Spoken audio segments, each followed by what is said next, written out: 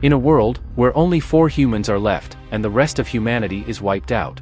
The 4 strongest survivors tried to prevent humanity's annihilation by traveling back to the past. But only one of them could go. What's there to think about it? Isn't it obvious that who will go? The strongest among us, Kong Hansu, who has the power to grow infinitely. This is the story of the life of the legendary powerhouse, who returned to save humanity from its doom. Will he be able to save everyone? One day God created a new world. This world was created solely for the entertainment purpose of the god. The god named this world as Abyss. The god soon began to flood its creation into this world. After which a never-ending struggle and war began. For their survival, people began killing each other and monsters. The more they fought, the more reward they received from the god. Gods were enjoying this damn moment to their heart's content.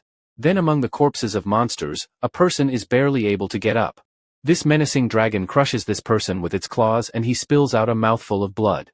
He curses this world and its monsters, while the dragon is charging up for the next attack. And soon he passes away. His life espers just vanished and this lady concludes that Death Squad just passed away and it is the last 4 of them left, the rest of humanity have been wiped out. The people of the final Death Squad are Ares, Keldian, Kongtae, and Kong Hansu, our protagonist. They are the only hope for the survival of humanity. They possess an highly valued orb, the Archenial's time-space crystal. Through this only one person can return to the past. Tae says, isn't it pretty obvious that he should be the one who will go to past to correct things as he is the strongest one here? Keldian expected him to say something meaningful for once in his life, but he is just a total trash. Hey, stop joking around, we don't have much time left. The Valkyries we sent to the battle the Golden Dragon are already dead, it is not long before they get here. She then says that the only person who should go to past is you, Kong Hansu. He then recalls his past memories. He fought long, way too long, all those years. He fought over and over again. He is feeling hopeless as dying this way is fine too, I guess. Don't sound weak, Hansu, you are the only hope for the humanity. Don't give up on that. His friends also encourages him to cheer up a little bit.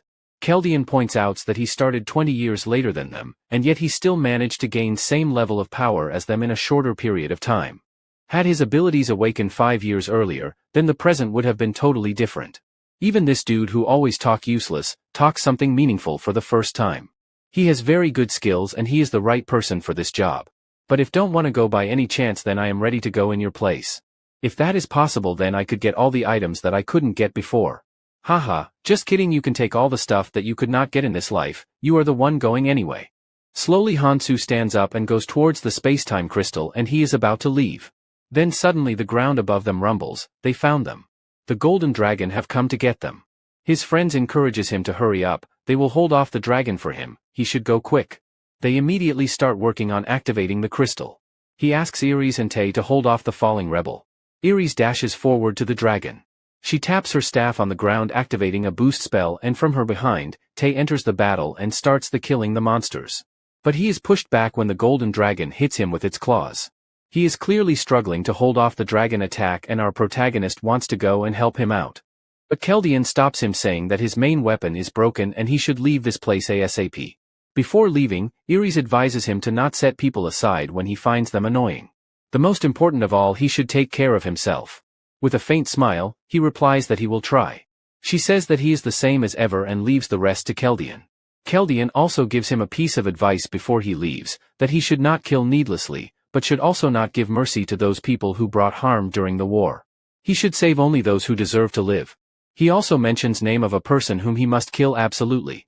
Now with a determination in his eyes, Keldian sets him off for the past. His book pages flips ferociously and the space crystals start moving. They all finally say goodbye to him. Our protagonist is then reincarnated. A woman is asking people where her child is, while another man is inquiring what even is this place. A green light emerges in front of them. Hansu smiles secretly remarking that it has worked and he has regressed to past. This time he won't fail. All the people are shocked and startled that what is this place that they are in. Some people start picking fight with others, while some child parents are missing. He thinks that since all of them appeared in this other world so they don't have an idea about it. Till this date, he remembers that the year he was born, hundreds of people went missing, and the number kept growing after that. Soon when he turned to 20 years, a gate opened and he also went missing due to an unknown power. The world in which he arrived was the Abyss and it grew larger by devouring other dimensions. The people who arrived first learnt skills and gained some superpower. But this world was also filled with strange-looking monsters. In this world there were no rules and regulations, so violence was a part of daily ritual. When everyone arrived at the other world, a door to the abyss opened and from that world came terrifying and overpowered monsters. As of now, all of these events will happen 5 years in future, so he should get stronger by then. He is a bit sad that the skills and strength he gained from previous life didn't transfer to this life. Anyway, this was the time for God's assistant to welcome the newcomers. People point upward to a crack in the sky, they think that the sky is falling. But to their astonishment, a cute-looking dragon comes out of the crack. He clears his throat and welcomes them, announcing that he is the assistant fairy. He is there to introduce them to about this new world they entered. Hansu thinks that these fake bastards, in their proceeding they tell everyone to fight and beat each other up. While the demon fairy is making a speech, a guy interrupts him and demands to be sent home. With an angry face he replies that in this world there is infinite freedom for everyone, here are no law, order, morals or ethics, which means that they are free to do anything they want. Not just that, all the physical limitations that were weighing them down will disappear. It depends on what they do, they can infinitely grow stronger, just like what you used to see heroes in movies. Isn't that amazing, right? Here I will show you a quick demonstration. He then snaps his fingers and the person standing in front of him is immediately killed by an invisible force. For a moment he doesn't understand what just happened, but afterward he cries in agony. Other people are stunned to witness a cold-blooded murder in front of them. While the monster chuckles, he says that he doesn't like the people who are loud and talk a lot. Panic began to set in the crowd and everyone starts running. Again with a finger snap, he kills a bunch more people. Onlookers are horrified on countless murder. Hey, didn't I told you just now that I don't like people are loud? Phew, now that everything is quiet, isn't it quite pleasant? Now the thing you are looking at right now is called a rune. One can obtain by killing anything that's alive, whether they be humans or monsters. There are 8 types of crystals that look similar to this one and they appear randomly. If they work hard and grow, they can obtain better runes and the one I am holding in my hands increases the strength. Okay, so who wants to take this? Then a hand raises in the air, it is no one other than Hansu. Demon Fairy likes this young man's enthusiastic attitude and hands him over the rune. Hansu thinks that it has been quite a while since he used one. Demon Fairy explains that scientifically his muscles have a lift weight of 117.1 kilograms, but after consuming this crystal it will go up to 122.3 kilograms. Demon Fairy is baffled at looking Hansu's expressionless face. Hansu thinks this is all boring as he already knows it from his previous life. Fairy Demon continues saying that runes have different effects depending on their type. These abilities can't be explained by science. Should I show you the abilities one more time? Is there someone who wants to volunteer? Okay, I was just joking, no need to be so tensed. Anyway, it doesn't matter what rune or ability it increases, it will not be a bad thing. In order to become stronger, try to gather as many runes as possible, that is, if you want to survive in this hell. Everyone is silent for a moment. Then they immediately start attacking each other to gain runes of the deceased people killed by Demon Fairy. They all start fighting for the runes, some are happy to be able to snatch it from others while most other are disappointed. Fairy Demon says that since all of them are very excited to get free runes, so he is taking all of them back. Everyone is heartbroken on missing such a golden opportunity. Then he says that if they touch their right ear, a window will pop up, showcasing their stats. He further explains that normally human stats are at an average of 10 when they start. Kong Hansu looks at his status window and he sees that his strength has increased by 1. He thinks that he can gather more runes by hunting monsters. The Fairy Demon gives them a last reminder that they can acquire runes anywhere as long as they kill a living being, doesn't matter who that living being is. I know it's a rough start for you are all away from your home, so I have prepared a gift for you. When he will leave this place, a tutorial will begin, so good luck with that everyone, goodbye. Wait, what does he mean by tutorial? Everyone shifts their attention and are frightened to see a pack of bloodthirsty goblins approaching them. Everyone thinks, is this even a tutorial? The huge swarm of monsters is rapidly moving towards them. Now both the humans and monsters are in a standoff. A lady raises her hand to get everyone's attention. She suggests that they should not aggravate them and slowly move backwards. Everybody start moving backward except for Hansu, he just stands where he is. While backing off, a person bumps into another person and asks him, why isn't he moving back? He points that something is blocking their way, it is an invisible wall, they can't go past it. Some people start banging on the wall asking to be released.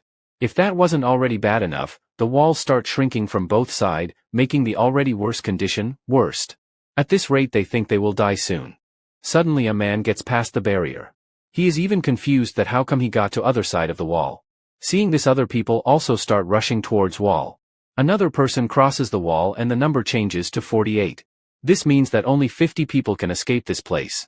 Everyone starts rushing for the exit like wild animals, pushing and fighting each other. While Hansu just stands there sighing on the pitiful sight. He thinks that if all the 100 people worked together, then they would have sustained less injuries and fewer casualties. When he first arrived here in previous life, 40 people died to goblins. Out of all the people who could not pass the wall, only 10 survived. But this time, it's going to be different. Then he pulls a dagger from his back and kills a goblin while saving this fellow person life. Another goblin charges at him from air, swings his bat towards Hansu. But he just casually catches his hand and slices the goblin throat. Other goblin, on looking this, changes their target to Hansu. Hansu, now with a determined look, thinks he will chop them piece by piece. After a long battle, he finally kills all the incoming goblins. He thinks that it's a bit uncomfortable for him as this is his body from 10 years ago. But all that pain was worth it. His dexterity skills has increased by 0.1. Dexterity increases the user speed and reaction time. A goblin plans to sneak attack Hansu from behind.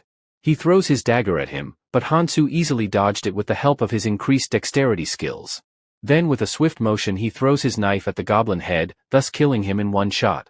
Other goblin becomes aggravated and charges forward at Hansu. He didn't expect any less from goblins. They charge head-on when they smell delicious human blood. Then with a sonic speed he leaps forward and cuts all the 3 goblin in one attack. He then collects the rune that came out of their body. Everyone is shocked to see a daring young man fighting all alone. Now the human who were not able to get past the barrier are left with no choice but to fight for their life. They charge forward to attack the goblins, while Hansu on other hand is dealing with the monsters all alone. He thinks that there is no need to rush at the beginning, but this is also not the time to be idle. Considering this place is vast, so there will be an immeasurable amount of monsters. The people who come here for first time, they will be protected in the tutorial area for 3 months. Once the 3-month period ends, the tutorial area passes away, and they will have to face the people who have been here in this world for 2 to 3 years. No matter how unfair it is, he needs to grow stronger, even if it is just a little. He is grateful to return to past. Everyone is shocked to see a pile of dead goblins lying around Hansu. They can't even comprehend that how come he soloed so many goblins while they struggled to even fend off one. Demon Fairy comes back to check them and he is impressed by everyone's performance. He thinks that surely they must have worked hard to survive, and also a decent number of participants are left too. Now they know how to survive in this world. He removed the barrier and gives them best wishes to struggle like a loser. He is leaving as he has to play with other people's lives in other areas. People curses the Demon Fairy for putting them into this hell. Hansu checks on his stats and comparing them to his previous life considers them to be not that bad. On top of that he received a blade as a symbol of courtship from the Demon Fairy. He thinks about how should he proceed from here on. He needs to get stronger quickly. He thinks what his friends would have done if they were in his place. Now that he is thinking about it, he recalls a vivid memory from his previous life. His friend asks him had he heard of the hidden dungeons. These dungeons are hidden within the tutorial area. These dungeons are very hard, and even he wasn't able to clear them. In fact, nobody was able to clear them. He asks Hansu, so was he able to clear it up till the middle part, and that's why he was able to get this strong.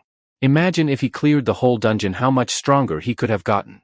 His friend says that if he ever returns to past, then he should first try to clear the dungeon. If he is able to do that, then he could have gotten a lot stronger. One thing is for certain, the harder the difficulty of dungeon, the more reward one will receive when they succeed. Now to the present moment, Hansu has decided what he is going to do now. If he has a shot at clearing that dungeon, then he has to do preparation beforehand. In the first stage of the tutorial, 100 people gathers and act together within a allotted area for 1 week at a time and continue this hunt for 3 months. Once first stage is completed, the second stage of the tutorial begins, and on completion of second stage the safe zone will be released. Then they will be able to meet with the people who arrived previously. Currently there are 2 hidden items in the first stage of the tutorial and nobody has reached the end. So in order to reach the end of the dungeon, he must get stronger. But first of all, he needs to obtain the first hidden piece that is closest to him. Suddenly his piece is interrupted by some noise. A man is forcefully trying to take a young girl with him. Hansu thinks that it is about time that conflicts begin emerging within people. These nasty people with an evil malice asks her where is she going, don't they need to work together to survive? Hansu thinks that he doesn't have time to pay attention these little things. He needs to hurry as the hidden piece will disappear in a week. Suddenly someone calls out his name. Kang Hansu, you are Kang Hansu? Right? Great, when I am in a hurry they interrupt me. He asks him how come they know him. This other person reminds him that doesn't he have single brain cell, they were all together just before arriving in this world. Then he remembers that they are his college classmates. In their real life they all died on a trip, so he had forgotten them. This beautiful young lady snaps away the pervert hands. With a delicate figure she approaches towards Hansu. Hansu thinks that her beauty will definitely invite some trouble from other people. She apologizes to him for involving him into her matter and asks him how he have been doing. This pervert is clearly annoyed at someone taking his girl away from him. He thinks about teaching him a lesson, but stops in mid-track. He recognizes him as the person who took care of the goblin solo. He thinks that since now he is weak after fighting those goblins and they have advantage in numbers, they should take him down. He calls them, saying they should listen to elders. Now come here you little boy while I am talking nicely to you. Hansu sighs. He thinks that there are always some people like him who get overexcited over their first fight. As Sun Tzu said, if you know the enemy and know yourself, you need not fear the result of 100 battles. Hansu also makes the similar comment, asking isn't he getting the point here. This pervert then snaps Hansu's hands away from him, calling him a bastard. Hansu then pulls out his dagger. Whoa, calm down young man, we are not bad people. Their boss makes an entry. He asks them why don't they join them, don't they think it reasonable to act together. Hansu thinks this guy has perfectly adjusted to this place. He is like a running wild animal and in the future he will become a problem. Should he take care of him now? But remembers Chaldean words, that there is no reason to kill needlessly unless the person bring harm during the Great War. He also remembers Erie's word, to not push away people much and take care of himself. He thinks that there is no reason to take care of these guys right now, when left alone they will automatically self-destruct. With that he takes his leave. The pervert man asks his boss isn't he going to kill that bastard. To which he replies, that little punk isn't important. What's important right now is to set order and show our dominance in this place. He likes this place as in here the strong rules, this is a very good opportunity and we should not miss it. After which he too takes his leave from the scene. His friend says what is wrong with that guy, he looked way more scarier than goblins. He thought Hansu was a strange guy to begin with but he didn't know that he was like that from start. He didn't have any parents and always sat dazed in the corner. He then asks, why did he acted like he didn't know them? Hansu while thinking for a while replies that it is a memory loss. His friends are in utter disbelief, while Mihi laughs on hearing this. Hansu pities her, she would have lived a comfortable life, but here beauty is a double-edged sword. If utilized well, it could become a powerful weapon. He thinks that they will do alright. The scene then shifts and Hansu's group is walking along a desolate road. They have been walking for such a long time and they don't even know where they are headed, do they even have a destination? Mihi also asks Hansu where they are going. To which he replies that they will know once they reach there. He thinks that they have finally reached the destination. It is a subway station where the hidden piece is located. The station's name is Gangnam Station. Mihi asks Hansu, of all the places why did we come here? Hansu thinks that he can't be bothered to explain every little things, hadn't it been for Erie's scolding, he would be going around just alone. He thinks that he has no choice but to answer her question. He says that he has a hunch, he explains that in return for losing his memory, he has gained a superpower. Everyone is shocked to hear the term superpowers. Hansu thinks that this is the most reasonable thing he could have said, as fairies exist here so superpowers can also coexist. A group member asks, do we have to follow him down the subway? Hansu replies that it is up to them whether they want to follow him or not. He is not gonna force them anyway. He then proceeds to enter the subway. Others not knowing what to do willingly follows Hansu into the subway. His friend asks him this place is giving him creeps, is he sure that they are heading to a safe place? Sure not, they will be soon meeting some friends who dwell in this place. His friend thinks that who the hell could live in such a place, he asks him is it someone whom he has some contact with. Suddenly Hansu comes to a halt, he asks them to hold up. Then he gets his dagger out. Everyone is frightened, is he going to kill them all here? Is that why he brought all of them here? He then asks Taesung to dodge his attack. Taesung frightened like a little baby thinks that is this bastard going to kill him. But then he slices right in front of Taesung onto a green worm and kills it in one blow. He explains that this dungeon is modeled after the Gangnam Station. These green worms wriggle out of the floor when they sense some vibration coming from the ground. Since they hate sunlight, so they normally don't come out of the ground and if they get bit by it, their flesh will be easily torn off. After getting bit, they will faint and die even before they can do anything about it. All of them are terrified that these creatures will just kill them in a bite. Hansu then demonstrates an easy way to deal with these creatures. Now within few minutes all of them are able to kill the green worms. Hansu thinks that these 4 guys are useful. But this guy hasn't been able to kill a single one of the green worms.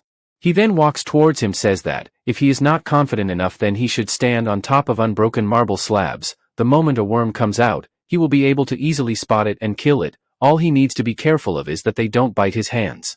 The rest of the member are getting the hang of it. They compare killing these monsters to the game of whack-a-mole.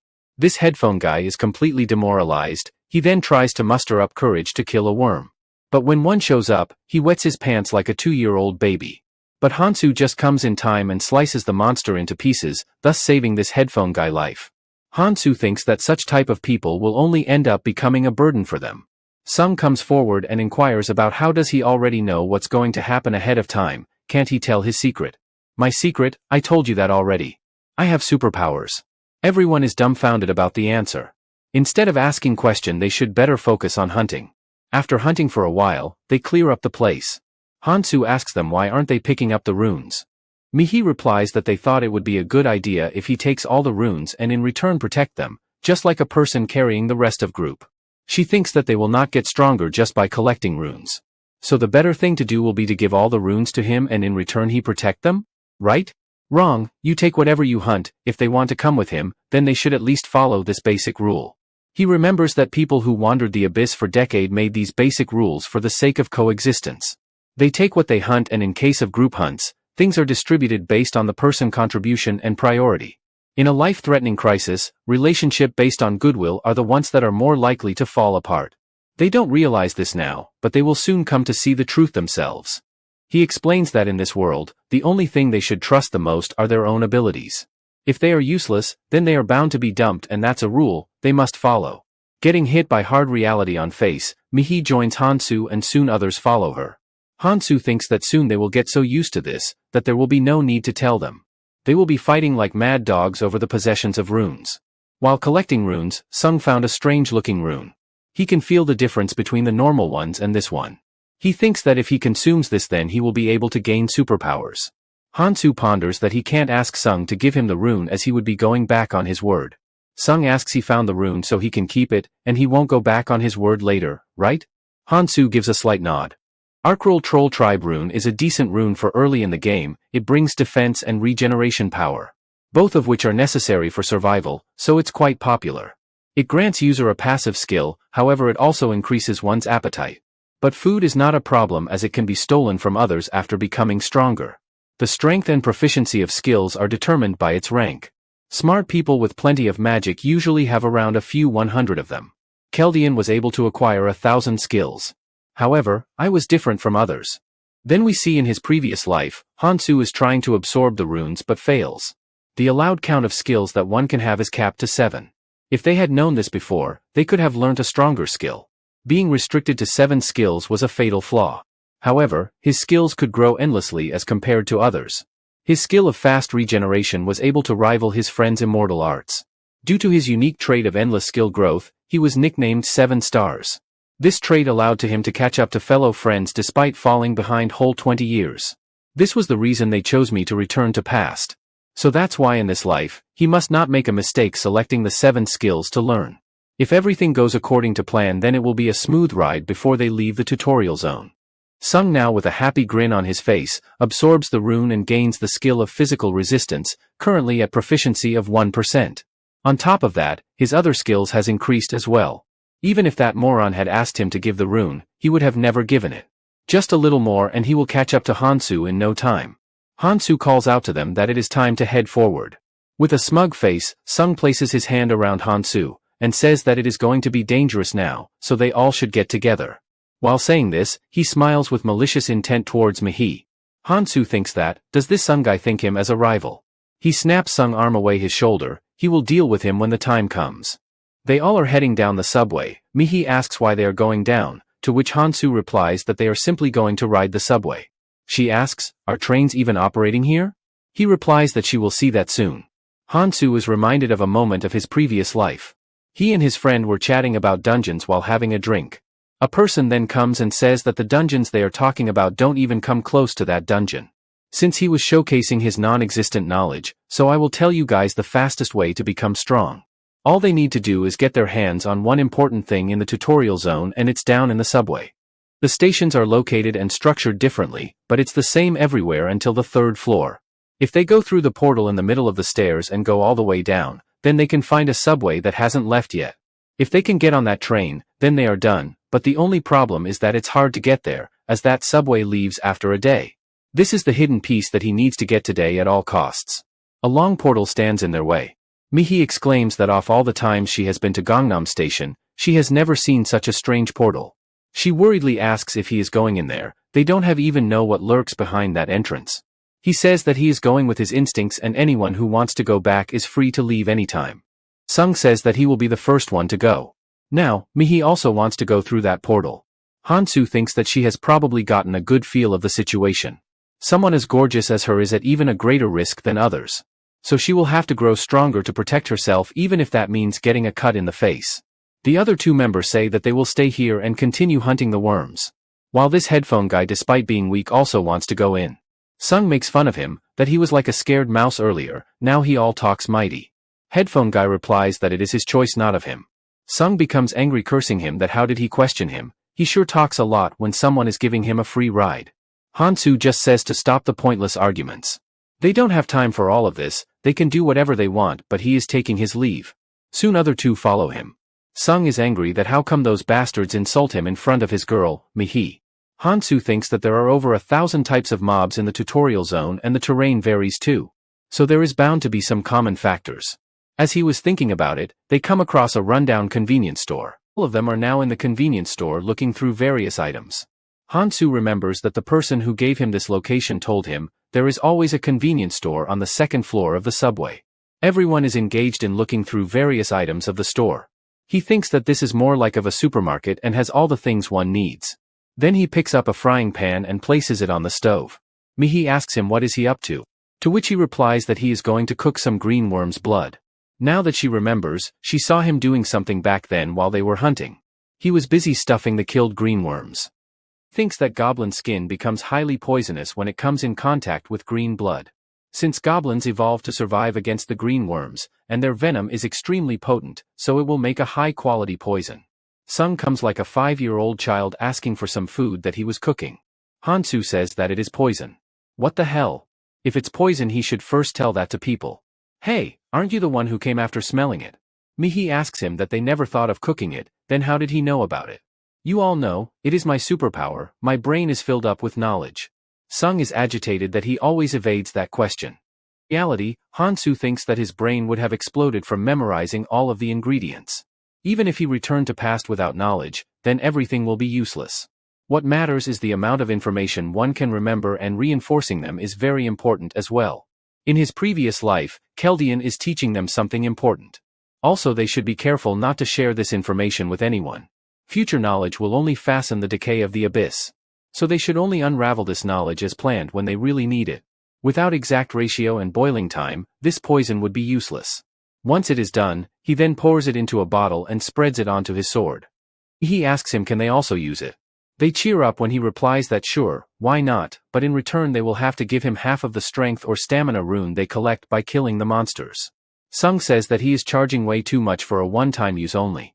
Hansu replies that if he wished then he could give it to them for free. But in the long run, that's not a great idea. He thinks that in this world one-sided relationships tend to fall apart easily. Mihi volunteers first, she will pay him back later. Hansu hands her over the poisonous bottle, advising her to be cautious while pouring it. If it gets on her hand then it will be painful. Sung can't come up with idea to snatch that bottle from him. So he has to give in to demands of Hansu. He will also pay him later, and headphone guy also chimes in. They then take turn putting the poison on their sword. He then picks up his backpack and is prepared for the journey ahead. His friends are also ready, but then Hansu just stares at them. He says that do they plan to become other people bait with that big backpack? Unless they want to live their life fighting, they should leave them here. Besides, if they sweep up everything like that, other people will chase them down with their lives on the lines. So it is better to leave some stuff behind. He first thought of him as a quiet person, but she now sees him more than a great fighter. She thinks can't she also get a superpower like that? She has to survive here for the rest of her life. She doesn't want to die at any cost. For that she has to become stronger, and if there is Hansu then she doesn't need to fear about anything. Sung is frustrated with some plot developing between Hansu and Mihi. He doesn't like this one bit. In frustration he tosses his bag to the headphone guy. Then he goes on to call Hansu in a hatred tone. The superpower he mentioned earlier, is there a way for them to get it? He replies that there could be a chance. First they cheer up and again asks him. When he reassures them, their face brighten up like a blossoming flower. Hansu thinks that among the people who came to this world, several people developed special powers that they didn't have in reality. So if someone's not of any use to you, the simple thing to do was to get rid of them.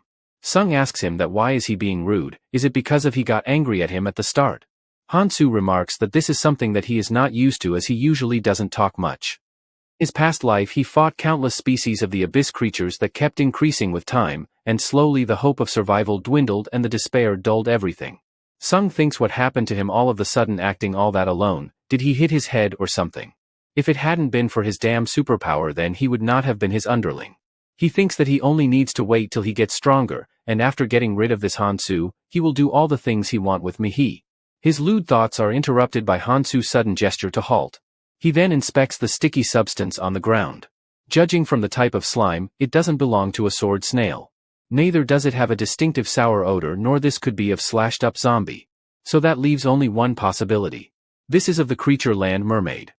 And mermaid are not the quickest creatures but if someone gets hit by their paralyzing venom, then it might sever their limbs. But our protagonist have a plan for this. Sung says to stop acting like you know it all. Hansu ignoring Sung, asks them to follow him, he will show them something interesting. Interesting? What could he be talking about? Since they don't have gasoline here, so this makeshift Molotov will do just the right work. Mihi asks aren't these the firebombs from convenience store earlier? Sung says that this superpower is quite convenient for him. Doesn't he prefer this place to the original world? He can do whatever he wants. If he had a power like that then he will be able to do anything he wishes for. He asks what's wrong with him looking at him like that. Hansu's brain is clashing inside whether to keep this guy alive or drop him dead. He sighs and then proceeds to explain his plan. When one person throws the firebomb, the other three will come forward and attack. The one at the front line will have priority to receive the runes. Sung beaming with confidence says that he will take the lead, someone competent should take frontline, just like me. Hansu asks who will throw the firebomb then. Both Mihi and headphone guy raises their hand, he asks them to come to an agreement, who's going to throw it? He thinks arguing with Mihi is kinda hard as she is so cute. Okay fine, both of you can take turns throwing it. Then start walking, this headphone guy thinks that how far will they keep going? He can't even back out at this point. He came here because he didn't want to be left behind, but are rest of them really okay with this? Hansu says to be alert, the land mermaids are coming towards us. Mihi, quickly throw a bottle towards the source of the noise. She thinks this is the moment, she can't mess up. Now with a bit of determination she throws the bottle at the mermaid and the mermaid burns in agony. Mihi exclaims that she got one. Hansu says okay good, now the rest of us will start attacking the mermaid, be careful don't let the venom hit you. Hansu immediately dashes forward and kills off a mermaid in one swing. Sung thinks this bastard is taking all the runes for himself. He can't lose to a guy like him. He is busy in his thoughts a mermaid latches onto him. He is caught off guard, he swings his dagger but misses it, but the poison takes the effects on the mermaid and kills it. He exclaims that this poison works quite well. Hansu remarks that poison he gave them is worth the runes. Sung thinks with this he can catch up to him in no time. Even I too think that this guy needs a reality check, he is too obsessed with getting his ass kicked. Anyway onto the story, Mihi and headphone guy are throwing Molotovs while Hansu and Sung are dealing with monsters at the close quarter range. Just as expected in a fight against a flammable creature, bringing firebombs was an excellent choice. Even though this blade has gotten dull but the poison is doing a great job of killing these creatures. In the middle of fight, Sung gets greedy on looking runes, he thinks that, yes, all these runes are mine, they all belong to me. Unaware of his surrounding a mermaid spits out poisonous venom and it hits him in the leg. Instead of worrying about his leg safety, he thinks that everyone is looking at him, this is so humiliating. He gets cornered by the mermaids and there is not one or two of them but a dozen of them. Panicked and frightened he begs someone to help him. He on seeing this prepares to throw a firebomb, but she has run out of it. So she asks the headphone guy to switch with her in place. This guy is clearly having a hard time lighting up a Molotov and once he is about to light it up, a mermaid creeps up to him from the floor. Completely freaked out, he tosses the unburnt Molotov in the wrong direction. Sung now becoming more frustrated curses him, that he is a useless dumbass. The headphone guy was about to be attacked but is saved by Hansu in the nick of the time. He explains to them to calm down and follow the plan. If they just do that, there won't be any problems. Okay, it's time to take a break and collect the runes. Sung thinks that he almost died there, thanks to his skill that he has already healed. Hansu points out that if he improves his stamina and rest for a while, then he will recover faster. Now come and take your runes. He is bewildered to see that he is getting much less runes. This guy is scamming him. He then notices the headphone guy. With a devil's face, he thinks that he could take his runes as well. He calls out to him while he is picking up the runes. Sung then suddenly grabs his throat and lifts him, looking at him as if he will devour him right now. Sung is almost about to kill him. He says that because of him, he could have died. Can't he throw a damn Molotov correctly? Mihi interrupts them from fighting further. She scolds him to let go of Sangjin quickly. At this rate he is going to die. Sung just throws him off the ground. He then approaches him and lifts him by his head. He remarks that not long ago he was crawling with his head down. Now it seems like he has forgotten his place. He should just follow others for the rest of his life like his dad used to do, and, as for these runes, I will be taking them for myself. But then he is interrupted by Hansu. He comments that this is not his share. Sung proclaims that is he really gonna give those precious runes to this damn bum? Giving to him is same as throwing in them in the dustbin. Even if we give him, what will he do with that? They should share the runes between themselves, and even they don't need the other people anyway. Hansu replies no matter what, the distribution must be fair. He's not the one who should mess with someone else's livelihood in first place. Frustrated, he walks away from the scene muttering that he will regret it later. He gives the headphone guy some life advice to watch over his shares by himself. He will not be there always. Mihi approaches Hansu, asking is he annoyed because of them? With the current situation that we are in, seeing infights must be frustrating for him. Hansu replies that it is alright with him, he is not gonna complain about something that they are bad at. He further asks him if he is going to move around with them till the end. He acts like if he would leave them at any moment. He just says that it is up to them to follow him or not.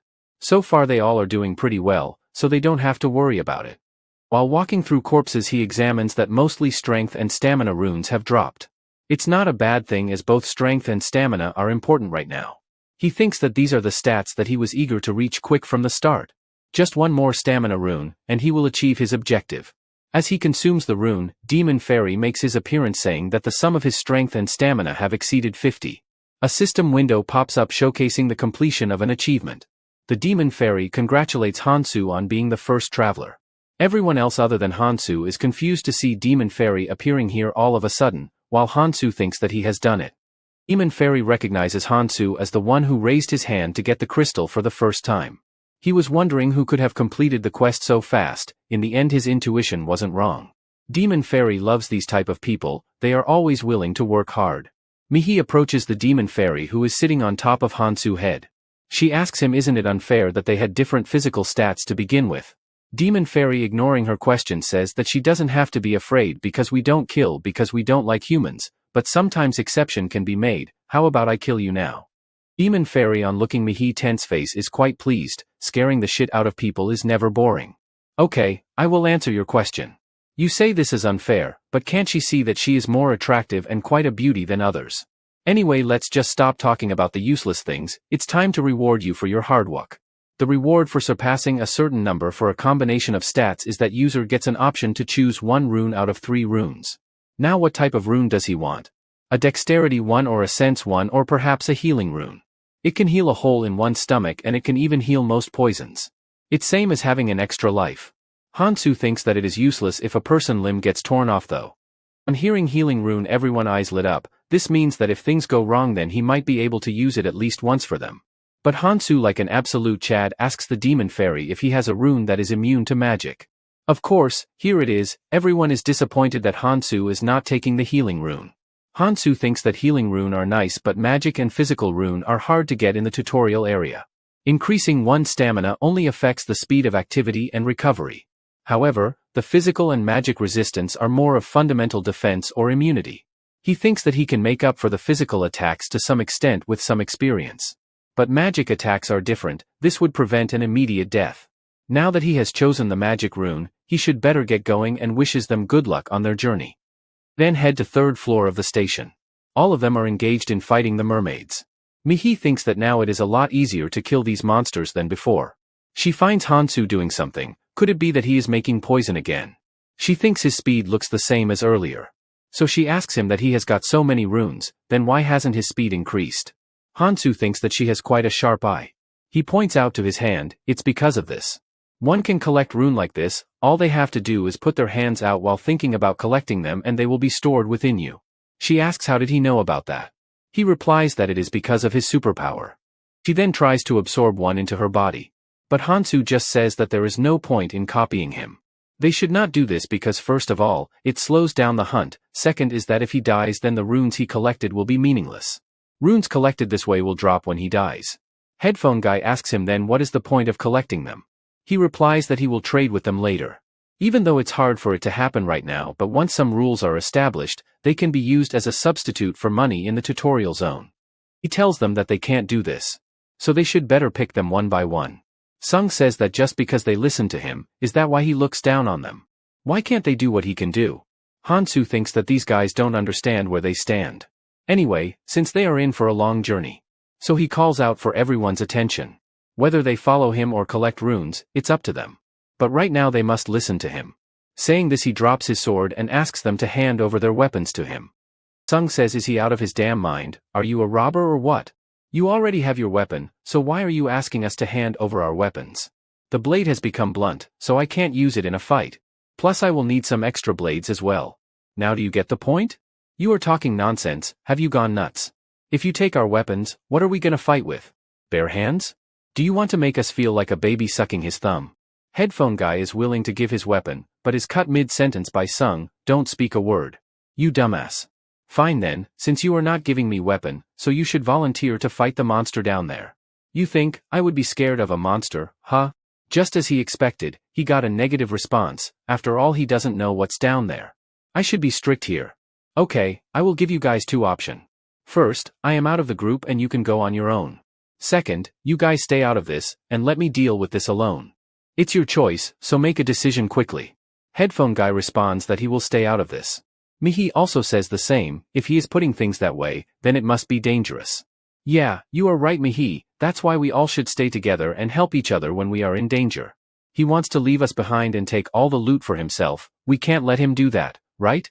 Sung thinks that he doesn't care about the headphone guy, but if my crush, Mihi is out, then it will be a pain for me. While they are discussing, Hansu is thinking about his friend, Keldian. He would be probably wandering around in the indigo or purple zone. I need to get there as soon as possible. Enough arguments, you can think about it downstairs, when you encounter that creature. I thought that you guys won't be able to fight, so I was keeping you out of this. Haha, finally we are getting somewhere, you should have said that earlier.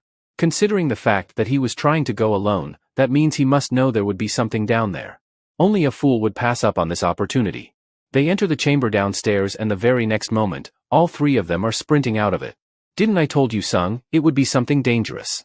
The moment they entered the chamber, they all were left dazed for a moment. There was such a strong monster from another dimension. I can't believe that bastard is going to fight him alone. Now both Hansu and the giant snake are in a standoff. When Snake is getting ready to attack, Hansu drops his bag. Already knowing the attack, he quickly hides behind a pillar. After which the snake blasts out a red beam of energy from its mouth. The beam is so powerful that it destroys the pillar behind which Hansu was hiding.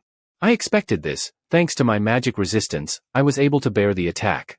This snake has powerful shock-wave magic attacks. Not only his attacks are powerful, his scales are super strong as well, no ordinary sword can slice through it. This is definitely not an easy opponent, I must not be careless.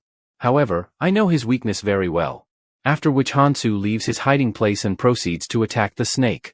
He remarks that even though its scales are very strong, but the area between the scales are bound to be weak. Once he thrusted the knife onto the snake weakness, it cries in agony. Leaving his knife on the snake scales, Hansu steps back. Now becoming agitated, fires another beam of shock wave, which Hansu manages to evade in time. The next attack lands directly on him. Because of increased magic resistance, he is able to withstand the attack. Before he even got the time to recover, the snake smashes him with his tail and he hits the wall super hard. He thinks he would be dead if he didn't stab the snake with poison on the knife. It has slowly began to take the effect. Even though it is highly resistant to physical attacks, but he is still vulnerable to poison. Now he is left with only 5 blades, so he must use them wisely. Now how about we have a little fun, right? Mihi abruptly stops while running, even though they are quite far, but they can still hear the screams echoing all the way here. Hansu is all alone, will he be okay? Hey Mihi, why aren't you coming? We don't have any daggers, so we need to restock them at the convenience store. A bit puzzled in her decision, she finally decides that she has to see Hansu. She is worried for his safety. Sung tries to stop her, but she didn't listen to him. All these damn pieces of shit. They don't even listen to me ever since I got here. Screw it, we have to go back, we can't leave her behind in this dangerous place. After which all three of them start going back. Hansu. Hansu, are you okay? Oh my gosh. She sees Hansu barely hanging there, he is in a life or death situation. Hansu thinks he stalled for too long, he should have ended this sooner. After which he hardens his grip on the knife and plunges into the snake mouth. Not able to bear the pain, he lets go of Hansu, and he lands perfectly on the ground. This is good enough, I have managed to stab him 3 times. Even though it chewed my arm pretty badly, but I don't have to worry much about it, my stamina will soon heal it. In later stages, these creatures exhibit enhanced resistance and healing abilities due to their evolved characteristics. Soon these poison will become ineffective. However, using poison at the early stages is quite an effective method. I wouldn't have come this far without paralyzing poison. Hansu stands like an absolute Chad after defeating the snake alone. Mihi rushes forward, asking is he alright? You guys are still here, didn't I told you to leave? I came because I was worried, is your arm okay Hansu? It's just a scratch and it has already started to heal, so don't worry about it. I can't believe he fought the monster all alone, I knew that he was strong, but how could there be such a huge difference between him and me? How would I be able to catch up to him? Hansu then goes to get the rune. He thinks that since the monster was quite strong so the reward is quite good, but it would be only useful if he had the magic rune. I can't use this right now since I need magic to activate it. Hey Hansu, are you planning on using it? Considering the size of the monster, the reward must be quite amazing, I am a bit jealous. No, I won't use it. Considering the fact, I can only have 7 skills, it would not be beneficial. Headphone guy asks him can I use it then? You are worthless, you will not be able to use this properly. Don't think twice Hansu and just give it to me, I am more capable than him. That's not fair, you already have one.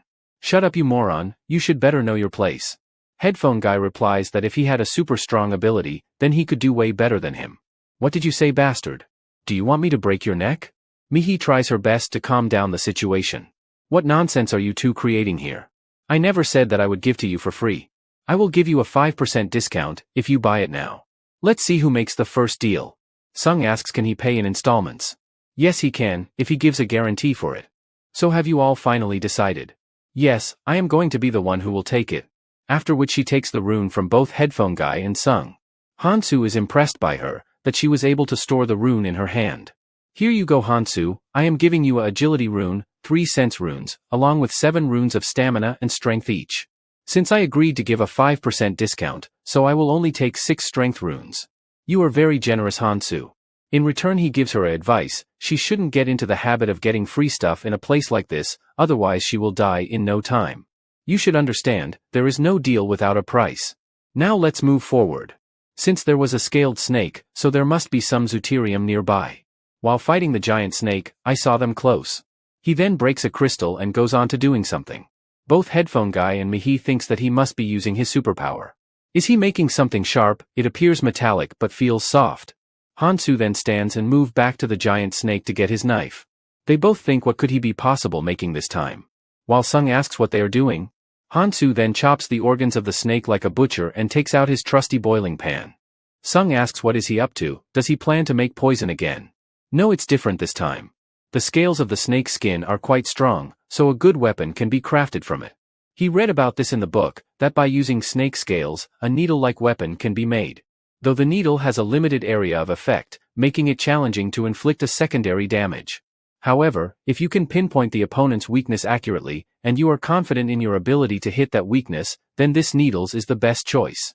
The tip is a bit blunt, since I crafted it by hand, but it should get the work done. Considering the time alchemist takes to refine a weapon, this weapon is worth the effort. I would need this weapon to break through the defense of the monster who is protecting the second hidden piece. He then wraps leather around the end of the weapon which will serve as handle. Perfect, this weapon seems useful now. Sung is just standing there watching him build the weapon. When he sees the weapon, he asks can he buy that? I will give you all of my runes, just to buy that. Considering the amount of work he put in to make it, this is surely nothing compared to his current weapon. Hansu replies that it's a tricky weapon to use. I can sell it you, but you see I have run out of materials to make another one. Oh, I see, so he used all of it for himself, such a selfish bastard. There will surely be better stuff up ahead, so I must endure it. Looks like we have reached the final destination. There is electricity and the subway's clean. On top of that, seeing how quiet Hansu is right now. So they might very soon reach the treasure room. All of them start boarding the train. Hansu asks them, why are they boarding the train? This is for one person only, so get out. Hey, didn't you hear me? This is for one person, so just get off it. He then comfortably sits in the train. Headphone Guys points out that he could be wrong and the train is too spacious for only one person. Hey, what rule says you are the only one who could go? It's not fair, we fought alongside you, so we must reap the rewards together. You are only able to come this far from our help. Ha, help you say. These fools, they don't understand that I carried them all here. Yeah, of course there is no rule that says I have to go first, and because there are no rules in this world. So they can either get off the train or settle the score with him here. Go ahead and discuss this later with a lawyer, that Hansu threatened to kill us. Choose any of the two options, it's your choice. The train then departs the station, leaving behind the three losers. Sung is agitated with Hansu behavior, all he does is some crazy shit. Back to what really happened. Sung is thinking if all three of them attack Hansu, then they might stand a chance. If they win, they will get all of his weapons and runes. Even if they lose, then they can beg on his feet to spare their life. He wouldn't kill them? It might be worth the risk.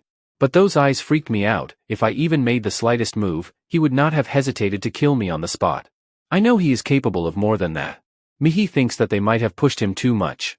We owe him for getting us this far. We shouldn't have provoked him like that. Okay, let's move on, we need to keep going. These idiots, they don't understand that what matters here is strength, so they must do anything to gain power. What's wrong there in wanting to achieve more power? While traveling in the train, Hansu summarizes the information he has gathered so far. First, the subway will make stops at 20 stations along the journey. Second, the artifact found in each station is random. Third, once a station is passed, I can't go back to it. This structure causes mental conflict. Even if I get to the end, there will be no guarantee of a positive outcome. I am already at 12th station and so far I have managed to collect 8 weapons. Since these weapons are found in a hidden place, so all of them are of high quality. The other artifact reveals the monster's weakness, but it is not much useful for me as I already know the weakness of all the monsters. Hopefully at this station, I could get something better than a weapon, such as mobility boost. With that, I would be able to move freely in the battle. Suddenly he is shocked to find a certain item that he least expected to be here. It's Maniac's Cloud Smoke. When you put one of these bad boys in your mouth, your stats starts rising, and as you smoke the stats keep increasing. If you finish it and inhale the smoke, all the stats increases temporarily for 10 minutes. Yes, this is it, I can finally get back to smoking like the old times, these cigarettes. It has been quite a while since I last smoked.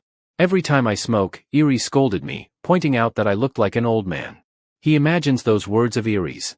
She always used to say, that cigarettes doesn't suit me, he will only end up ruining his handsome face. Don't worry Eerie's, this time will be different. I won't smoke day and night. After traveling around the world in the train, he finally reaches back to the Gangnam station. It seems like all of them have left this place. There's still 4 days until the next hidden piece appears. For the next 2 days, I have 2 options. I can either focus on hunting and collecting runes or attempt the remaining missions. No need to think about it, I will do some mission. I have already completed some and the rewards were good. I will do the missions which will give good prizes first. Among the remaining missions, one of them gives a promising reward, a Stone of a Sage. It boosts all the stats by 10 and heals potentially fatal wounds. The reward is impressive and such artifacts are rare not only in the tutorial, but also in the red zone after this. As far as I remember, there was a girl who cleared this crazy mission. As a member of Death Squad, she was dragged into the abyss while volunteering in prison. Her most trusted people were there as well, but as soon as the tutorial started, they all betrayed her and the rage awakened her powers. Over a span of 7 days, she tore apart and killed everyone there, she even took their hearts out. After that she attempted to commit suicide. I will have to skip this one, it conflicts with my goal of saving as many people as possible. It should be night by now, so a mission at this time with less restriction. Oh yeah, right there is one. The selfish rich man's food bag. I will be doing this one first. I also need to ensure that I have enough stamina as I will be securing it under the moonlight. I should have some dinner first. When Hansu entered the convenience store he found everything empty. Those rascals, they took everything from here. The moon will rise soon and I have to complete my mission, yet they dare to pull a stunt like this? In that case I will have to give them some life advice now, it's going to be fun. Outside the subway, they are carrying away the food boxes. The girl from Hansu group thinks that this is not fair, they are stealing all of it. We were in such a hurry to run away from them, that she could not even keep anything for herself. Mihi says that we may be strong. Headphone guy continues that there are too many of them. Even with higher stats, we will be at disadvantage if they team up on us. Hansu is not back yet, so let's not rush. Whoa, I have never seen him talk so much. Mihi thinks that how were they able to figure out the store location in such a short period of time. The pervert gets a glimpse of the Hansu group and he waves at them. Sung says that they are to provoke us by showing off that they are taking all of the juicy stuff. There is no need to respond to that, let's go now. We should able to find as many supplies somewhere else. That bastard waved at me, what does he think about of himself? I must teach him a lesson or two. Hey, you guys need food, don't you? There is a subway I know about. Don't you want to take it before someone else takes it all? Come with me, I will show you the way. You, why should we trust you? It looks like you are trying to set us up with that Hansu guy. You fool, don't you get the situation you are in? Follow me like a dog. What did you say, you rascal? You speak a lot, here have a punch, as your dinner. All of you combined here, can't match my level. You think that I would set up a trap for weakling like you? I am giving you a second chance, think carefully about it. After getting some food supplies from those guys, they settle down in a house. Mihi is looking outside the window, waiting for Hansu. Guys look, it's him. Hansu, we are over here. He got back safely, I am feeling much more relieved now. I should not be nervous, after all he doesn't know that I used his name to get those food supplies. Even if I get caught I will make up some excuse. Hansu, we are in trouble, those people took all of the food from the convenience store. I know that, I saw the empty store on my way here. Okay, so how much do we have left? It's not much, we tried to gather as much as we could. Well, you know Hansu, things like that happen. But we don't have to worry about that. Since you are here, we can steal it back from those guys. I know it will be hard for you to take all of those guys alone, but Sung will help you if you want to. I will think about that later. Let's eat first. He just sneered at me. No, something seems off. He then slams the table, trying to assert his dominance. Oi, Hansu, you are very shameless, aren't you? We risked our life, we even had a near-death experience to get this food. Shouldn't you be offering something in return? Come on, just hand me over something, if you give something good, then I will consider about giving you something. Mihi, a bit scared from Sung, says we brought this for everyone, so why are you so angry? So are you trying to say that we just hand it over to him, without a price? You know the hardships I suffered to bring this food. Even among friendship, there should be some fairness. Since Hansu didn't help us, so he won't get anything without giving us something in return. After all, didn't someone say we shouldn't expect free things? Everyone gives a slight nod in agreement. Yes, this is my chance, if I can get everyone on my side, then this Hansu guy won't be a problem anymore. Let's see how long he will keep up that annoying attitude. What a shame, you losers. I don't have anything to give you for the meal. What do I do now? Come on, you have got plenty of stuff to share, show us what you got in there. What is he talking about? What did Hansu find in the subway? He just went to a secret place in the subway, so he must be hiding something good. He should share with us, right guys? Hansu, you don't have to be like this, he tries to convince him by dangling a chocolate in front of him. What does he thinks of me? Sung, you have learnt well. What do you mean? Stop changing the topic and just answer my question. I would have given you something, but his attitude is like a teenager. He thinks of us as equals. But that's not the problem. It's not like I am taking them around with me because I need them. I don't even need the runes from them. Hey Hansu, where do you think you are going? We are not done yet. Iris, I did this all, because of what you said to me before my regression. I did whatever I could. If in my place my other friend, Kong Tae would have been, he would have destroyed him till now. I can't even think of doing something like that. Anyway guys, stay safe, and stay strong for the future. I am leaving. Mihi and Headphone Guy are a bit sad to see Hansu leaving. Come on guys, let's not fight with each other. We made it till here, so why stir up things now? Hey Mihi, we will use our charm to bring him back, let's go. Let him go, if he wants to, there's no need to stop him. Get lost loser, still acting all that arrogant till the very end. He act like all that strong, but if we give him free stuff, he will come crawling back to us. We don't want him anyway. Mihi, where are you going? Are you ditching us to follow that punk? I also want to go with you Hansu. Please can I come with you? Mihi, I can't take you with me. Right, of course, I will only end up being a burden on you. But didn't I tell you that it is up to you if you want to tag along? Mihi becomes so happy that she blushes. She sees Hansu as a perfect guy. No, you can't go, Mihi. Hansu still hasn't given you runes, and headphone guy also haven't gotten his share. I would give you all of my runes. I can't let her leave. I don't care about others, but she is my crush. I want to be with her so badly. It's okay, Sung, because I am going with them. Oi, do you know what you are talking about? You can't act like this. You are still my underling. I will just have to tell my dad to get you locked up in jail. I took a stray dog like you in and now you came back barking at me. Know your place, loser, and treat me with utmost respect. What can your father do? We can't go back to Earth right now, and others don't know if we are even alive. So how are you going to tell your dad? At this point all of that doesn't matter anymore. I don't have any reason to listen to you anymore, got it? He still stood up against me, even after all I did to crush him. Whatever. Get lost, all of you. We have all the food anyway. Everything will be the same at other places. In the end you will only come back begging to me. All three of them walks alongside the desolate road. We should have brought some more food with us. We don't have much in our bags. Yes, you are right about that. While both of them are chatting, Hansu sees a cloth hanging in the store. Since my clothes got torn away while fighting against the giant snake, I will gladly take this free of cost. Whoa, Hansu looks handsome in those clothes, even though they are still the same. Alright, we still have some stuff to do, so let's not waste time here. Headphone guy is worried about his safety in this dangerous place. Even though Hansu has the power to do anything, but if he gets in trouble, then I will pretty much die here. Looking at his face I can sense what he is thinking right now. Anyway, it's about time that the moon shows up, as it's almost midnight. Midnight? Mihi's face turns pale on seeing something horrific. There is something strange about that moon. It seems much closer to us. Something unexpected happened. The moon opens its eyes. Mihi is shocked to see the moon having eyes. What's happening? The food. It's turning into sand. Mihi quickly checks her bag if the food she has is alright. No way, all of it has turned into sand. And what's that? Why are we seeing glowing figures? Are those people that we are seeing? Their locations are being exposed. Could that mean anyone could see our location too as well? I think all the people who are a bit away from us are glowing. They can see us through the walls. If that's the case, then everyone can see where others are. This world is basically setting us to fight each other. Hansu, did you know all about this? Oh come on guys, I may have superpowers, but I don't know about this one. I think he is lying. He is way too calm for a situation like this. Soon they hear screamings of people. People start blaming each other for eating the whole food supply. It's a total chaos. Voices of pain are heard all over the place. This world is truly a shitty place. This is the reason why I warned them not to take all of the stuff, as it will be useless, because as long as this moon is out, all the food that an individual has will disappear. Hansu, now where are you going? To do what needs to be done, at this time.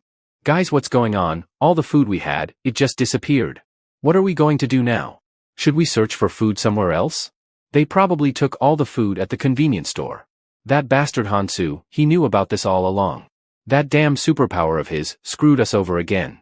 Sung, look outside. I can see some people glowing at the street. It's the pervert guy looking for the kid who smashed his nose into pieces. If they come at us in a group, then we will have no chance of winning. Should we flee now and target them when they are scattered? We should just go to Hansu. Shut your damn mouth, you woman. Even if my life is in danger, I won't go back to him. At least show me some self-respect. Then tell me, genius, what do you plan to do? You think we can take them on? Staying here won't solve anything. Think about it this way, if they can't find us they will probably go after Hansu. We can then offer our assistance when Hansu's group ass are getting wiped out. Yeah, she is right, they can't fight that many people on their own. In that condition, we will be able to regain his trust. This seems just right. A temporary alliance with Hansu isn't a bad idea. This is a good chance for me. When I will save him from trouble, I will ask him to give something good in return. Yes, you are right, we should help those guys. Let's go. If we go quietly they will not notice us. Follow me, I know where they have gone. Huh, what's this? A sneak attack. Who on earth set this up? It's not even coming off easily. Hey guys, get me out of this quickly. Why are you just standing there and doing nothing? Try all you want, you little boy. It won't come off easily. You have two choices, you can try to run away and I will catch you like a mouse running away from cat, or you come here nicely and talk with me. We are out of this, you can keep Sung with you. You piece of trash, how dare you leave me behind? Oh my poor boy, you are still too young to use such harsh words. While you were busy gossiping, we were setting up our traps. This has gotten boring for me. Well, that's enough chit-chat. Now tell me, why are there only 3 of you here? Where did the others go? It seems like you won't open your mouth without a beating. Hey, stop it. I will tell you. Oh my gosh, that was close, he nearly squashed my feet. I will tell you everything you want to know, ask me anything.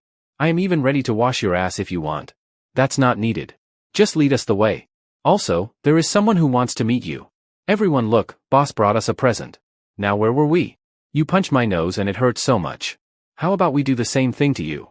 These insects dare look down on me. I am humiliated because those bastards abandoned me. Don't overdo it, my slaves, beat him in moderation. Guys, did you just heard what the boss said? Let's beat the shit out of him in moderation. They all start stomping on Sung. Guys, I am so happy to see Sung being used like a punching bag. He was annoying our MC for such a long time, so he deserves it. Anyway, on to the story. How dare they abandon me in the den of lion? I will kill all of them, I will take my revenge. Both of them now come running to Hansu. They are shocked to see them cooking something. Guys, what are you doing right now? It seems like as if you are here for camping. Hansu thinks that by now they would have realized that all the food is gone, so that's why they came back to me. This smells delicious, let's eat together. Hansu then picks up his weapon and slashes the ground in front of her. Hey, are you out of your damn mind or what? Take a step further and I will kill you. Hansu, stop this childish behavior, it's not like we fought with you. You know it's Sung who is at the fault. What should we do so that you let us in? My superpower is tingling like Spidey sense. It is telling me that if you join me then things won't go well for us. That damn superpower, it even tells you all sort of shit, huh? It tell me other stuff too, would you like to know? Right now it is telling me that it is dangerous with two of you being here. He caught on that quickly that we brought him trouble. Soon the pervert guy gang arrives at the scene. The boss of the gang and Hansu makes eye contact with each other. Oh, so it's these people who are creating a problem here. There is too many of them, how are we going to deal with them? Does Hansu has a plan for this? Hansu, unfazed with the situation, explains to us about selfish rich man's food bag. The condition to acquire it are simple. One has to cook and eat as much food as possible while the moon is out. Although, the first condition is simple, but the other condition is that one has to be selfish. The person who doesn't share with anyone and eats it all alone. This is the only way to get this reward. Even though other people beg and do my dirty chores, I will just have to consume the food without sharing. In such circumstances, I will have to keep my calm. The girl who ran away earlier sees Sung walking towards her. Sung, your face, it's all bruised up, are you okay? Shut up, you idiots, how dare you leave me behind? We didn't leave you behind because we were scared, but we went to get some help, you see. Bullshit. Is this how you help your friend, by abandoning them? Calm down, my pet, calm down. There is no need to bark so much. Well, we meet again, young man. You have got some good skills in finding food. Now why don't you tell us how did you got it?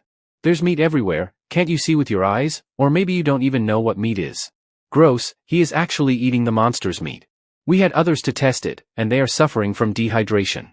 Just look at them, they are eating without a care in the world. It seems you have figured out how to eat that safely. Yes, if you boil it in goblin blood, it's edible. Quite interesting, I have never thought about something like that.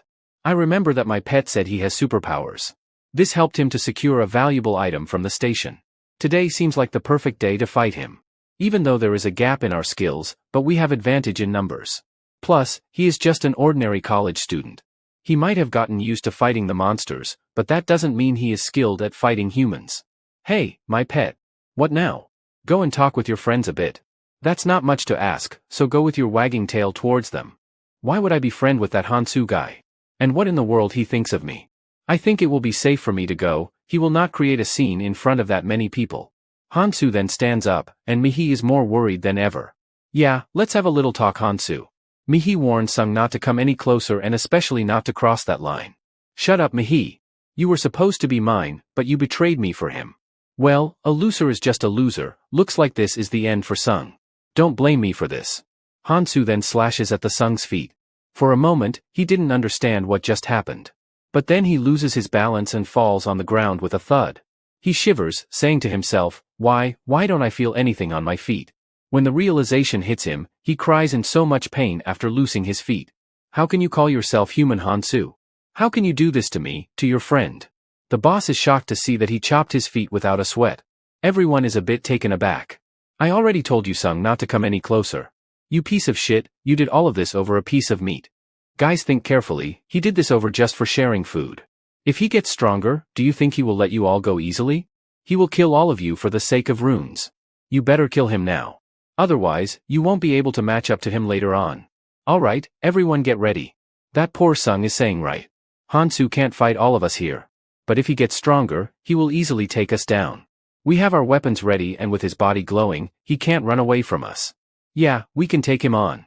But those eyes scare me. How can a normal kid have those cold-blooded looks? What has he gone through? I remember Iris and Keldian would often argue, even after deciding to cooperate with people. Iris said I shouldn't make enemies easily. But if the enemy is already in front of you, you have to crush them completely. Because if you don't do it, then they will take you down someday. Both of my previous life friends agreed on this fact with me. So that means I have green light to kill these people. He then looks at his arm, and pulls out all the runes he stored within his body, and consumes them all at once. Everyone, let's crush him into pieces. Finish him off before he pulls any other tricks. Since it has to come to this, I will not hold myself back any longer. He then prepares himself to push forward and leaps ahead, leaving behind shattered road pieces. This doesn't seem a bad time to test out a mission on you guys. How is he moving like that? Don't worry guys, it will only hurt a little bit, and by little, I mean too much. Well, let's deal with rest of you. He then starts the killing spree. Fear begins to set in the group and everyone starts running away. Did he absorb all the hidden runes? At this rate we will lose. Comrades, don't run away. There is only a single attacker and we have advantage in numbers. Damn it, everyone left this place and I am the only one left. The boss, who was acting all that tough and strong until now, is nothing more than a prey trapped in a corner by Hansu. Don't come any closer, you should think this through. Do you think everything will be normal after taking someone's life? It's different from killing monsters. What you are doing is murder. Murder.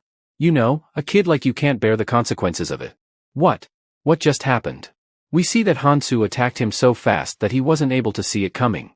Multiple cuts and slashes are made onto his body. Yeah, that's right, know your place, you piece of garbage. After the end of short battle, everyone is lying on the ground, crying in pain. The duos are shocked to see Hansu's extraordinary capabilities. Seeing the way how you two are still standing there. I think you two have a wish to fight me. How dare we speak a word against him? It is better for us to run away from this massacre ASAP. Well, now that I have taken care of everything, it's time to go back to eating some food. What's wrong? Why are you looking at me like that? You know I won't hand it over to you. Yeah, I know, it's just that. How can you go back to eating so casually after beating so many people to near death? Soon enough the sunshine are seen on the horizon and the moon, which is staring with its open eyes, now closes itself down. Man, I am so full. I almost ate 3 days worth of food in one night. I feel like vomiting up now. I failed the rest of mission because I focused on playing with people's lives too much. But in the end, I was still able to get this thing that I have been looking for. The rich man's food bag. It protects food from moonlight and preserves things in a subspace where one can put anything in it. This is almost equal to 5 weeks worth food. Hansu. Yeah, what now, Mihi? Are you okay with this, Hansu? You didn't kill those people. Oh, I see, you are quite a scary woman, Mihi. Now blushing from top to bottom, she replies, it's just that I was a little worried about you. Seeing from his looks, I think he is not worried about that at all. Even if they get up they can't beat him because he is just going to get stronger. I don't have to worry about others right now. He can use runes by killing other people to grow stronger after all. Seeing her react that way, she has completely adjusted to this place perfectly. The way she sees things are completely normal. If my goal would have been to get stronger, then I would have killed those people and collected their runes. But my current goal is to save as many lives as possible. To minimize the conflicts and join forces, for that most important thing to do will be to lay down rules in this chaotic world. The first requirement would be not to kill any humans for the sake of runes. I could kill people and use the few runes they have. But their contribution against monsters would be better. It's hard to enforce those rules straight away, but when it is established by a powerful figure like me, nobody will oppose them. That's why I can't be seen murdering so many people. Headphone guy is thinking that someone will eventually get those runes of defeated people. He then says that he is going to stop here. Mihi asks him what is he talking about? I don't think I can go with you any longer. But why would you want to leave us, headphone guy? While Mihi is a bit worried, Hansu is absolutely okay with this. I respect individual preferences, you can do as you wish to. After which headphone guy turns and moves away from them. Hey Mihi, why don't you do what you really want to do? Mihi is a bit taken aback by sudden shift in Hansu's behavior. Aren't you scared of me, even after witnessing those murders? Yes, in fact I am a bit scared, but one day I will have to just cross the line. I will have to face the hard reality one day or another. Also you won't let me rejoin later on if I leave now. So I will stick with you as far as I can. She has quite a determination. I am very pleased with her, she has the right attitude for such a place. Alright, let's go down there. At the place of battle, Sung is struggling alone to lift himself up. All of you are useless bastards. He should have just killed you all instead of sparing your lives. Hansu, you made a huge mistake. My minor wounds are already healing, and once I am fully healed, I will kill you. How dare they abandon me, especially how can Mihi do this to me? I will take my sweet time torturing her. Just all of you wait. Huh, who's that? Headphone guy, was he observing me crawl like an insect this whole time? And why is he approaching me now? This could be an opportunity for me. Hey headphone guy, lift me up. Who, me? Yes, who else is here besides you? Come on, you won't leave your old pal behind after what Hansu did to me. Let's join hands. This could be a lifetime opportunity, you can get stronger if you follow me. The defeated boss curses Hansu and Sung makes fun of him on being such a loser. Hey headphone guy, kill that piece of shit first. He then picks up the knife and approaches Sung. Sung is making fun of the boss, saying that they will share runes from killing them. Don't worry headphone guy, I will share half of them with you. Hey why are you coming for me? He then tightens his grip on Sung's cloth. What the hell are you doing? Let me go. This bastard, when did he grow so strong? This is the opportunity I have been waiting for. In fact, I should have done this way before. Doesn't that sound right, Sung? Hey, stop this nonsense. He then stabs Sung in gut. Guys, this is the moment we have all been waiting for. Sung is finally reaping for his sins. Anyway, onto the story. You bastard, how dare you do something like this? You always looked down on me, bullied me all the time. It is only fair to kill you here. All this time, it was fun for you.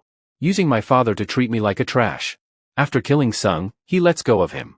I can't believe, I just killed a human with these hands. He then lets go of the knife in his hands and drops to the ground with a heavy burden. He almost threw up but manages to control himself. There is no need to be weak over something this little. For Hansu, this is a walk in a park. Whoa, wait my friend, can't we talk this out? If you let me live. No, if we join hands, we both can get stronger. I get it now Hansu, how pathetic I looked in your eyes. I didn't want your protection, I wished I had the courage to fight by your side in danger. I wish I had committed to grow stronger instead of cowering at your strength. That's the reason why I left you. If only I wasn't weak, I would not have lost my pride and dignity. This is why nothing changed in the past. Back in my school days, I was bullied a lot. Everyone looked down on me. But I will change from now on. I will grow stronger just like you Hansu. If I kill these fools and absorb their runes, then I will be able to catch up to you. After which you will see me as a different person, and even acknowledge my strength. At some place, the abnormal crows are roaming freely in the air, and when they spot some delicious humans, they charge at them. Mihi looks at the approaching crows and inhales air through her mouth. After that she lets out a shriek and all three of the crows falls dead. She shifts her gaze and is caught off guard by a crow darting at full speed towards her. But it is cut down in time by no one other than Hansu himself. I ended up needing your help again. Hansu drops some wise words, not depending on someone or doing everything alone are not the same thing. If a skill has a loophole, then it's reasonable to seek help from a teammate. Alright, here is your share. Hansu continues saying, always assess the pros and cons of your skills. It has been already 2 days since I arrived here and today marks the 3rd day. It was a good idea to buy skills from Hansu that increase the speed of boost in magic and stamina. Without them, I would not be able to keep up with Hansu. Still, I am trying my best not to depend on him. While Mihi is a bit unsatisfied, Hansu checks on his stats. I have got 42 on both stamina and sense. That's quite good so far. The best method of all is to maintain all of the stats at a similar value. I didn't have to go through as much trouble for exchanging the stats with Mihi, as she had low stamina and strength stats. Suddenly, they both hear a voice. The voice asks all the participants to gather immediately at the starting point. Those arriving late will face consequences. It's the demon fairy voice. Alright, let's go Mihi, we should not waste time here. Hansu and Mihi are walking along side by side. Anyone looking from far away will think they are having an intimate moment. Mihi looks at Hansu nervously as if she wants to say something. Mihi, if you have something to say then just say it. On seeing Hansu reading her mind, she blushes even more and hesitantly asks, Hansu, by any chance do you have a girlfriend? I am so nervous, is this question too personal? I know I shouldn't think this way, but seeing him being so mysterious, I can't help myself but ask him. I also wanted to ask him another question but I can't muster up my courage. I didn't expect that she would say something so unexpected. My friend, Kong Tae from previous life would have loved this question. Even if this question is out of courtesy, he would have a huge amount of dopamine release. At first she trembled so much that she couldn't speak. Now that I think about a girlfriend, I might had one in my previous life, but in this life I still haven't met her. I can't lose her again. Mihi awaiting an answer comes closer to Hansu, and like an absolute Chad Hansu replies that he don't remember having a girlfriend. Mihi stays silent on this answer and they walk back quietly again. Soon enough they reach the starting point. Mihi sees a lot of similar faces, but the atmosphere here seems strange. The demon fairy welcomes their arrival. It looks like everyone is present here. Sadly, no one came late so I can't give any punishments. So I will get straight to the point. I have 2 pieces of good news for you losers. First one, if you last for the next 72 hours then you can leave this place. Don't you all think this is such a great news? Let's hear some cheers and applause. But everyone just stays silent. This isn't the type of reaction that I expected. Why aren't you all responding? Thank you Demon Fairy for such a great news, we are so happy that we can't stop clapping. Now let's introduce the star of this event, shall we? The ground shakes so violently that everyone trembles in fear. What could it be this time? Everyone, this palace is the most important venue for this event. It's the magical altar. An altar? Inside of this altar lies a very cute pet waiting for you all. You can see it right through this transparent glass. This little guy here is a carnivorous beast, and to make things a bit more interesting we have starved it for a whole day. So he is dying to get out of here right this instant. This altar may look awesome, but it's weaker than it looks. It will probably break down in no time. Look, even some rock is falling off too. If this little guy gets out, I wonder how many of you will make it out alive? Damn it, if the altar collapses then will we have to fight that monster? Now let me give you the second piece of news. There's a way to put him to sleep, and if he falls asleep then he won't scratch the altar or try to escape. Don't you all want to know what that method is? Does anybody want to make a guess here? If you answer correctly, I will give you a kiss. Ew, gross, we don't need that. What a boring group of actors. Okay, I will tell you now. The method is simple, just 5 in a day. What 5? Asks the curious crowd. Just feed him 5 people a day. Since the challenge is of 72 hours so they will have to feed him a total of 3 times.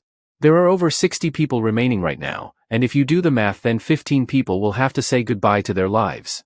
The choice is all yours, take it or leave it. For those of you struggling with this decision, let me show you something. He then shows the people a clip of the monster being loose. It killed people brutally even after begging for their lives. No one was able to do anything. One way or another he devoured humans. This is the footage of people from another tutorial zone who decided to fight together. People start gossiping about fighting that monster would be absolute madness. In that case we are only left with one choice. A person raises his hand among the crowd asking how do we pick the people? Why are you asking me that? Isn't it obvious? You can pick them forcefully or draw lots. Handle those petty matters yourself humans. Anything will work as long as they can guarantee their safety. I will give you all an hour to decide. This way, you will be safe for next 24 hours and once that time ends, you will get another hour to pick the sacrifice. I hope you all choose wisely. Oh no, we are dead meat. Everyone start cursing the demon fairy. Hansu, what should we do in this situation?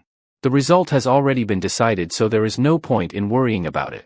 Cap Guy gives a suggestion of doing things fairly. We should draw lots, right guys? This is the simplest way to complete this challenge with same probability. A person raises his voice asking why should we hear your suggestion? Everyone is a bit shocked as if they saw a celebrity. Even Mihi is a bit amazed. It's the headphone guy. His character took a 360-degree turn and he looks like a completely different person. The cap guy asks headphone guy, what did he just say? I think you didn't heard me correctly. I said why should there be a reason to be fair? Then tell me what do we do? You can't speak without having a suitable solution. There is a way idiots like you don't see it. We have got the simplest method here. Saying this he gently places his arm on a side pole and smashes it into pieces with his hand. Everyone is stunned on seeing such a powerful display. Let's start with people who won't be of any help, and throw in 5 people into that hell. All I got was power, and everyone's focusing on what I am saying. I love this feeling. Now's not the time to think so much. 100 people already went missing before us, and to fight those already ahead of us, is tough to do it alone, right? In the future we will have to fight bigger monster, so we gotta join hands now. And among those hands, we don't need someone weak like you. So it's pretty obvious to throw the weak ones in there first. What do you think about my plan, Hansu? I believe you must have noticed that I am not the same loser as before. I want to show you that I am not the same as Sung, by helping you in any way possible. Starting from now on, I will make a fresh start free from my previous slavery. And for that I will need your help as well. I am sure you will make the right decision, Hansu. My suggestion is perfect. It's not a bad method, headphone guy.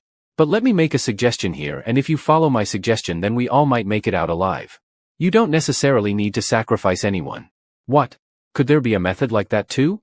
I hope Hansu doesn't suggest the idea of fighting that monster together. Hey, didn't you saw the clip? By now you should have realized that if we try overwhelming him with numbers it will simply won't work. His HP increases with more people it eats. Who told you all to fight? What? Then are you trying to say that you will fight that creature alone? Yes, exactly, that's what I am trying to say. Nobody can comprehend the fact that a mere college student will take him head on. How in the world will he take a monster like that all alone? Suddenly an average-looking politician with bald hair speaks among the crowd.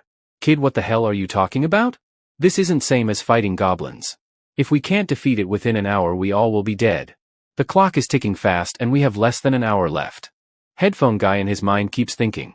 I thought I had almost caught up to him, but did he get so strong that he can fight that monster all alone? I will fight him, but it's going to be difficult for me right now. Yes, I knew it. Even someone like you would need some help right now. Headphone guy becoming all happy says, then this means the top elites player should fight with you. Let's bring that monster down together, Hansu. Geez, you are interrupting me before I can even speak. Are you even listening to me? Okay, so what the hell do you want? I will stay quiet. Then what should we do, Hansu? Mihi thinks that Hansu will probably take me along. No, he will definitely take me in his party. From my calculation, if I rise my strength and stamina by 30 each from the current level then I can fight him one-on-one. So let me make another suggestion. If you all give your rune stats to me then I will take the responsibility to kill that monster. So then tell us, genius, will only those who will be sacrificed give you the 60 runes? If I could get my strength and stamina each to 100, agility and senses to 50 and if I use the maniac cloud smoke, then it's entirely possible. I know these figures from my long combat experience, so I am certainly right. And with those stats I can certainly acquire the second hidden piece. Even my previous life friends, Keldian, Iris and Kongte can't win this. The one who figured out a way to defeat him was the Berserk Monarch Clementine.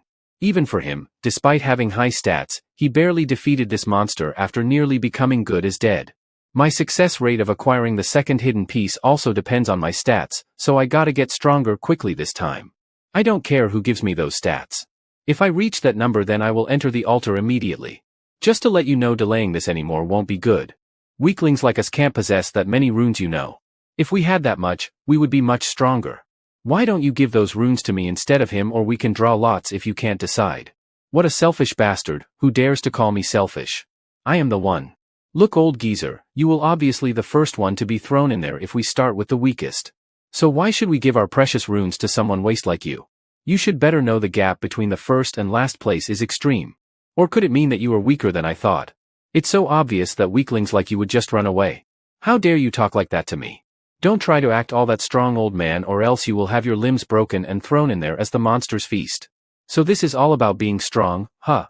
You should at least learn to respect your elders. Didn't you live in a democratic world? Democracy, you say? Great, then let's hold election here. The person who gets most voted will become tonight's dinner of the monster. You have two choices, you can either give your runes to save some trash politician like you or be ready to sacrifice yourself. We will vote anonymously just like in your precious democracy. What do you say? Hey kid, don't come near me. Someone like you can easily snatch away runes from others, can't you? If you just kill a few strong guys then you can easily obtain some. Before he can go on blabbering about his political problems someone punches him on the face. Hey, what the hell are you complaining about? Do you want to die? No, I want to make it out alive from here. I have a family to feed. All of the people think about throwing him in there first. If the monster isn't satisfied by this chubby guy then we all will be dead. Hansu is done seeing too much of infighting. These people, they never understand when to back down as usual. We will need some life lessons and conflict resolution classes here. Everyone, quiet down. I will give you all a few options, so choose one of them. Hansu then lists 5 options and tells them if we were to feed the monster some people, these are the weaker individuals who will have to volunteer for it. Both Bald Guy and Cap Guy is on the list and some families are there as well. Are you saying that we become the sacrifices for that monster? How can you do this? Are you going to abandon us just because we are weak? The clock now shows that only 30 minutes are remaining before the monster is left free. Mihi is waiting outside the altar for someone. She is a bit nervous about something. Headphone Guy comes from back and says that if you are going to behave like this then you should have gone with Hansu inside the altar. He might have let you tag along with him. To this Mihi responds that you still don't know what type of Hansu is. To this headphone guy becomes a bit nervous as he doesn't know everything about Hansu. I would like to go with him too, but I can't just keep following him around, can I? Headphone guy thinks that he is always the one who is left behind in terms of power. Anyway, so what are you going to do now? Will you keep waiting for him? No, that's not it. If I do that, I will just end up getting scolded by Hansu for being weak. Then I would be no different from those people. Back to the moment while Hansu was giving his life lessons to people. What are you people doing while others were running around? I don't give a damn about your shitty problems, but if you all keep acting in this way, then you will have to bear the consequences for your own choice. Others didn't leave you behind because you were weak and pathetic, but your weakness was the reason you could not catch up with them. Are you hoping to get welfare support over here? If you want any chance of surviving, each of you take 2 runes, all 15 of you, and hand it over to me. That's all I can offer. The rest is up to you to pay me back by hunting in the next 72 hours. Tell me if someone runs away without paying back, I will deal with that person personally. I will make up for those who will give me runes. You can give it a shot if you have the guts to do it. Now to the present moment, Mihi says to the headphone guy that Hansu is the type of person who always keeps his promises, so he will definitely solve it all by himself. Which means I need to start moving quickly too, so I can catch up to him. Mihi, why don't you tag along with our group? Others would be happy to have a charming woman like you. Thank you for your offer, headphone guy, but I am not willing to join you yet. I have some things to do. Saying this, she began leaving. That was a bit awkward. Maybe I should not have asked her for joining our group. She has gotten stronger than the last time we met. I also have to show true strength here. This much power is still not enough. I need more power to prove my worth. Suddenly a voice calls out to him. Hey you, we need to talk to you. Who are you guys and what do you want from me? Now, there is no need to be so tense. I apologize for my friend's rude behavior. He is a bit of shy guy. So please be a bit understanding. He then introduces his name, about which we don't care a single bit. I will just call him Mr. Nice Guy. I admire your strength and looking at the fact that you are leader of that group over there, so I came to talk to you. What, me? Their leader? You are probably mistaken, Mr. Nice Guy, but we are all just friends. They follow me quite well though. Come on, that's what a leader is. You are awesome considering how strong your group is. Oh my, please stop buttering me. I am getting a bit embarrassed. Also, I saw that you are quite familiar with that Hansu guy. I want to talk to you about him. Is that okay with you? Yeah, of course. At the altar, Hansu is sitting on the edge of it while thinking of some plan. Goblin poison won't work on this monster. So I will have to use paralyzing poison instead. After that, he summons some flying cat beads. These beads recover a small amount of stamina during the boost. It's quite useful for something obtained while hunting. I will have to use some of these in advance. The overall balance in my stats is a bit off, but I have no other choice. Winning against this monster will prove to be very hard. For that I am going to use a lot of maniac cloud smoke. He then takes out a cigarette and puts it in his mouth. I haven't had this feeling in a long time. I have a good reason to smoke, so I believe my previous life friend will forgive me this time. Finally, let's get the show rolling. Hansu then lands into the monster's chamber. In this world there are also different grades of runes that one can obtain. When a person rune stats surpasses 100, the color overlap with each other and they form a completely different rune than before. They start from colorless to red, red to orange, and then from orange to yellow. The numbers begin changing starting from the colorless rune. Even though the stat difference in normal runes and colorless runes is very small, but higher the level gets, the gap between the two becomes pretty significant. As for this monster, he is not even a monster that would come out in the first tutorial round, so a colorless rune should do the work here. It would have been enough to cook the troll essence to enhance my stats, but right now I don't have time to do all of that. But there is one thing's for sure. There was only one person who succeeded at defeating this monster in tutorial area until now. This time that person is going to be me. The more difficult and impossible the task looks, the more amazing rewards will be at the end. Alright then, let's begin the hunt. On the top of altar, a few people comes in through a portal. All of them come in quietly like a thief trying to rob a house. What are you doing? Come in quickly. Headphone guy pops his head out of the portal. Aren't you glad you didn't bring your friends along? Yeah, they won't be much useful here anyway. Alright then, now let's move quickly and help Hansu, shall we? Monstrous creatures like the carnivorous beast are born with race skills. The carnivorous beast utilizes 2 specific race skills.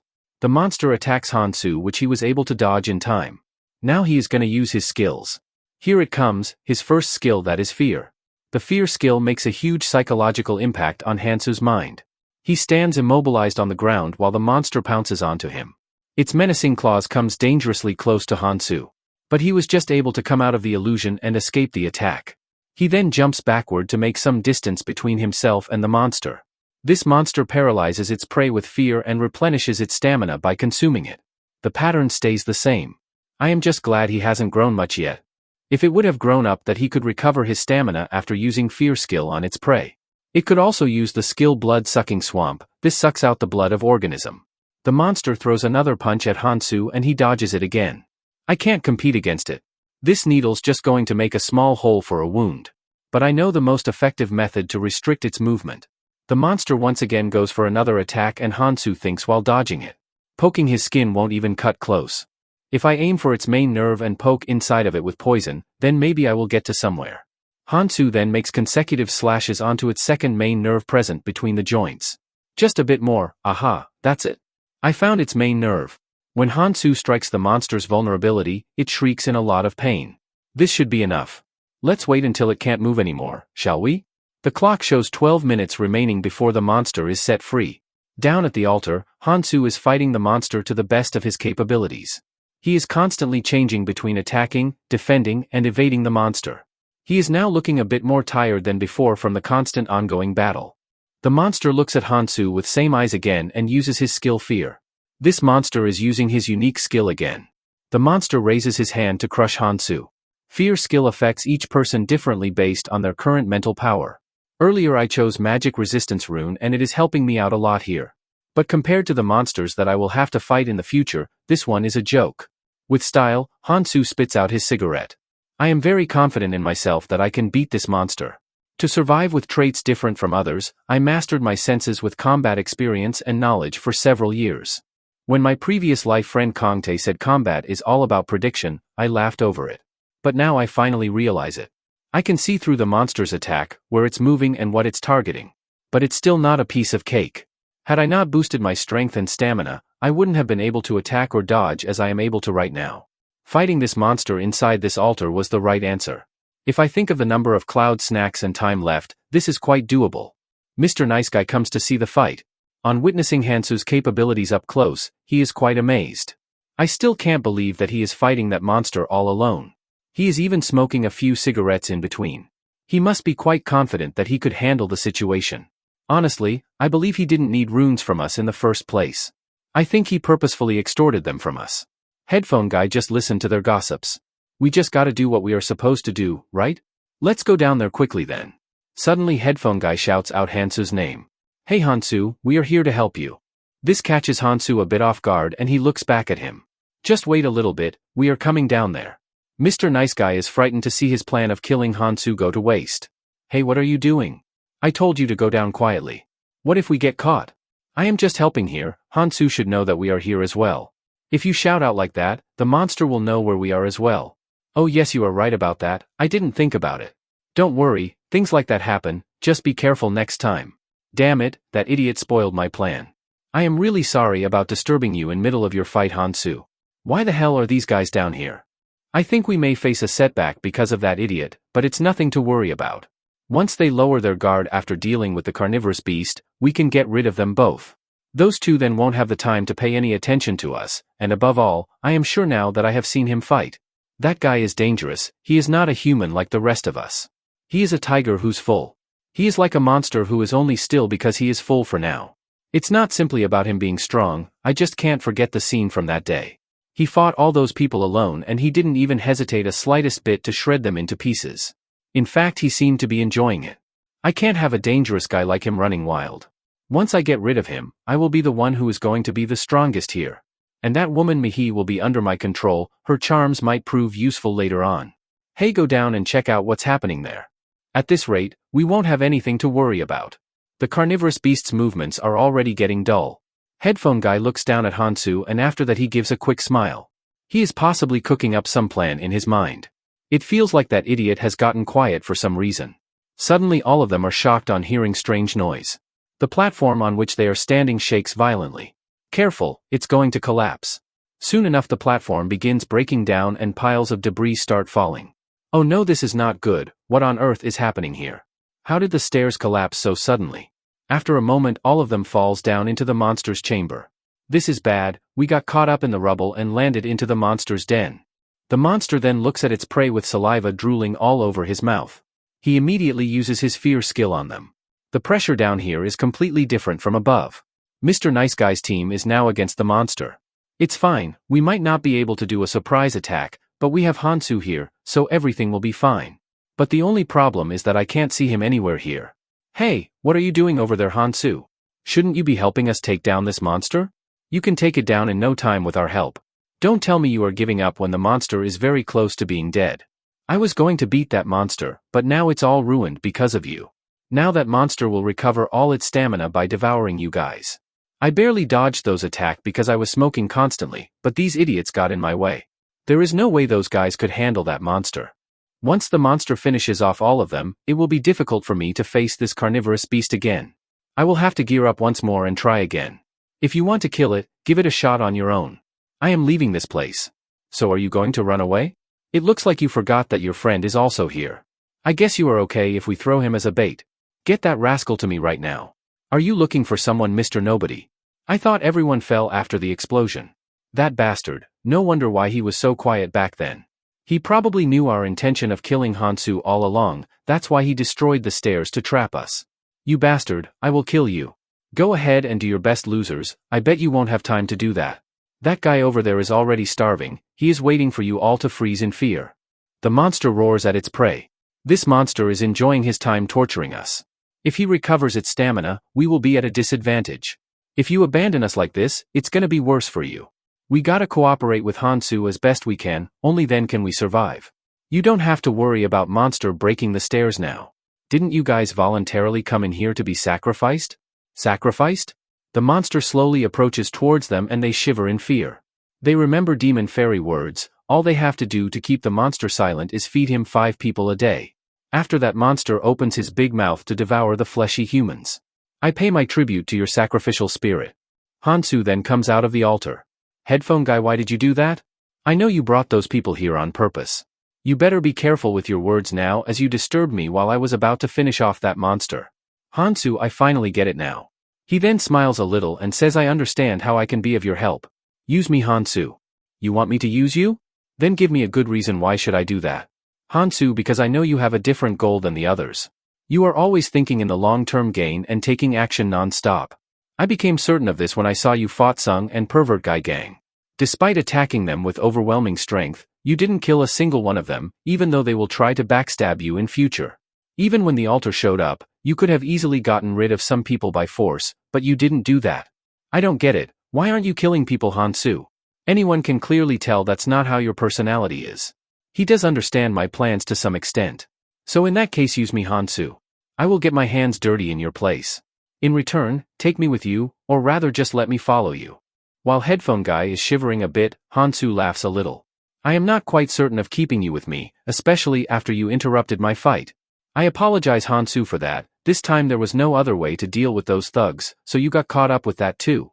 But I won't allow such silly things to interrupt you next time. It will be different next time, I guarantee it. Think about what you are offering one more time, Headphone Guy. Hansu, think about this, there will constantly be people getting in your way because that's just how much you stand out. All those people who obstruct your plans, I will carefully get rid of them. So you can focus on your goal. In return, I will follow you and become stronger. Hansu is growing stronger rapidly, I can do the same if I follow him. If you can just tell me the goal you are working towards and accept me as your disciple, then I will also become stronger. Hansu catches Headphone Guy while he is being lost in his daydreams. Alright, let's just say if I agree to your condition. What will you do if the circumstances prevent you from joining me? For example, what if you are forced to fall back on my words, then what will you do? In that case, I will get stronger and come find you. Then you can take me as your ally once again when that happens. Oh, if that's the case, then go down and fight that monster. Damn it, he is still refusing me. Hansu, just give me one chance. Let me make up for all the mistakes I have made till now. Please just use me. Don't misunderstand my words, Headphone Guy. Meet me here tomorrow at 1 o'clock. Because at that time, this monster won't be down here. What? Is he serious about what he said right now? Also, you can take all the runes down there. You killed those 10, so you should take those runes. Well, let's see each other again later with a smile. I am heading out now, goodbye. I am still not sure about keeping this Headphone Guy along with me, but I indeed need a person like him later on. My previous life's friend said that I am being sent to past to save humanity, but there will always be some people who will get in your way. So you need to have a punisher for such circumstances. A punisher will wipe anyone's ass whom they see to be getting in your way. This is an essential factor possessed by every king and powerful person. These people get their hands dirty instead of the monarch and help their king get closer to his goal. I was originally thinking of choosing Anvi Aaron as a punisher, as I used her for the same role in my past life. But I will give him a chance. I am not sure how much I can trust this headphone guy. When the second tutorial starts, everyone here is going to be scattered forcefully anyway. And when that happens, he might not think the same anymore. But with a few runes and 8 cloud snacks, if I can get a useful punisher, then that's quite a worthwhile investment. Though nothing can be done if he fails at his work. For now, my focus is on obtaining the hidden piece. I will look for the perfect moment and get rid of this monster at once. This is the perfect moment. The monster just had his lunch and is in a sleepy state. If you look at the second hidden pieces condition, it's simple. Before the carnivorous beast destroys the altar and emerges, I have to take him down. However, this isn't the only condition meant for beating that monster. After defeating the monster, a gate opens, and when Hansu goes through it, a system pops up announcing a hidden mission has been achieved. Hansu then stretches his hands to a shiny artifact. He gets very happy on seeing the item. This is the Vampire King, Nirmaha's ring. I always wondered how that person who defeated this monster got this ring. Now I get it. So this is the reason why no one could get this precious ring in my previous life. He explains that there are various ways to categorize the level of an artifact. However, the most important thing to look for in an artifact is its color. A regular artifact can't be more valuable than an artifact with a superior color. But there are always some exceptions to these things. Just as a player levels up, the color of rune also changes after he reaches a particular level. However, there is a particular type of artifact known as growth artifact. It absorbs the rune and changes its color. Among the growth artifact, the best item is the numbering series. If I have to say more specifically, then it is solo numbering 9, Nirmaha's ring. This ring was used by a person named Clementine in my past life. However, this wasn't the only ring with the name of numbering series, there were 8 more of them. But in the past, Clementine was the only owner of Nirmaha until he died. That person is a legend in himself. I clearly remember that when he faced the owner of 8 other rings, he literally torn them into pieces. That's just how overpowered this ring is. I can't believe that I got my hands on such an artifact. This is great. In fact, this is the best day of my life.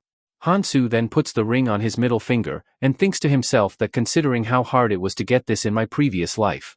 I knew it that this wasn't any ordinary item when I glanced at it first. On seeing such an overpowered ring in his hand, he can't help himself but to smile. The system window pops up saying that this ring is currently at colorless level. Another system window says that currently he can unlock only 1 authority. The ring that Hansu possesses now has the potential to gain 8 authorities. Since this ring is at only a basic level, so he can only use 1 authority. Authority destruction is a skill that deactivates a person's traits and abilities, including passive skills as well. For this ring to work, I will have to get in contact of the person on whom I wish to use. A timer will pop up on their head, and when that time ends, the effect of the authority will automatically take place. Hansu thinks to himself that with this overpowered ring, he can nullify his opponent's powers whenever he wants. This will be very beneficial in the future. To make full use of this, I need to have at least one of my stats to match with the colorless rune. For now, my goal will be to collect as many runes as possible to reach the required number of stats. I could balance my rest of stats later on. After defeating the monster within the altar, Hansu steps out of a portal. He walks straight forward to see the people who were awaiting him. As soon as he reaches out, Mihi is the first one to greet Hansu. Hansu, I heard from Headphone Guy that you were successful in killing that carnivorous beast. Behind Hansu, Mihi and others see something that makes them panic and confused. Both Mihi and Headphone Guy stand with their mouth wide open. The thing they were looking at was the altar, and it showed the time has finished. Once the timer hits 0, it immediately vanished from that spot, as if it never existed in the first place. Mihi, didn't I tell you earlier? That if you all give me runes, I would take responsibility of taking that monster down. Listening to these words, Mihi blushes a bit. She then turns back to hide her embarrassed face. Headphone Guy thinks that Hansu is completely out of his league. He succeeded in defeating that monster all by himself. In the end, my intuition wasn't wrong about trusting him. Hansu then gives advice to people saying that, since there is some time until the next tutorial starts, so all of you better go and hunt now. Suddenly, Mihi's expression changes and she is a bit more serious now. She calls out to Hansu and says that they will go separate ways from now on. I believe that I am not really qualified to be next to you, and when I am by your side, I end up relying on you some way or another. So that's why I have come up with this decision. Also, headphone guy offered me to come with his group. I know a lot of people there, so it is going to be alright for me. To this, headphone guy replies that she is always welcome to join his group, and everyone will like it if you were to join it. These people are worried for your safety, Mihi, so having you together with us will help them calm down their anxiety. Hansu thinks that this is kind of a shame that we are parting ways after a long time, but this is the best thing for her to do. We will part ways when the tutorial starts anyway, so she is thinking of her own position in her own way. Hansu replies that her decision is good and he will be leaving now. Saying this, he starts leaving the area. On his sudden leave, Mihi stops him to say something. With a determination, she says that the next time they will meet, she won't simply give up. Let's see each other again, Hansu. Hansu is quite pleased with her determination of growing stronger. While departing, he says that, sure, they will meet again soon. Also, headphone guy, I have something to tell you. Earlier, you asked me to use you, right? Let me tell you, if you are really serious about that, then I will allow you to work along with me. The choice is up to you if you want to take this opportunity or not. Hearing the fact that Hansu has finally accepted his proposal, he becomes cheerful and happy. Now fast forward to a week later, Demon Fairy makes an entrance in front of people. Well, losers, did you all miss me? All the people are worried now, as every time this Demon Fairy has made an appearance, only bad things have happened. Hansu stands in front of the crowd with zero expressions on his face. Demon Fairy clears his throat and announces that the second tutorial will begin now. Looking at you losers closely, there are a lot more of you left than I expected. But well, who cares about all of this stuff? I anticipated this much after all. The Demon Fairy looks at Hansu, as he could be the only one here capable of defeating that monster. Alright then, let's change the stage first. He snaps his finger, and just like in Avengers Infinity War, the half of the players get wiped out. Just kidding, a mysterious light starts glowing up on the ground. Both headphone guy and Mihi are confused and fear-stricken. How could there be light beneath us? Some family members are having a hard time, knowing that they will be separated soon and they don't know if they would be able to see each other. But all of these emotion doesn't apply to our cold MC. He is just as determined as before to achieve his goals. Hansu is then teleported to another room with concrete floor below. More players get teleported to the room, and they question why they are brought here. A girl starts crying to see strange surrounding and strange people. Demon Fairy voice says that, before entering the second tutorial, we will have to adjust the head count. People think about what type of head count is the Demon Fairy talking about? From this point onwards, make it so that there are not more than 7 people in one room. We will continue the second round after you do that. All the people gather together towards the center of the room to come up with some plan. This glasses guy is a bit stressed, as there are 8 people in this room. Demon Fairy says that every room have a different situation, but it is only fair if you all start with the same number of people. So you can discuss with each other on whom you want to kill. I don't mind if you reduce the people even more. This average guy thinks that, for a week everything was going way too smoothly. I knew it that something terrible was about to happen, but I didn't knew that it will be this bad. What do we do now? Also, that person has a very strange needle-like weapon. If I remember correctly, his name is Hansu. He defeated the monster within the altar last week, so considering that fact, he must be the strongest here. I haven't seen how skilled he is personally, but it will be better for me to keep distance from him for now. Who knows that if he will kill a person all of a sudden. A woman, while trying to flex her non-existent beauty, says that the people who will be left behind after this purification will work together. So someone has to leave this room, right? By leaving this room I mean saying goodbye to their life. So how about all of us introduce ourselves and try to make an appeal to each other? Show others that how valuable you are as a person. A person steps up and says that if that's how we are going to decide, then I will be the first one to introduce myself. He flexes his dagger in front of others and says that I am Mr. Nobody. You probably wouldn't have seen something like this in your lifetime. I don't think any one of your skills could defeat me. People get worried about their safety on seeing how powerful he is. They think that if they let him roam freely, then he will kill people mercilessly. Hansu takes a closer look at his skills and identifies it to be Chi Art. It's a special type of rune skill that uses magic to boost all stats. One could also strengthen a weapon by enveloping it in magic. Chi Art is definitely a unique and good skill to have, but revealing his secret won't do him good here. In fact, he has made himself a target among others. Plus his attitude makes him much worse than before. At least it's better than having nothing. Glasses guy speaks up that if we take the importance of the skill into consideration, then I have the upper hand. I am Kongmin and I have a healing skill. Then the average guy introduces himself. I am Hanchiel, and I have a combat skill. Now the people other than Hansu who are left to introduce themselves are weak. Family man speaks up saying, are you saying that someone must be killed? We are like a family, so please make us an exception. All of them are left in some deep thoughts as this is a very tricky situation to deal with. A person from the group says that young lady, I don't think you have introduced yourself. You brought up this idea first, so you should also tell us about yourself. Putting on a fake charming face, she says that her name is Jimin. And as for my ability, I will show you right now. Saying this she slowly approaches to that person. Hey, why are you getting close to me? You woman, you are going to regret coming at me recklessly. She gives a devil smile, and the person tries to thrust his knife onto her. She then slashes her knife through him, and he cries in a lot of pain. Seeing a murder in such a short time and that too without any discussion, people are left fear-stricken and grossed by it. The family member are terrified too, and the mother shields her daughter from seeing such horrific scenes. After finishing off that person, she thinks that she is the luckiest woman in the world. She didn't know if this crystal that she is holding in her hands will drop or not.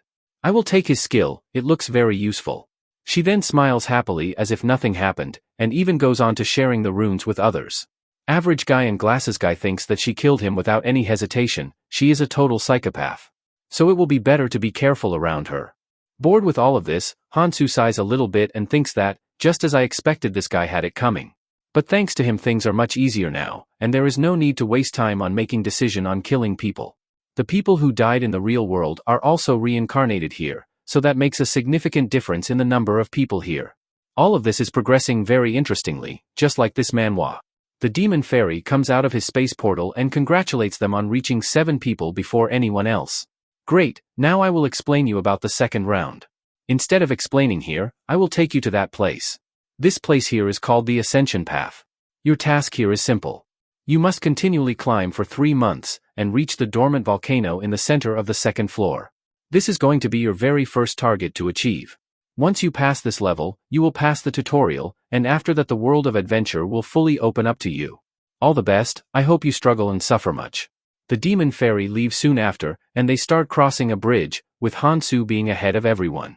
Hey, we are going to be together for quite a while, so let's get along. But Hansu just ignores him and walks forward. He becomes angry with him. What's wrong with him? Why is he in such a hurry? The family man noticed something strange happening. The bridge began collapsing. All of them start running wild, knowing that if they fall off this bridge then they are good as dead. Luckily, all of them make it out alive, and they breathe heavily. Demon Fairy come back to say that he completely forgot to mention that as the time passes, the part on the lower island will start collapsing. Bridges are even quicker to collapse, so be careful. All the people are frustrated with the Demon Fairy, cursing him on not telling such a crucial information. Average guy asks Hansu that where is he going? That antisocial bastard is annoying me.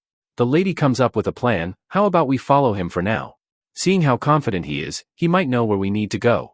All of them continue their journey, with Hansu leading the way, and rest of them tagging along with him.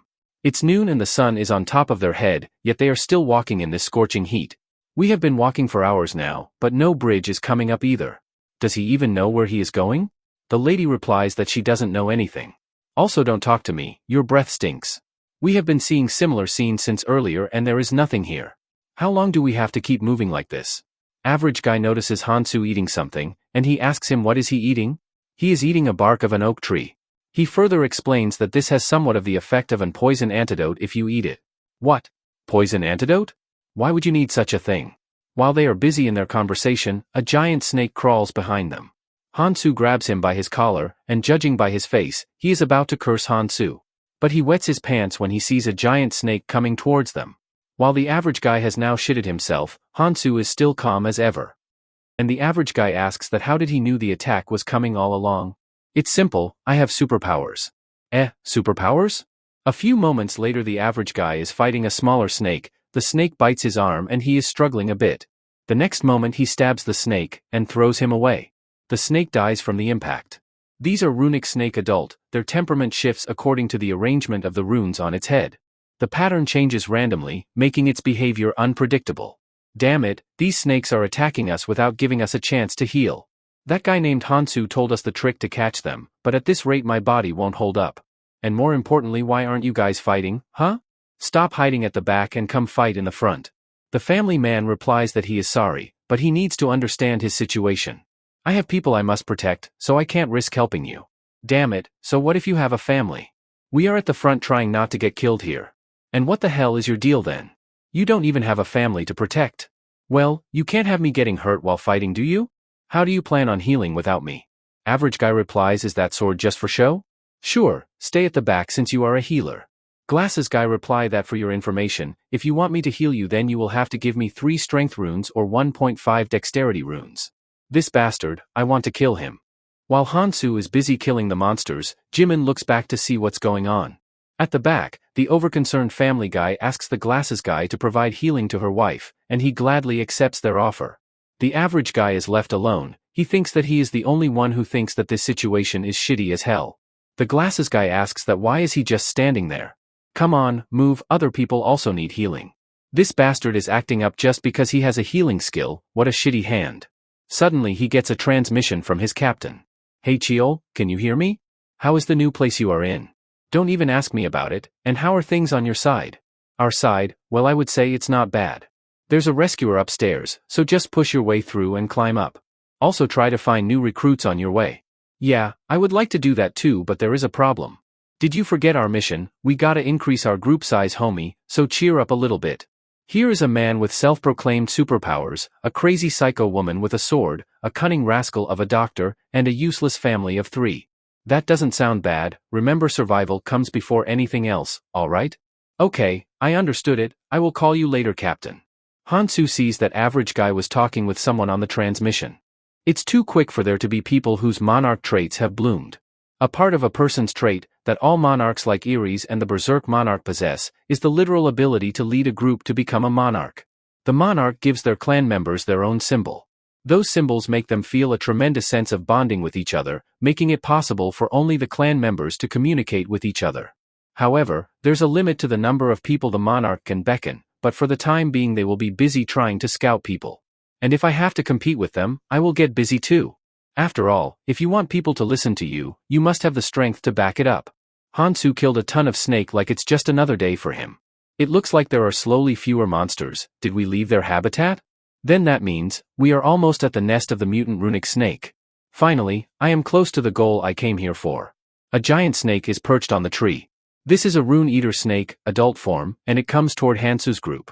The family man is very concerned on seeing the giant snake. Do you really need to fight that snake? I don't think it will attack us if we don't go close. How about we just leave? You can go away as you wish. I will fight it alone. I don't care if you guys climb higher first either. No, that's not what I meant. We should be moving together. Why would you do something that stupid? You seem mistaken about something. I am not moving together with you people. We have been moving in the same direction. It's about time we part ways. Jimin says, I guess there's nothing that can be done then. Wait. At this rate, who will fight monsters and save my family? You know, we can't force him to come along, or are you going to stay back as well? The family man is left dumbfounded. The rest of the group leaves Hansu and goes ahead. Average guy thinks that Hansu is a bull-headed just as I heard, but I can't leave him just like that. Hey, aren't you coming? If you are thinking of bringing him with us now, give up. All this time while everyone received healing from me, he didn't, not even once. He acts like being on the battlefield is a daily thing for him. People like him are not the type to listen to others. And from what I saw, he is not the type who will live long either. That's a shame, for someone so talented will end up dead. But there is nothing I can do about it. He also seems hard to manage. Hansu begins his fight with the giant snake. This snake avoids me when the magic rune is active, but it attacks me when the dexterity rune is active. The snake changes its rune before Hansu's attack. But the snake still feels pain after receiving his attack. It's quicker and stronger than the scaled snake. But it's nowhere close to the carnivorous beast of the altar. The moment it is attacked, it switches to the resistance rune, and thus the damage I deal is less. A long-term battle wouldn't necessarily put me at a disadvantage, but it's a hassle. Hansu takes a maniac cloud smoke, and decides to end it now. The way to defeat this snake is simple. One need to focus on the bunch of trees in the center of the open area resembling a nest. Ignore the snake and target that spot first. Hansu follows the plan and goes right for the snake's nest. This snake will instinctively ignore its own defense to protect it. The snake comes behind Hansu, and this is the opportunity that he has been waiting for. He halts suddenly, and makes 3 consecutive slashes in an instant. This kills the snake immediately, and Hansu thinks that this was way quicker to get my hands on this precious item than I thought it would be. That precious item is the Rune Eater snake egg. Hansu takes the egg into his hand, and proceeds to feed it a rune. The shell then starts cracking and from within, a baby snake awaits to come out. A cute baby snake comes out from it. This is incredibly small compared to its adult form, but this little one has a very unique trait. It eats runes and spits them out immediately. Hansu gives the snake 3 runes to eat, and the baby looks happily at its dinner. This snake eats any 3 runes and spits out 2 runes that the owner desires. The snake then spits out runes onto Hansu's hand. Giving 3 to get 2 back might seem like a loss to others. One can get all the runes they want, but getting the right runes for myself is more important to me. Hansu is quite pleased with the snake's work and he pets him. For now, I need to focus on increasing magical and physical resistance. You can rest now, little buddy. With this I have achieved my goal. How about I start moving now? Somewhere in the jungle the family has lost the way, and the daughter asks her daddy if he knows the way out. Keep it down, my child, I am thinking.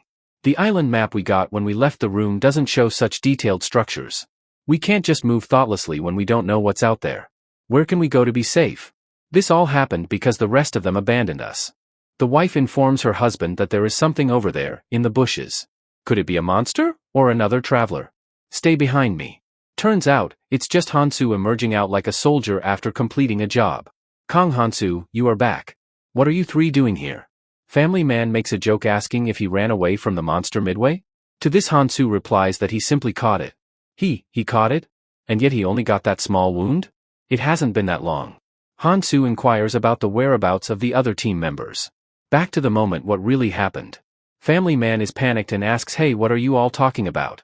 What do you mean that we get out of here? It's dangerous for us to split like this, don't do this please. There's no need for us to fight among ourselves. So you are just planning to have a comfy ride, following us around at the back? Jimin also says that average guy is not wrong. Now that a huge number of players are out, it's a hassle to have irritating people in the way. Glasses guy doesn't care about all of this, he is happy as long as they will give him runes for providing healing. But I think I should stick with the strong ones. He said that and went the other way. They even blocked the path so we couldn't follow. Those little punks, how dare they look down on people just like that? Hey wait, where are you going? I am older than you and still talking. We need to move, we have already wasted too much time here. The wife asks should we also follow him. Left with no other option they decide to follow Hansu. Soon after they quietly follow him. Hansu stops to ask them that what are they trying to do here? Didn't you say you were never with us in the first place? So go ahead, we will take our own path.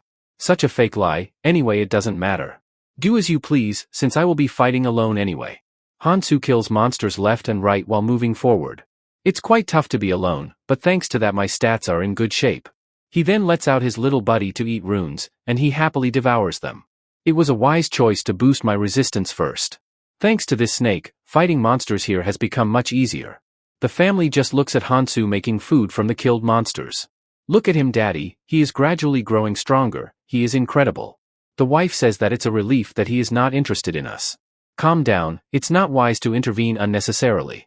Just being together as a family is a blessing from the gods, so we need to stay safe. Yes daddy, I understand. Hansu moves again, and they have to run in order to catch up to him. Where is he going now? He seems to be going into that dark tunnel. Hansu goes through the tunnel and sees light at other end. The family also follows him. Is this the destination? A lot of players have gathered here. We got here safely. We made it alive until this far. I am proud of both of you, good job. Glasses guy and average guy are shocked to see Hansu. He came back alive and in pretty good shape. The rumor that he fought the carnivorous beast alone must be true. Look at you losers, making such a noisy entrance after being late. Anyway, since you are the last ones, let's close the door. Now let's start the event in full scale. Welcome to the first floor dock, everyone. About 75 people are remaining, that's good. Thankfully, not too many casualties. This special event is a battle for tickets. Everyone receives a ticket. You will use these tickets to move from the current collapsing first floor island to another one. Of course, some islands are crawling with monster and surrounded by lava. But if luck is on your side, you might end up on a central or southern island brimming with treasures. But just going there wouldn't be fun, right? So, here are a few rules I have prepared for you all. First, only 3 people can board each boat, and you will need at least 3 tickets to do so. However, if 3 people use 3 tickets, they will be randomly scattered across different islands. It could be on the outskirts or at the center. If 2 people use 3 tickets, they can go together but can choose their destination. However, if one uses all 3 of his tickets, then they can go wherever they want. Hansu is just calm as ever. The island are collapsing from the outskirts, and the difficulty of each island varies greatly, so the more advantageous your position, the better, right? You can see maps for more details. There are about 30 minutes left until the first floor island collapses. There are a total of 25 boats placed around the crater. So shall we get started? You already know the drill, right? Survive by any means necessary, because it's more fun that way. Hansu already knows what will happen soon. People will be fighting like absolute wild beast for the tickets. This is going to be the start of the inevitable chaos. Someone calls out Kong Hansu's name. The family man bows down in front of him. I am begging you, Hansu, just this time, help me, no, help our family. We need more tickets to safely reach the central island. You are strong, so you can easily get tickets or anything else for that matter, can't you? You can just snatch a few tickets from some other guys, and bring them to us. If he does that, we can get there easily this time. Hansu, please, you would be saving innocent lives. I don't care about it. In the end, you have to take responsibility for yourself. So take care of your own affairs. Why are you being so hard about it? Come on. Don't you have compassion for us? The average guy asks him to shut up. Tired from hearing his blabbering, he kicks him in his chest. He is talking so much that it's getting annoying. Are you just going to keep listening to this? All you have to do is snatch the tickets and end this. Kong Hansu, let me make a proposal. Come with me, no, come with us. I will even provide tickets if you need them. Honestly, even though they are my teammates, I don't like a single one of them. You feel the same way, right? You are as strong as the rumors say, so why not join the people who match your level? He shows him a symbol on his hand. This is a power my comrade awakened, and it's different from a skill. If the leader approves, you can get it too. I have already spoken to him about you. He will allow it. And it's not just about having the same mark. Before he could say anything further, Hansu refuses his proposal. Yeah, I knew you would accept my offer. After having a moment of realization he says, wait a minute, what did you just say? Listen to me, Hansu, we are different from those nobodies. Maybe you don't understand how valuable a clan is yet.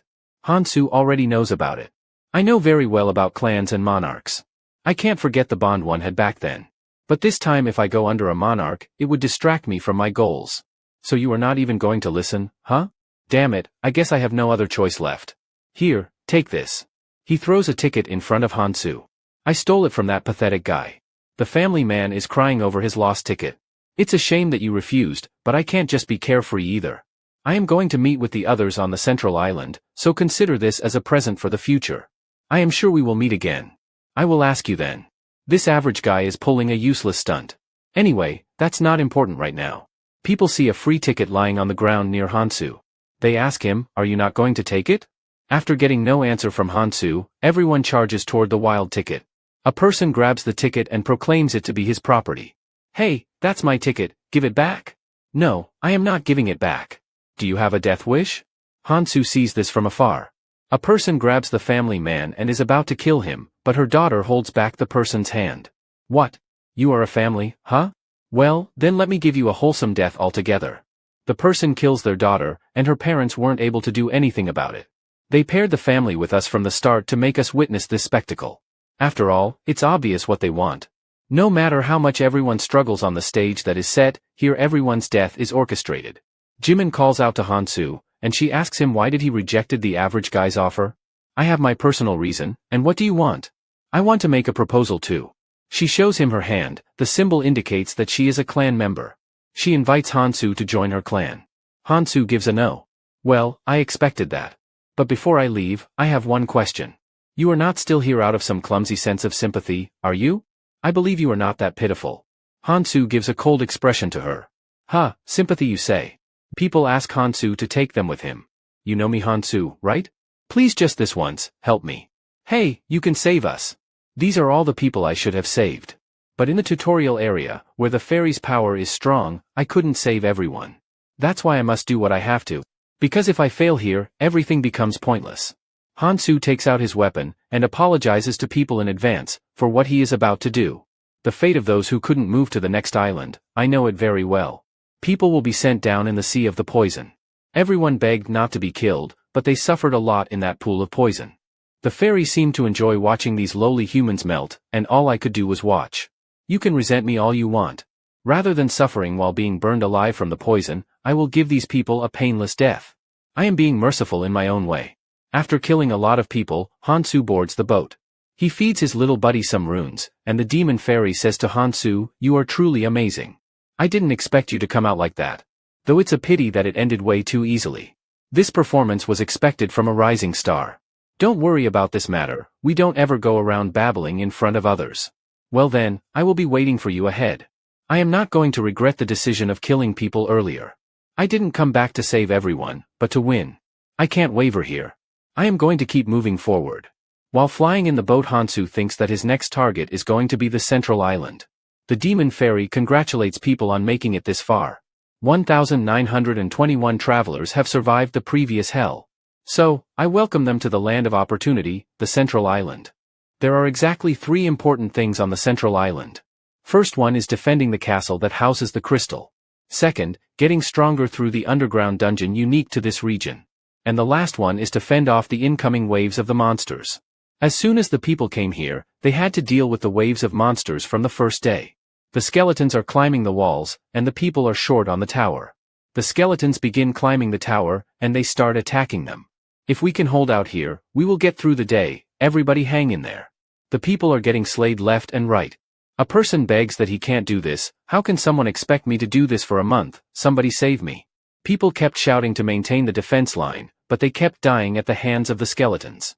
A person of higher authority slams the table and says that we need to establish some rules. Our defense was nearly breached in just one day.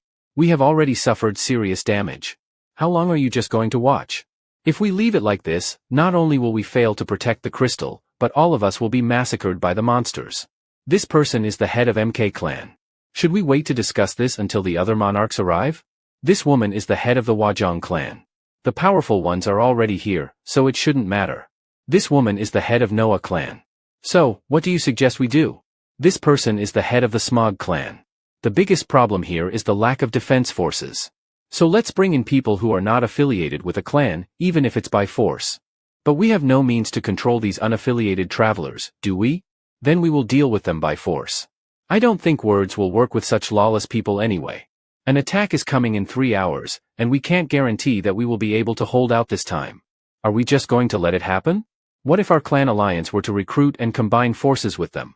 Can you guarantee that we will be able to do that, and things will turn out smoothly?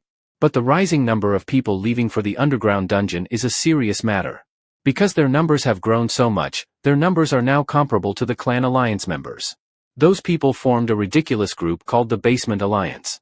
From the point they started actively taking action, they were already beyond our control. My question was, can the clan alliance, which is focused solely on defense, handle them? Then how about sending the clans at the forefront to the dungeon first? Hey, have you gone nuts? How do we defend the castle then? If that's the plan anyway, the minor clan should go first to reduce losses. These people are just discussing their desires. What a mess.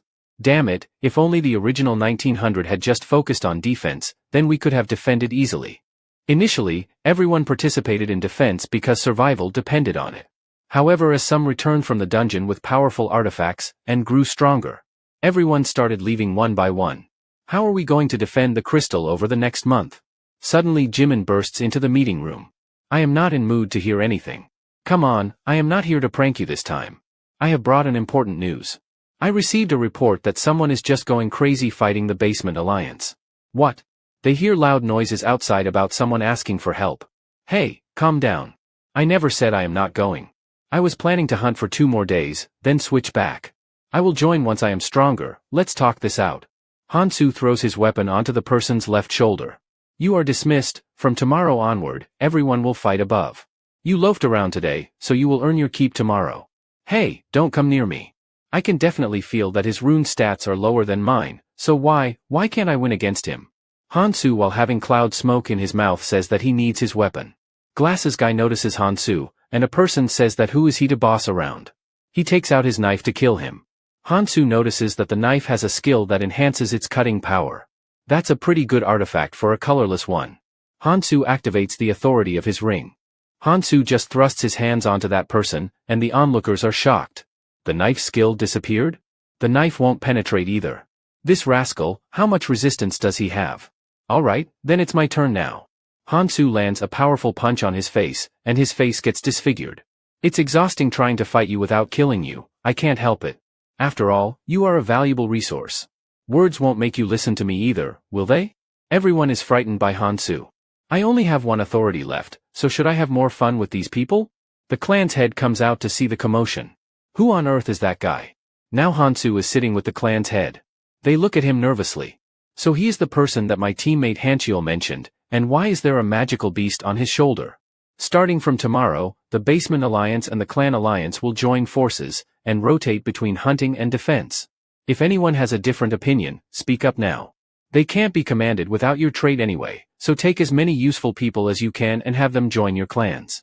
I have made sure those guys outside will follow your orders, so there won't be a problem. That would benefit us, not him. So what does he really want out of this? As she was thinking, the same question is asked by another clan head. What do you want? Someone unaffiliated with a plan, and as strong as you, just created this ruckus. Are you trying to claim you have no ulterior motive? As long as the basic rules and system are set, I have no intention of interfering. We never know, you might suddenly change your mind and want to get rid of the clan alliance. While standing up, Hansu says that he has no interest in these pretty debates. But if you are so worried about this, I will give you a demonstration. Hansu activates an artifact on his hand, and he becomes invisible. He disappeared, he is going to attack, prepare for the battle. It's just a simple invisibility spell, he could not have moved from that spot. Oh yeah, do you think I couldn't attack, if I wanted to? He places his knife at his neck. It wasn't a simple trick, but he is like a dragon who disrupts one's senses. I can't believe he got me this easily. I got a new item before coming here, you see. Gotta keep up with the trend, man. He lets go of him, and he falls down immediately. Calm down, I have no intention of being hostile to you. Right now, the situation calls for us to join forces, don't you think? Let's each do our best in our respective positions, yeah? That's all I am after. We have been fighting each other up till now, so it will be hard to join forces, but there's time for me to go easy on them. It's just the beginning of what's going to come next. Jimin stops Hansu by saying that he will upset her if he just leaves like that. We had a conversation earlier about you joining our clan. This time I want to hear a different answer. What do you think? Isn't it lonely to travel alone? So is there someone else on your mind? I heard you were with a girl named Mihi at Gangnam Station. He gave no reaction. I guess that's a no, then there is no problem, right? It would be great if you joined our clan. Hansu, like an absolute Chad, ignores her and moves ahead. He is very dedicated to achieving his goals, and he doesn't have time for these small things. Jimin in the back says, "Hey, aren't you even going to pretend listening to me? What an annoying woman she is. I need to be focused." At the castle wall, people are recovering from the last monster wave. A person calls out an average guy as his sergeant, and says that the South City wall has been secured. Good, the injured can go down and the rest of you take a break, and by the way, how is our clan holding up? We managed to maintain a more consistent defense compared to last time. We have assigned people to all positions without any shortages. Those who joined from the Basement Alliance were initially uncooperative, but they did quite well. Thanks to them, we didn't suffer as much damage. Also, thanks to a monster named Hansu guarding the defense line, others did not have a choice but to help in the castle's defense as well. It's shocking to see him handle so many of them alone. If only that guy had some manners, I could have recruited him to the clan. Every time I approached him, he always ignored me. He annoyed me to no end. I have only suffered humiliation whenever I tried to recruit him. Even so, at this rate, we will be able to consistently fend the monster wave off. Suddenly, a rift begins forming in the sky, and the demon fairy comes out of it happily. Hello everyone, you have been waiting for me, right? Did you rest well over the past 2 days? Damn it, the arrival of this demon fairy is always a bad sign. Shall we start the real action for the people getting bored now? Starting today, demons will appear in the defense battles. Demons are powerful beings, but don't worry too much. The undead you have faced so far gave you nothing. But killing a demon will drop mini crystals. I am telling you that this could be a wonderful opportunity for you. You can exchange these crystals for amazing artifacts at an exclusive store of this place. And it's not just artifacts, you can also use the crystals to buy escape tickets to escape this place. It will cost around 600 crystals. Don't you all want to leave this place quickly? If you want to, then do your best to gather those crystals. People start talking about it. Does this mean you can escape this place? The system says that up to 5 people can go together. While people are talking about it, a red rift began forming in front of them. Out of that rift comes a monster with large claws, and a very menacing face. Immediately after coming out of it, he smiles to his heart's content and then begins marching forward toward the humans. People panic on seeing this. Oh shit! This monster is coming right this way. Someone go and face it first. How can we go? We don't even know how strong the demon could be. I want the crystals, but I don't want to fight that thing. Among the crowd, a person says to make way for him. Who else could it be other than Kong Hansu himself? He leaps up into the air and heads straight toward the monster. He makes a strike, which is blocked by the monster. The monster then prepares a counterattack, forming an energy sphere in his hand. Hansu dodges it and lands on the ground. As expected of a demon, even if it is a degraded version, he is still tough. I can't inflict critical damage on it with ordinary attacks. Also, I don't have any cloud snacks left. I have enhanced my defense and resistance with the Rune Eater Snake, but my attack power is not enough. So for now, I will make the most out of the artifacts I got from the dungeon. He uses Rogue's Light Steeping Boots, which will increase the movement speed for 1 minute. Since I have less power, so I will fight him with speed. Hansu, now with faster agility, comes extremely fast toward the demon. The demon notices him in time and defends his attack with both hands. They both start exchanging serious blows with one another. Hansu breaks the deadlock position and lands an attack on the demon. In retaliation, the demon charges a powerful energy and throws it towards Hansu. He manages to defend it by putting his long sword in front of himself. The aftermath of the attack is devastating, and it sets off a huge explosion. Hansu used the Nirmaha's Ring First Authority to neutralize the impact of the demon attack. People up on the castle comment that Hansu is a legend, he is facing the demon all alone. The average guy asks that how come he grew that strong. His commander says to him to be ready, we should grab our chance too. Captain, are you suggesting we join the fight? I am not sure if that's the best decision. Get this thing clear, average guy. If we don't capitalize on this opportunity, others will try to seize it, and we will stay just average. Others also come down saying that there is only one demon, so what's there to fear about? Everyone, charge. Jimin says that she doesn't like what's going on here, but shall we join in this too? His clan leader replies that it is better to wait for now. I need to see just how much Kong Hansu is capable of. Hansu recovers from the previous attack, and people come rushing forward to him. Now, there are people to the left and right of him. How shameless these people are. This demon might use his race skill soon. I can't afford to be distracted by these idiots. Demons have race skills that vary widely among individuals, thus making them unpredictable. Seeing how he hasn't used it so far, could it be that he is a creature that uses area of effect attacks? The demon began charging up for his next attack. Stand back, everyone.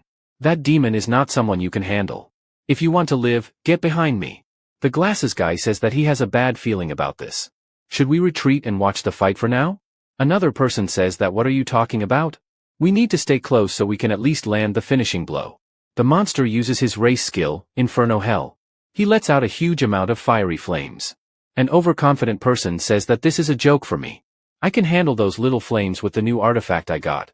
If I just land the final blow, the reward will be mine. But when the flames come close to him, his dreams slip away from his eyes, and he starts burning alive, while screaming for help. Everybody starts running, even the people behind Hansu are running as well. Hansu stands there, ready to take the flames head on. So this monster used hellfire, huh? Let's try putting the ring's power to full use, shall we? He uses the ring power, authority destruction to nullify the flames. People in the back are going crazy. They are amazed by Hansu's ability to destroy flames just with his sword. His sword attack leaves a deep cut on the ground. After a long time, Hansu feels a bit of fear to face this demon. This is no easy opponent. But right here and now, there is only one person who can fight this demon with the power of Inferno Hell's triple chains, which is me and no one else. This is going to be a wild match between this demon and me.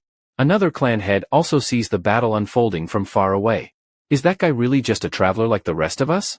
We definitely started together, but how is there such a huge gap between us and Kong Hansu? The average guy's captain says they need to come up with a plan to steal the kill. But by looking at their standard, he is no match to even go out there. Jimin and his captain are also curious to see Hansu's muscles. They think that, if this keeps going on, then they will lose all the advantages they have. Hansu has out DPS'd the demon and is about to finish him off. He has now finally killed the monster with two of his weapons impaled on the monster's back. It took him a lot of effort to take it down. He throws away his needle-like weapon as it has become useless now. Hansu is happy that he finally reached the desired number. He can now get the item he wanted. The top-tier artifacts that are sold in the crystal shop are mostly clan exclusive and have excellent effects. If the crystal falls into the clan hands, then there is sure to be competition. So I have to put a stop to it while it is still in early development. But there is also the biggest goal that's right here. He purchased something from the shop and 60 crystals were deducted for the same. I can wield most weapons, but it's best to stick with what I am familiar with. Hansu purchased a new weapon, Decrato's Judgment, and he looks dashing in this new weapon. This will make battles easier for a while now. He starts swinging his weapon. Well then, let's test it right away, shall we? The monster began spawning out of the ground, and they are the perfect candidate for Hansu. There are about 10 days left until the end of the defense battle, so let's go full out here. After Hansu has dealt with the demon and waves of monsters, everyone goes back to their daily life. They start preparing for the next wave. A person shouts for his clan member to gather here, and switch out with the other members. Jimin is standing in the back, thinking about something. A person comes in and says that if you are waiting for him, then you are not getting anything today either. What do you mean? The average guy says that waiting here is pointless because I have been waiting in vain every time too. Who are waiting for? Besides Kong Hansu, who else is there to wait for? You are also following orders from the monarch, aren't you? Since it's just us, let's talk openly. You know the clan alliance has been shaky recently, and you must know the reason too, right? Oh. And why are you telling me this? Isn't it obvious? The proposal from our side, the average guy halts his conversation suddenly and looks back. Jimin asks him what's wrong. Just now, it felt like someone was watching us. Was it my imagination? I don't know. Somewhere in a room, the clan head says that it has been quite a while since Hansu has started monopolizing the demons, but he hasn't taken any unusual actions, right? Judging by how we haven't gotten any reports. So, I have had clan members keeping a constant watch on him. A clan member reports that besides defending, demon hunting, and briefly visiting the underground dungeon, Hansu hardly rests. And thanks to that, defending has become easier, but there is another problem. Those who haven't joined the clan yet, keep picking fights with the clan members. The head says, just as I expected. Given that someone like him is holding out as a non-clan member, it's only natural for such troublemakers to appear. Even the clan alliance only follows Kong Hansu's words. That's why I have prepared something. If the authority wavers, we can't control them properly, can we? It's something that must not happen for the sake of future plans. He calls a bunch of people in the room. Just in time, everyone's here, good. Let's discuss the future of the clan alliance, shall we? He then shows his clan symbol and says that he is curious to see that who will make the first move to escape this place in the remaining time.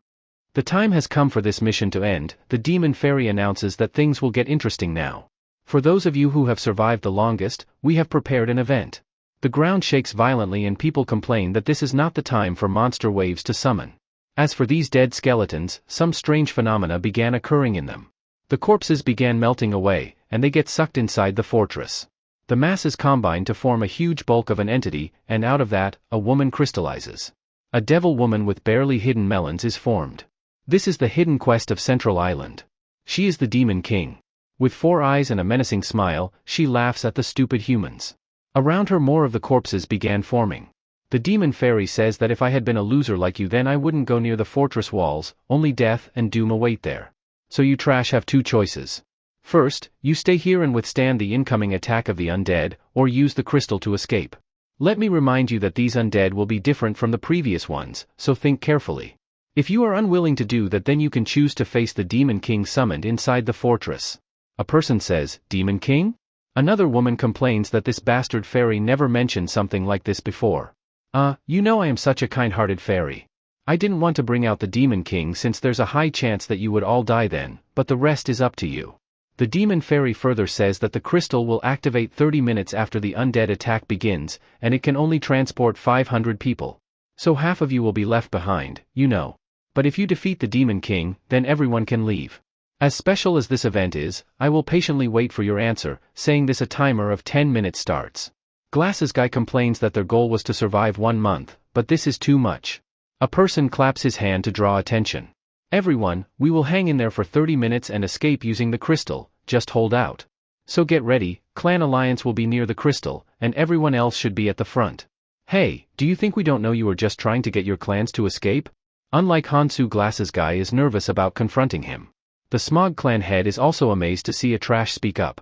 Listen to me, Glasses Guy, it is better to defend rather than moving recklessly. Also, we need to think of a way to save the majority. You are pathetic. This is truly a clan monarch's idea. No matter what happens to others, you just focus on keeping alive the ones you can control. Yeah, you can complain all you want, Glasses Guy, but do you have a better plan than this? Even the demons from the first day wiped out a dozen of people's asses with a single attack. So do you think we can keep our body in one piece when facing the Demon King? And what about other people? Would you prefer surviving and going to the next island? Or will you rush to your death like a moth to a flame? Glasses Guy shuts his mouth, as he doesn't have a good answer to his questions. Another clan head thinks that this is over, the atmosphere has already shifted in his favor. We are allied with the Smog clan, so we will escape safely. A bold person says that the only way for everyone to escape is by hunting the Demon King. An unexpected response takes both the clan heads aback. As for that person, who else it could be other than our boy Hansu? You know, if we hunt the Demon King, everyone here gets to live. Smog head is annoyed at this Hansu guy is interfering again. Hansu, are you confident that you will survive, huh? Who knows? But one thing is for sure, if we head to the crystal, more than 500 will die, maybe even more. A girl says that she will always follow him, and even lick his feet. We can't trust those clan people anyway, so there is no reason to side with those guys, don't you think? Let's hunt down the Demon King and escape together. The average guy volunteers to join Hansu as well, and Jimin is also excited to be close to Hansu. This is not good. With how things have turned out, we have to stop him even if it's by force. We must break their morale.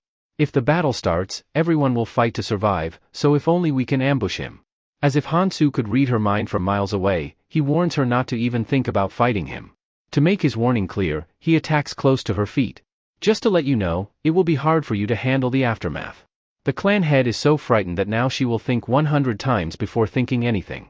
Smog head advises her to stay low for a while. We will cooperate and wait for the right time. After all, I anticipated all of this.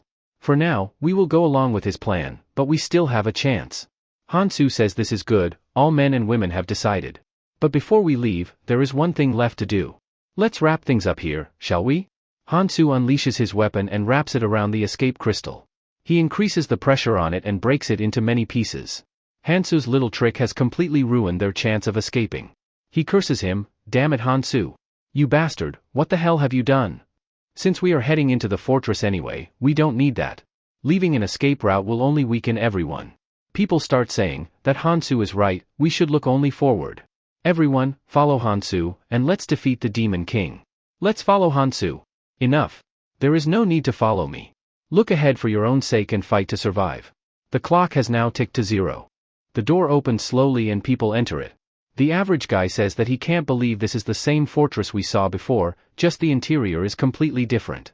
A candle in the corner lights up, and now dozens of candles start lighting up automatically.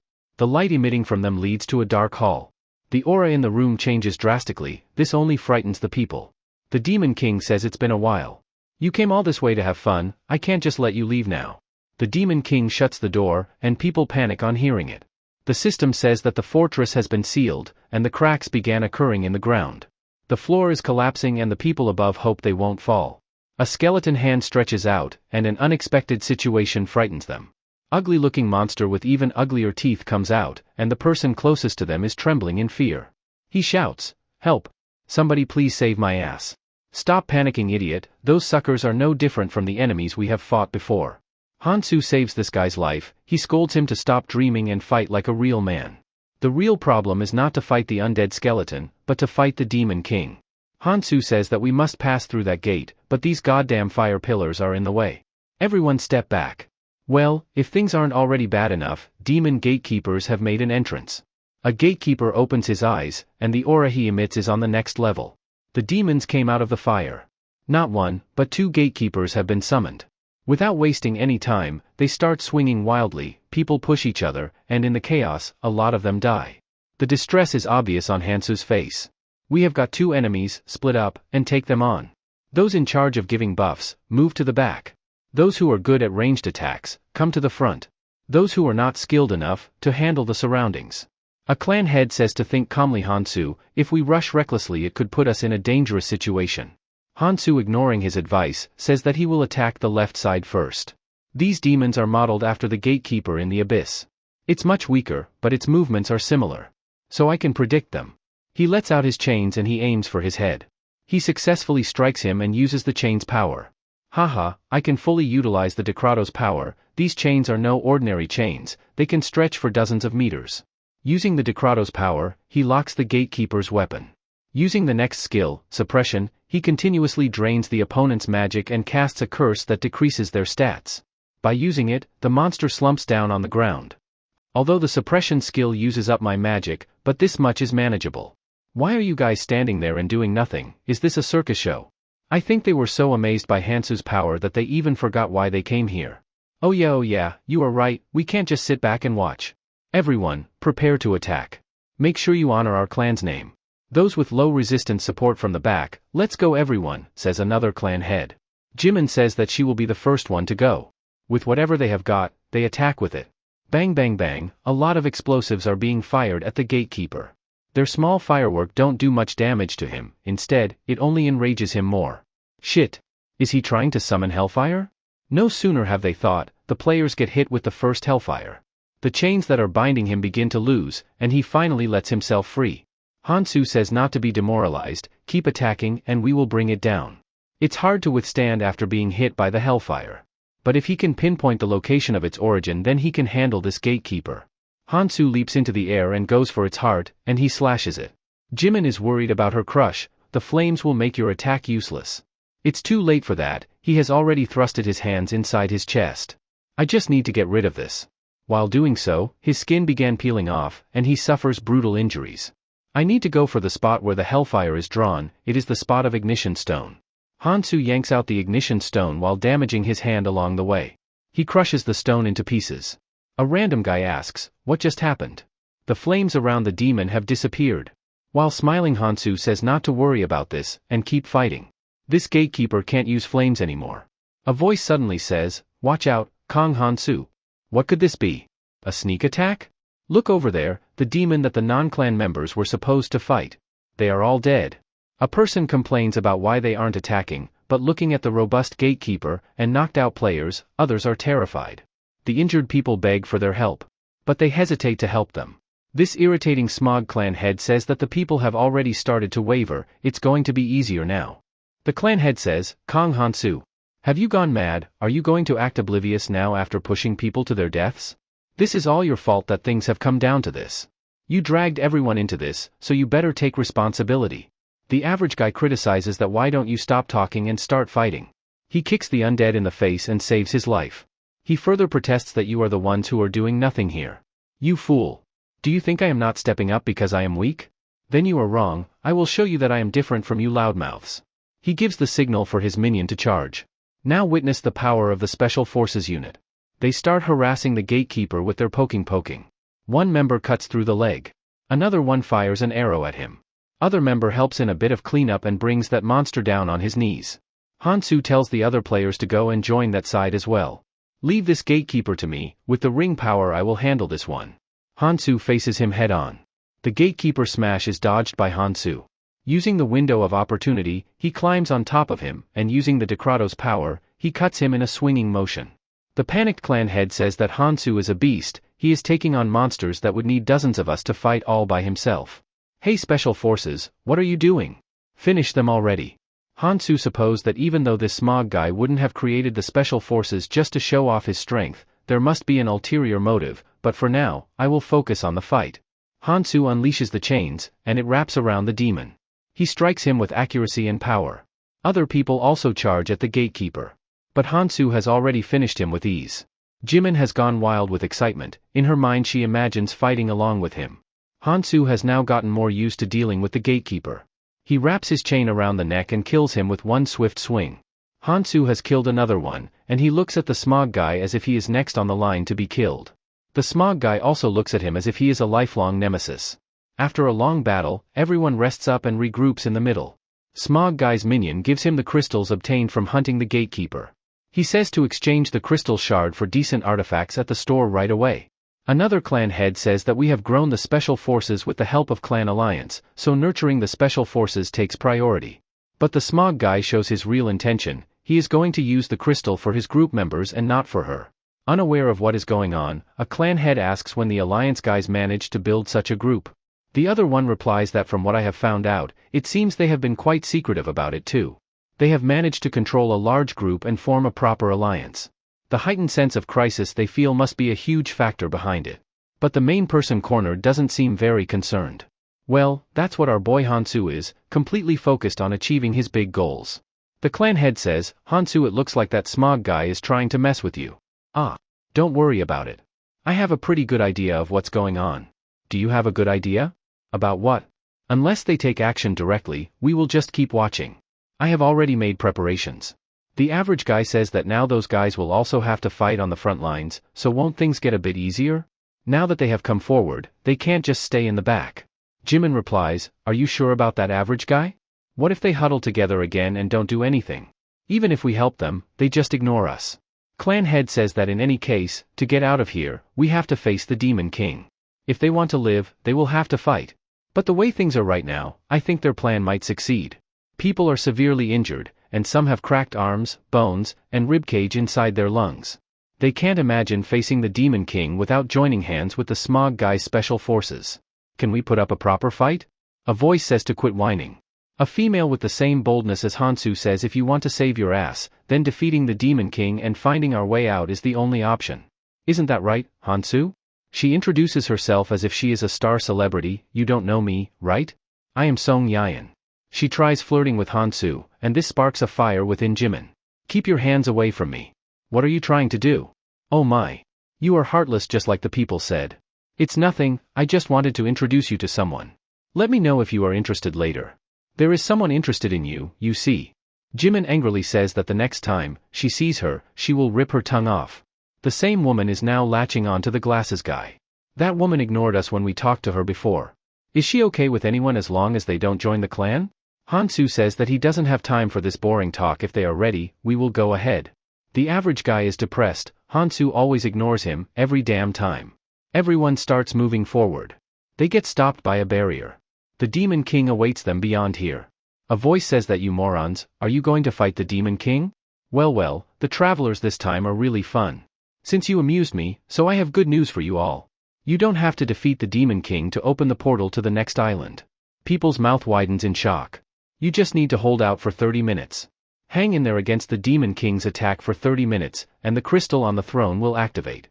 Sounds simple, right? You can also buy an escape pass with crystal shards, but just to let you know that's not the official route. The Demon Fairy is telling us this just now, how obvious.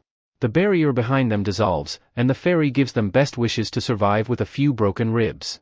The time has come, and the Demon King, who is a woman, is sitting on the throne. Just like Sung Jin-woo, she says, arise. Skeleton began forming from the giant sluggish mass of corpses. Ghost skeletons come out for the human soul. Hansu thinks that she's a downgraded version with less than half the power of the original. The soul charges at Hansu and he then uses a mini crystal to purchase an artifact. Hansu throws the newly bought dagger and hits right in the soul's forehead. He then summons even more daggers and starts tossing them at the soul creature. Hansu hits him perfectly, but the Demon Queen calls his attempt pathetic. She starts attacking Hansu and he has a tough time dealing with it. She then summons another beast which lunges toward Hansu. After evading the attack, Hansu instructs other members to kill the summoned monster while he deals with the Demon Queen. Average guy complains that there are too many of them. Smog guy also says that it will be better for them not to get involved. Jimin says that she knew that Smog guy would betray them. Hansu chuckles and thinks he knew that they were going to interfere. He tells others to hold the Demon Queen for a bit, while Jimin asks if he has gone nuts. As for the Demon Queen, she unleashes a huge hand. Using that, she makes a surprise attack on Hansu. However, the clan head blocks the attack in time, urging Hansu to complete his work quickly. Hansu then quickly leaves the scene. Some guys in the back wonder if they should join the fight or stay out. When a person is about to speak something, he suddenly gets killed by a dagger in the back. The clan head asks what he's doing. The Smog guy replies that they have to strike while they are distracted, just like right now. He instructs his minions to clear them out. The clan head encourages her team members to fight back, but they are getting badly beaten. The head wonders that at this rate everyone will die and she won't be able to make it out alive from here. Smog guy replies that it doesn't matter, those guys were just trash to fill the ranks. He then says it's time for her to die too and charges at her with a knife. However, Hansu deflects the knife with his dagger and asks if he's revealing his true colors now. His filthy tactics haven't changed a bit. Smog guy asks why he's hanging back here when he should be dealing with the Demon Queen. However, it's too late for him to interfere now and Smog's man surrounds Hansu. Hansu thinks that he's become a black monarch and must be eliminated at all costs. They only need to hold Hansu here and the Demon Queen will kill other members soon enough. Even if he has to die here, then he'll drag him as well. However, Hansu says that he's here to make a proposal. Isn't he interested in hearing him out? On the other hand, people are losing their morale against the Demon Queen. Average Guy wonders when Hansu will be back. As he spoke, Hansu came in clutch and chained the monster's mouth. He then uses Decrato's power to slice the monster. Clan Head asks the reason for his absence and Hansu replies he went to make some preparations. Average Guy suddenly notices Jimin flying through the air.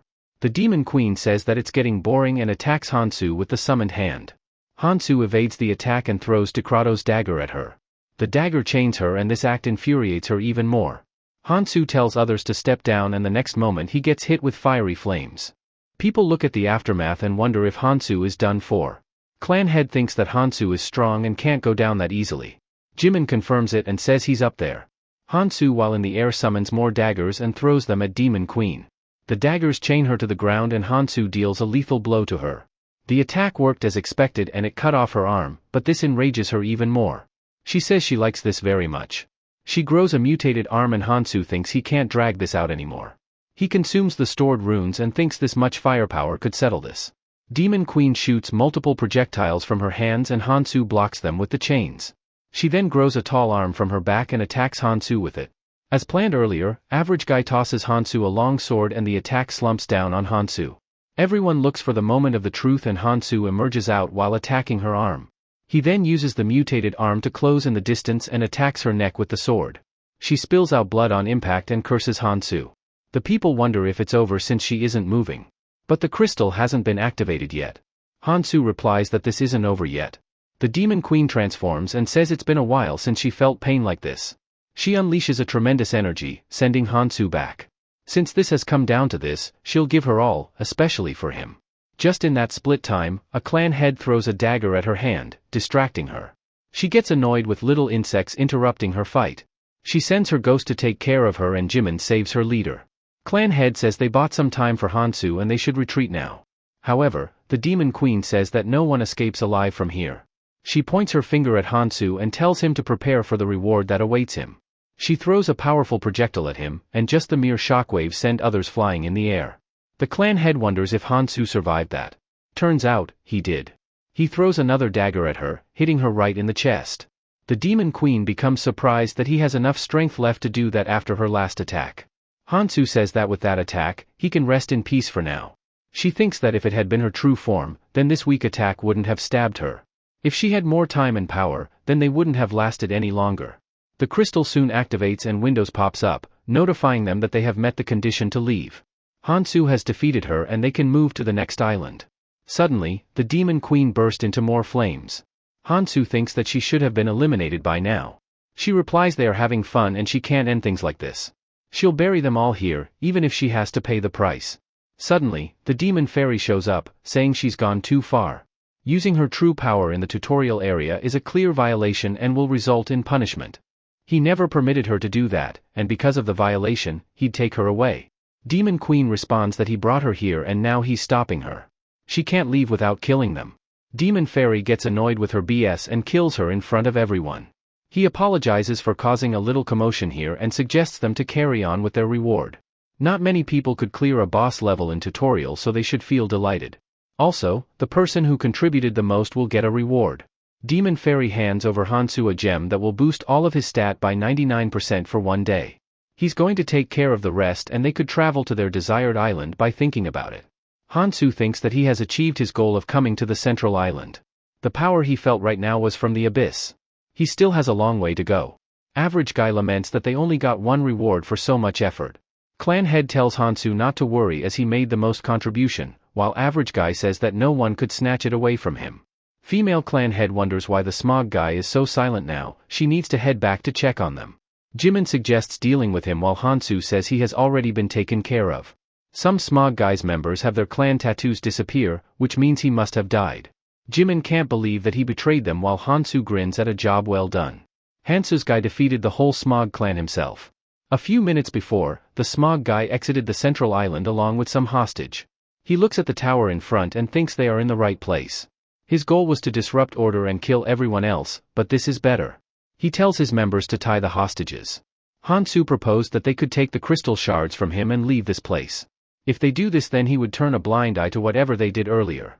The smog guy says that they need to get in touch with their leader. Suddenly, a team member gets taken out, and smog guy wonders who could it be. A person replies that he was doubtful if they would come here, but in the end, his preparations were worth it. Smog guy says there couldn't be many people and they have the advantage here. Suddenly, he finds himself and his team members sinking into the ground. The voice replies that he laid down a trap for them. He comes out with a mask and says it's quite convenient when one knows where the enemy will show up. Smog guy can't believe that all of this was a trap laid by Hansu from the start. He kills the smog guy and his people. The hostage clan head says she'll do anything if he can spare her. However, he doesn't need her help and slams her onto the ground. She doesn't have what he needs. The person thinks he eliminated everyone that came from Central Island. When he first heard it from Hansu, he couldn't believe it, but he was amazing as always. Hansu told him of a secret place, and if he goes there, he could become stronger than others. He left it up to him whether he wanted to follow it or not. The masked man is our very own headphone guy, and he says that trusting Hansu was his best choice ever. Now he needs to wait for him to arrive. The smog guy leaders say that he's dead. She asks if they failed on the Central Island. The man believes he must have died in the Demon Queen Fortress. He expected that possibility, so it doesn't change his plan, but it looks like they have an annoying disruptor. They will be coming to this island because it offers more rewards than others. And since this place has only one route, so they'll camp here and wait for them. None of them will leave unscathed from here. Later, Hansu explains that there are hundreds of islands to climb. These islands are divided into 3 main stages, starting from the Ascension Path, then to Central Island, and ultimately reaching the 3rd stage to complete the tutorial. The final tower has the highest reward and a lot of people aim for it. After killing the Demon Queen, Hansu eats food while explaining there's a twist in the final tower. They almost got annihilated coming to this island, so they should think carefully about this. Surviving on the Tower Island is brutal and there's no point in dying there. People ask Hansu what they should do next. Hansu suggests they make their decision themselves, and he has already warned them. Shia thought that he was the type of guy to take risks. Was she wrong in her calculations? Another clan head says that he has a point. Everyone is tired and a bit hopeless, so they should go somewhere safe. Since they will be leaving shortly, he wants to thank him for everything. Hansu chuckles and says they'll meet again if he stays alive. Everyone has the same opinion about going to a safer island. Hansu suggests they leave first since he has a few things to do. They wish Hansu a safe journey. Everyone soon leaves and Hansu stands alone. He asks why she isn't leaving. The girl replies she wants to check something first and he should head out instead. Hansu agrees and leaves, saying they'll soon meet on the next island. The girl wonders what he meant, and communicates with her leader that people will be soon entering the next island. The man camping at the spawn point tells his boys to get ready. He'll take on whoever comes out first. He rushes to the spawn point but sees his team member coming out. She evades his attack narrowly and asks if he has gone crazy or something. The man asks why she came here alone, and the girl, shocked, asks if nobody came here. The man replies that no one showed up. Is she sure that she stayed till the end to confirm? She can't believe that no one showed up. All of them fell for that guy's trick. He was speaking so loudly as if he was persuading everyone. The man gets annoyed and breaks the tree with his arm strength. He says that this guy is getting on his nerves. They couldn't kill anyone, so wasting more time here is pointless. Does she have any idea why he's doing this? She believes that he's strong and fights to protect people. He didn't kill anyone on the Central Island. The man replies that he would become a hurdle for his plans. He instructs everyone to find Hansu and get rid of him. The woman tries suggesting another plan, but he tells her not to forget their goal. They should remove any obstacle by any means necessary. The man tells her to inform everyone about Hansu's appearance and what weapon he uses. For now, they will be heading back. Later, Hansu emerges out of the portal. He knew from his past life that this guy gives up easily. Now he can carry his plan. While Hansu walks along, Headphone Guy hides behind the tree. Hansu asks how long he intends to hide there. Headphone Guy becomes happy to see him and Hansu asks if he brought the stuff he told him. He's still the same after all and shows him the ring he wanted. Hansu congratulates him on a job well done and says he'll be heading out. Hansu uses the artifact and starts transforming into a female. Headphone Guy blushes on seeing him like this. He says that no one will be able to identify him with the disguise. Hansu soon enters the first floor of the Tower Island. The people form various groups to take on the quest. Cap Guy thinks there are fewer people here and considers himself lucky to have made it till here. He looks around but couldn't find Hansu anywhere. However, he notices a girl similar to Hansu. Hansu notices him and walks towards him. She asks if he has something to say since he kept looking at her. Cap Guy asks if they met somewhere before and a person from behind asks if they would like to join their team. Hansu says that both of them will come along. They finally gather all the people and consider going in. He's glad that they were able to find members. With every floor they climb, they'll get better rewards. A shady man tells him to stop mumbling and move in. They need to defeat monsters and whoever gets in his way of rewards will be killed. They aren't here to make friends. They should better hurry up. Inside the dungeon, they start their fight with the ants. A girl gets knocked out by an ant's attack, and Cap Guy notices her in trouble. Hansu thinks that in his female form, his stats got cut by half. He still needs to assess his fighting strength. He summons a dagger and throws it at the monster, saving the kiddo. He then jabs the ant with another dagger. Normally, he could take them on barehanded, but now he needs to hit them twice. The girl thanks Hansu for saving her and is amazed by her abilities. She must have fought a lot to become so strong. There's also someone who uses chains like weapons and is super strong. Did she meet him? Hansu tells her to stop asking useless questions and focus on the hunt. Cap Guy says that a little talk won't hurt them much. The girl still talks about the person, Hansu, and how he defeated the demon queen there. Cap Guy says that Hansu and him started together and the girl becomes excited. She has heard many rumors among the travelers about how strong he is and asks if he knows where he is. Cap Guy replies he's unsure, but he was always busy doing something. Deep down he thinks that the girl is similar to Hansu. At first, he thought Hansu was all talk, but if it hadn't been for him, many of them would have died. The group finally finishes killing the monster and complains about how they dropped nothing. Soon after, they locate the exit door and think they might get an artifact when entering the next floor. Suddenly, a group member betrays them and kills a person. He suggests they could get better artifacts if there are fewer people. He starts killing the party members ruthlessly. He then charges at Hansu next. Hansu tries to defend with his dagger but he knocks it out of her hand. He calls her pathetic as he was expecting her to be stronger. Cap Guy gets scared and advises the kid to get behind him.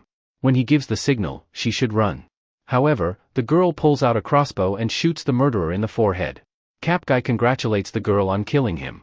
But, the girl then points the crossbow at him next and kills him as well.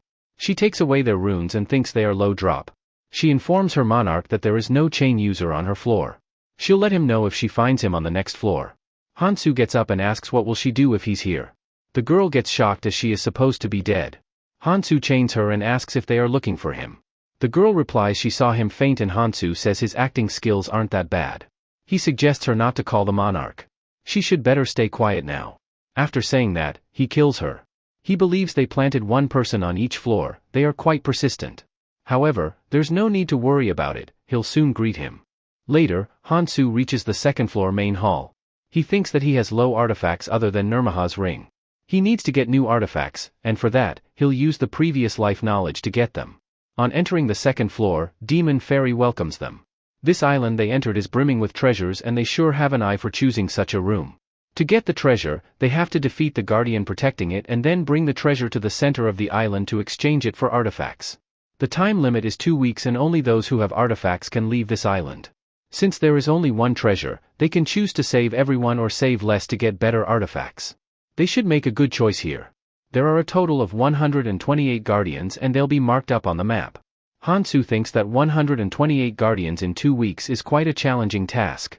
A woman suggests they divide into 5 teams of 10 and hunt 2 guardians per day. That way everyone will be able to handle it. People gossip among themselves and Hansu thinks it's not a bad idea practically. A man agrees to her condition and says they have enough members. Other people also agree with the condition. Everyone starts forming groups and Hansu thinks that the guardians are scattered. For now, he needs to move alone and goes into the forest. A girl wonders why she's going alone. The hidden thing he's after is the Philosopher's Stone. Tae told him about this in his previous life. There's an orb that shines after defeating a guardian and people generally throw them away. Tae boasts about how he found it with his brilliant mind. They can exchange 32 such orbs for the Philosopher's Stone. Keldian says that Tae was just too greedy to leave the orbs alone. Hansu thinks no matter what he has to get them. To get them, he'll move alone. A stone golem summons and people overhear it. Soon enough, they defeat the guardian and the girl says they are doing good. Suddenly, a monster surprise attacks her and she evades it. She kicks him and her team member finishes it with an arrow. They talk about how someone already defeated 2 guardians, and the girl suspects that someone alone did it.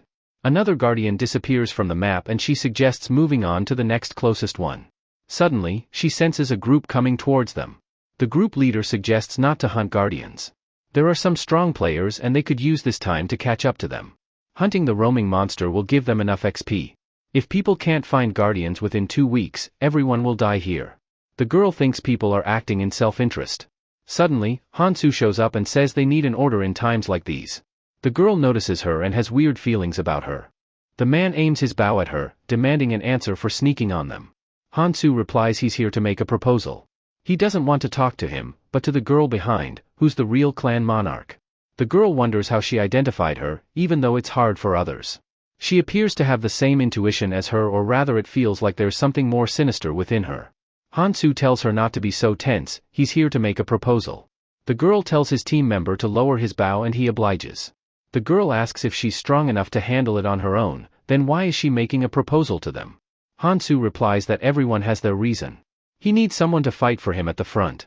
The girl replies they can't handle 40 people on their own. Hansu replies they only have to deal with 10 people at a time. They should convert the weakest group into clan members. The girl gets depressed, managing this many members is already a hassle and she wants her to bring in more people. Left with no better option, she agrees to her condition. Hansu tells them to do their best as he'll be watching them. After they have left, Hansu chuckles and thinks he has already killed the guardian and obtained the treasure. It's time for him to prepare for the next step. Soon enough, the monarch started subduing people. Her team member replies that they are refusing to become a clan member and she suggests binding them.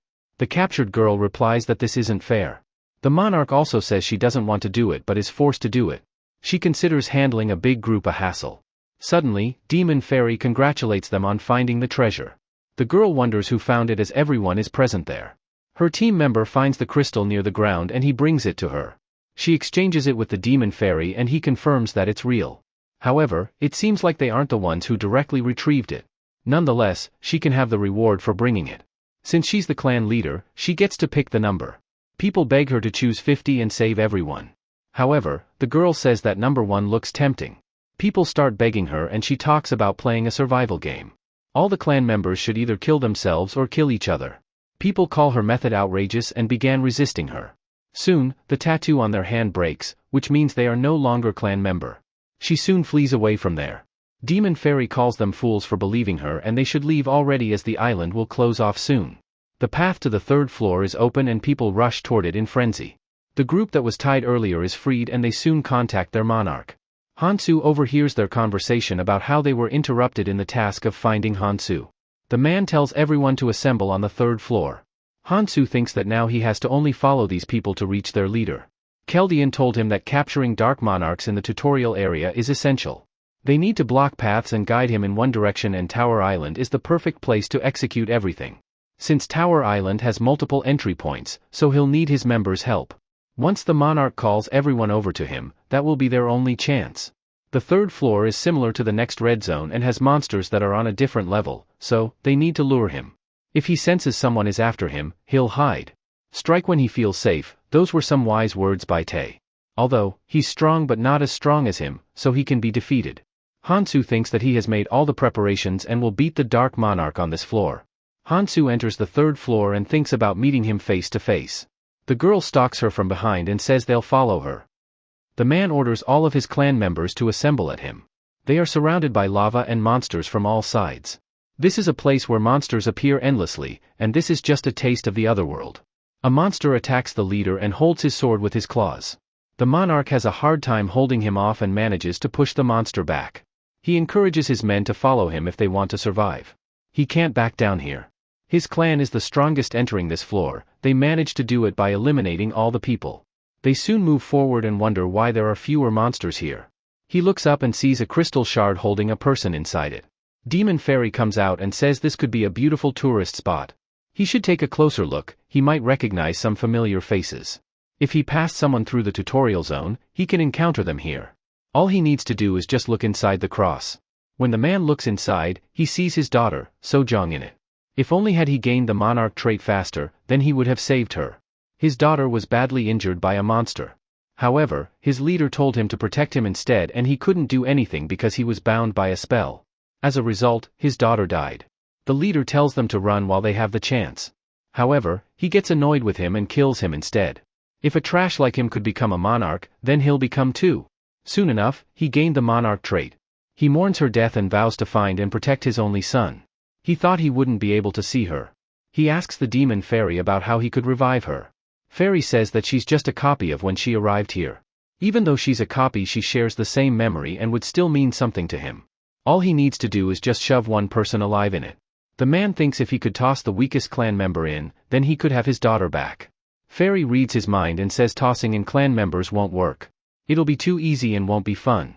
As of the time he speaks, 4 people have entered this floor. The man curses his fate even after coming all the way here. He just got this chance to see his daughter again. A scout reports that a person is climbing here and taking down our guys. Monarch becomes happy and tells them to capture him alive. The person is the female Hansu. The monarch soon arrives with its members. Hansu thinks he's the crazy dark monarch who needs to be eliminated. In his past life, he committed a lot of crimes. After losing his daughter, he goes crazy in search of his son and gets consumed by the abyss power. As a result, he commits a massacre. On seeing Hansu transform, the girl says it's the chain user. Monarch becomes happy, now he would be able to kill 2 birds with 1 stone. He's the perfect candidate to be tossed in there. After saying that, they both start their sparring session. Suddenly, a monster comes out and interrupts their fight. The monarch says they'll have to retreat if this beast goes on a rampage. He instructs Yayan to go around the cliff and keep an eye on him. However, Hansu says there won't be a need for that. He wraps his chains around the monster and slashes him. The distraction is gone now and they could continue their duel.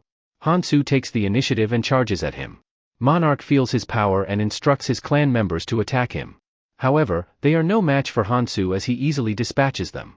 He heard the rumors that he didn't kill people. Does this mean it was a lie? Hansu then aims his chain at Yayan and she can feel his overwhelming power. She didn't see him fight with any skills and believes he must not have many. Monarch trusts her and tells his members to overwhelm him with numbers. Members with charging skills move forward and block his movement. Hansu leaps over them and Yayan says that won't work for him. She has Hansu lined up for her attack.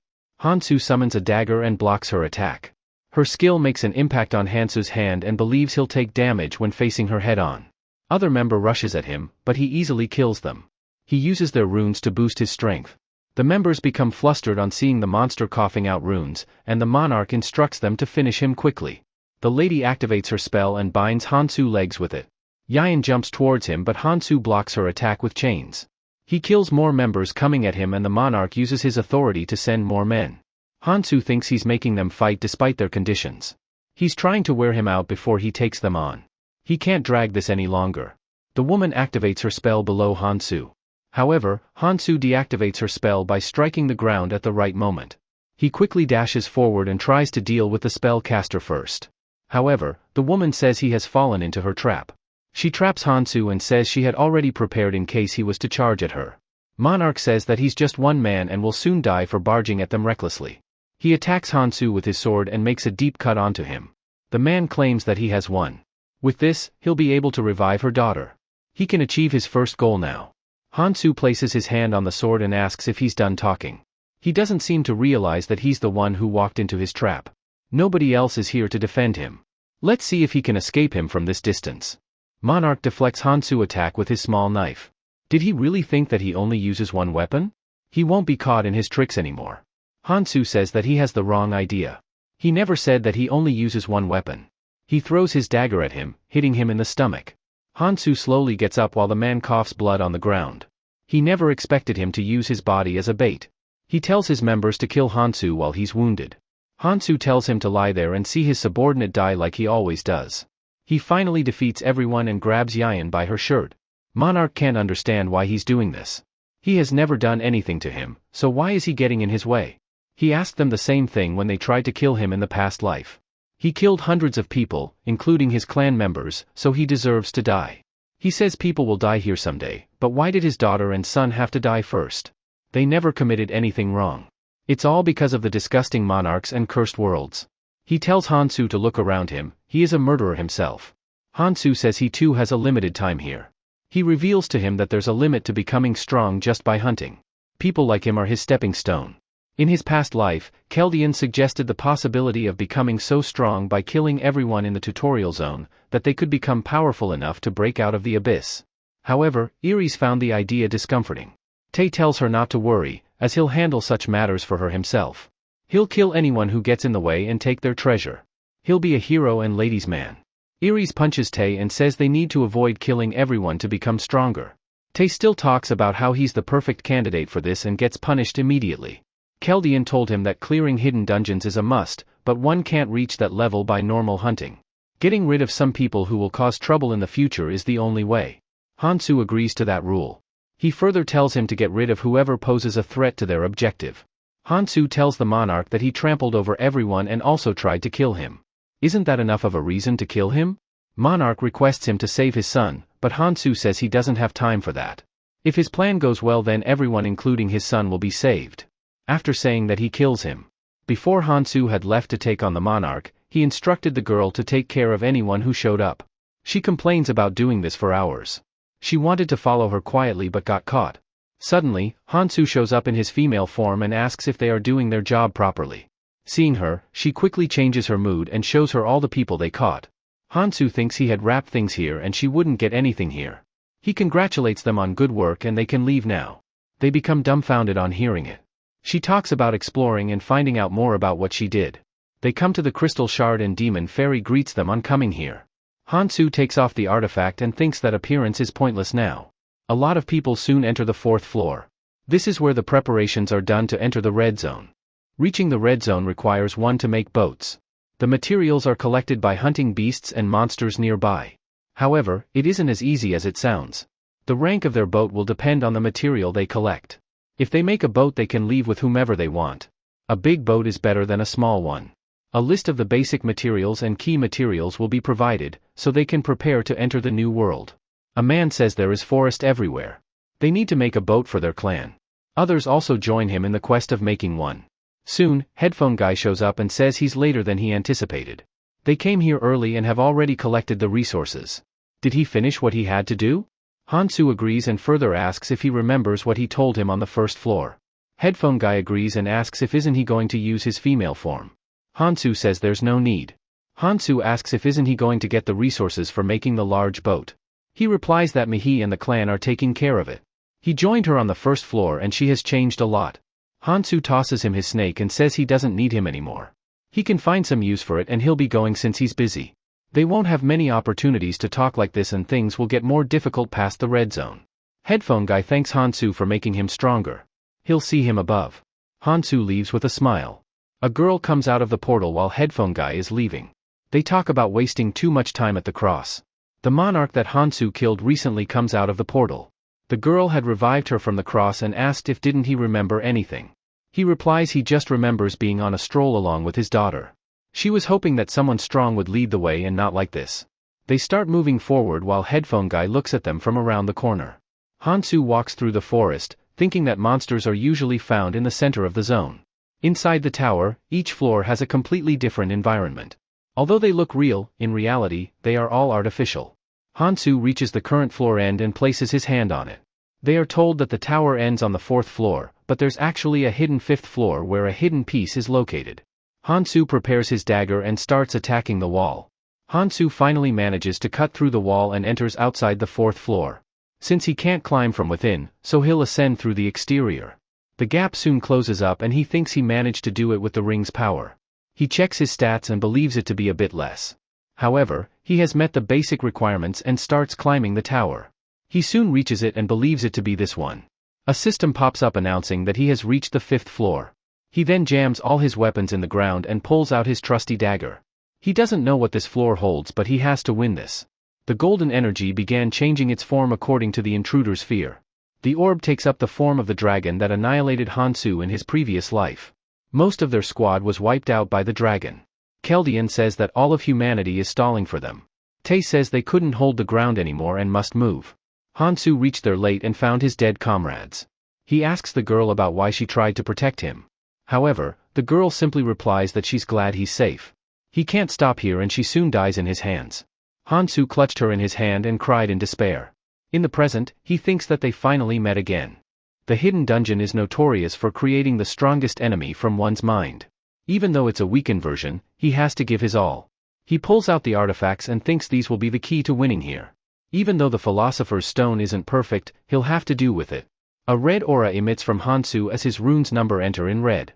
He then consumes the artifact he got from killing the Demon Queen. When it's consumed, it will boost all the stat to 99.99% for 1 day. Hansu gains an overwhelming power after combining the artifacts. Now, he's ready to take him on. Hansu begins his battle and uses Nirmaha's ring first authority, destruction. He attacks the dragon with it, but his sword shatters in an instant. He managed to cut off one scale and believes his attacks aren't deep enough. The dragon then starts charging an orb in his mouth, and fires at Hansu. The scene shifts to Headphone Guy defeating a monster and stepping on it. He brings out the monster slime pocket required to make a boat. Mihi asks if Hansu wouldn't be coming along with them. He replies that it would be hard for Hansu to come with them. As they are speaking, he must be getting strong and they are just walking in his shadows. Hansu sees the orb coming at him and thinks he ended in a similar spot. However, this time he can dodge it. He believes that a normal weapon won't cut him and summons his dagger. Decrato's judgment and justice are one pair and reveal their power when used together. Hansu's weapon transforms with spikes forming on it. He uses the Nirmaha ring's second authority to bind the dragon. He starts squeezing the dragon, managing to destroy its armored scales. Hansu thinks that the enhanced version of Decrato's comes at a cost of durability. He thinks he can't let go of this opportunity. Even if he loses his weapon, he can't decrease the attack power. Hansu was holding the dragon well enough, but then suddenly he gets whacked by its tail. However, Hansu gets back up and strikes all his weapons with his chains. He uses them to throw it at the dragon. However, the dragon cuts all of them. Hansu tightens the grip once again and the monster screams in pain. He then charges at the dragon with all his might. Headphone Guy says that Hansu would be busy somewhere and suggests to Mihi that they move now. There are also some people they are going to bring on their boat. Mihi asks if he knows them and he somewhat agrees to it. He believes they could be useful. Later, a poor boy is running through the forest, thinking that this place is shrinking fast. He reaches the main floor and sees his members leave without them. He tells them to stop but they strike spears at him. The guys make fun of him for being a loser and good at dodging attacks. The boy retorts, saying he helped them bring materials, and the man thanks them for the materials. He rushes back to the forest, planning to make another boat. While running through the forest, he thinks he shouldn't have trusted them. He has to slay something fast. There should be slime pockets somewhere. Suddenly, a hand crawls out from off the bounds, and the boy is shocked to see it. Hansu breaks through the wall and enters the 4th floor in injured condition. He looks around him and sees that the poison hasn't filled the ground yet, so he has time. The boy asks about Hansu's identity and more importantly, how he broke through the wall. Hansu ignores him and says he can't waste time talking to him. The boy could see he's in a rush that he's even roaming around half naked. Hansu replies he needs to build a ship and there's no time. The boy says it's impossible to do it now, but Hansu launches himself through the air. In some places, the people are having difficulty beating the monster. They talk about defeating him as next to impossible. Suddenly, Hansu rushes forward and says he'll beat it if they remain idle. Hansu starts beating the daylight out of it with his bare hands. People wonder just how strong is he to take him on without equipment. Hansu jabs his hands inside the monster's guts and extracts the material. He thinks he caught it because it was on the way, but this isn't the material he needed. The person asks if he would like to combine the material with them. The boy says he'll also share his material but the man refuses as they don't have space for him. They start quarreling among themselves and Hansu tosses the material at them. He proclaims he'll make a 500-seater ship, so they can do whatever they want. The core item needed for that ship is the rock lizard's heart. The boy thinks that this floor is filling with poison faster and wonders how much time they have left. Hansu instructs them to inform other players to bring in the rest of the materials and he'll let them board it. Soon enough, the remaining players gather at the center, wondering if Hansu would take them with the meager materials they have. The boy thinks he brought everyone he could and hopes that Hansu would make it in time. Suddenly, people hear a rumbling from the forest, and a large lizard falls on the ground in front of them. Hansu jumps on top of the monster while everyone runs. Since everyone is here, so they should get ready to go. Hansu tells the demon fairy that he brought the rocks lizard and that they should trade now. Fairy says they still have some time and asks Hansu for other materials. Hansu then presents all the required materials in front of him. Fairy says that he's quite impressed by his work and almost wants to give him a reward for it. But, people interrupt him, requesting him to build the ship faster as the poison is increasing. Fairy agrees, thinking they look better when in fear. Fairy then presents a massive ship, and Hansu instructs the boy to bring those who have materials. Everyone thanks Hansu and they rush towards it. Fairy tells them not to worry as they'll take care of sailing for their first trip. They'll arrive at their destination in 3 days. Fairy feels elated that he's able to send them to the red zone. He encourages them to survive longer. People look in awe at the scenery and ocean. Although the ocean looks nice, it's made of poison. They feel gratitude toward Hansu for letting them ride on. They consider him a good person as he let them in without many conditions. Hansu looks at his stats, which have dropped to 1% as a result of the artifact's penalty. It was a good thing he considered everything. He got his first skill, Dragon Energy Arts. Suddenly, a man screams at everyone to look ahead. The ships ahead of them are broken. The stranded people beg to be saved. The boy thinks that these are the people who betrayed him. Suddenly, a person gets killed by a trident. People scream that there are monsters in the ocean. Suddenly, they feel the ship changing its direction. Turns out it's Hansu who did it. The boy begs Hansu to stop changing the direction toward the creatures. If they get attacked in this poisonous sea, then all of them will die. The boy keeps requesting to stay on the original route while Hansu thinks that this much is good. The boy gets relieved when Hansu leaves the handle. Soon, a hand reaches the edge and the stranded people board the ship. The first thing the man talks about is killing the boy because he was suggesting to leave them. He grabs his shirt and demands an answer for it. Suddenly, Hansu throws a small knife, saving the little boy. He instructs them to stop chatting and focus on the coming monsters. Monsters start swarming the ship below. Hansu thinks these are the guards of the red zone entrance. They follow a simple attack pattern, that is to break a hole at the bottom of the ship. People think that at this rate the ship will sink.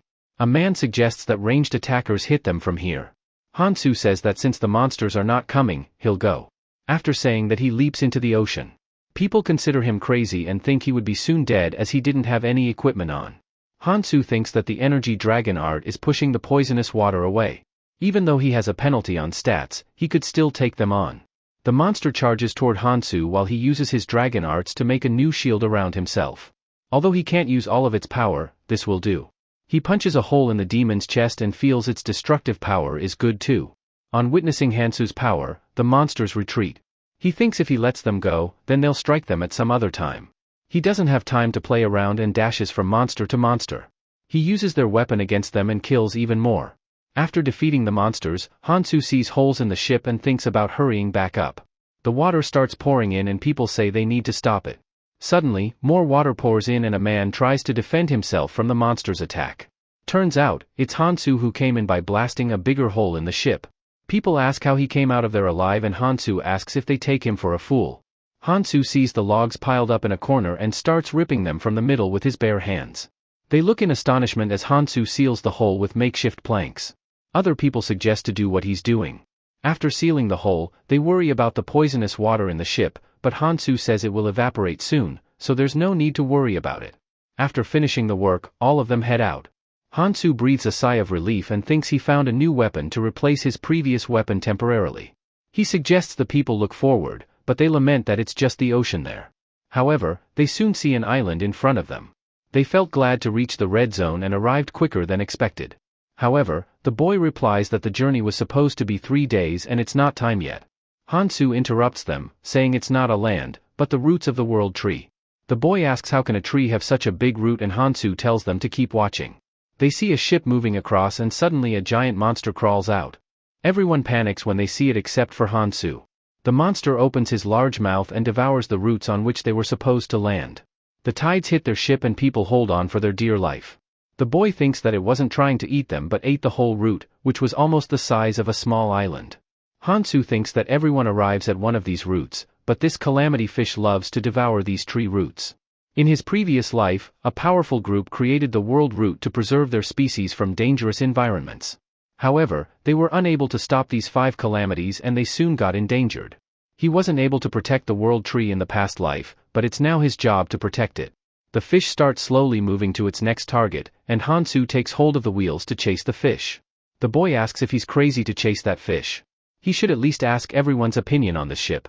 Hansu realizes that some people might disagree, so he has an offer for them. He has to chase that fish and if anyone is against it, then he'll drop them off right here in the ocean. As expected, nobody raises a question and Hansu chases the fish.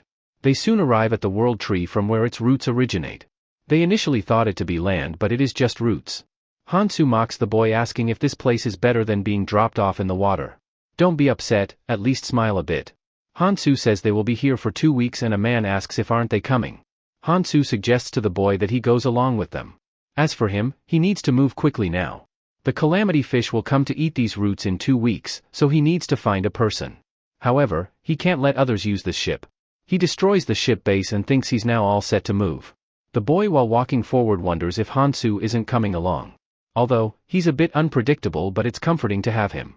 The people look up and see a cross. A guy suggests they head that way. However, the boy interjects suggesting it could be a trap. It's better to send a small group first. Suddenly, a man speaks up, saying cautious people are quite a pain. It's good for survival, but pain for them. 3 people come over the edge, and the man suggests they better clear any misinterpretation. The man jumps down, emitting a powerful aura. He sees a total of 148 people and is amazed to see so many non-clan members make it alive. He introduces himself as Aaron, part of the helper group. They can call them their saviors. As they can tell, demon fairies don't offer any solution after the tutorial, so they are here to guide them. All they need to do is follow them. However, some people doubt him. The man jumps down and says nobody will follow him if he puts things like that. The man introduces himself as Min and her teammate as Pam. Their job is to help the travelers coming from the tutorial, and the person who gave them this order is Ares, their clan monarch. Even though it's hard to believe, but they are here to help them adapt to the red zone. People think that the offer is fine and they don't seem to be hostile.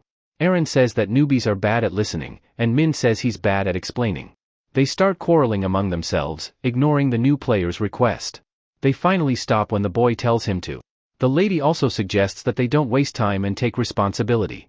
Before moving, Aaron warns them not to jump on them, just because they have numbers. They have been here for several years and could wipe them out if they try anything funny. He explains that the red zone has a few rules and one of them is not to touch newbies. Boy asks what is that noise and Aaron tells him to ignore it. He says that the person fighting over there is probably a newbie. Aaron says newbies can't handle things here, and Min finds the skill familiar. He wonders why she's fighting over there. At that place, Hansu is defending against an attack.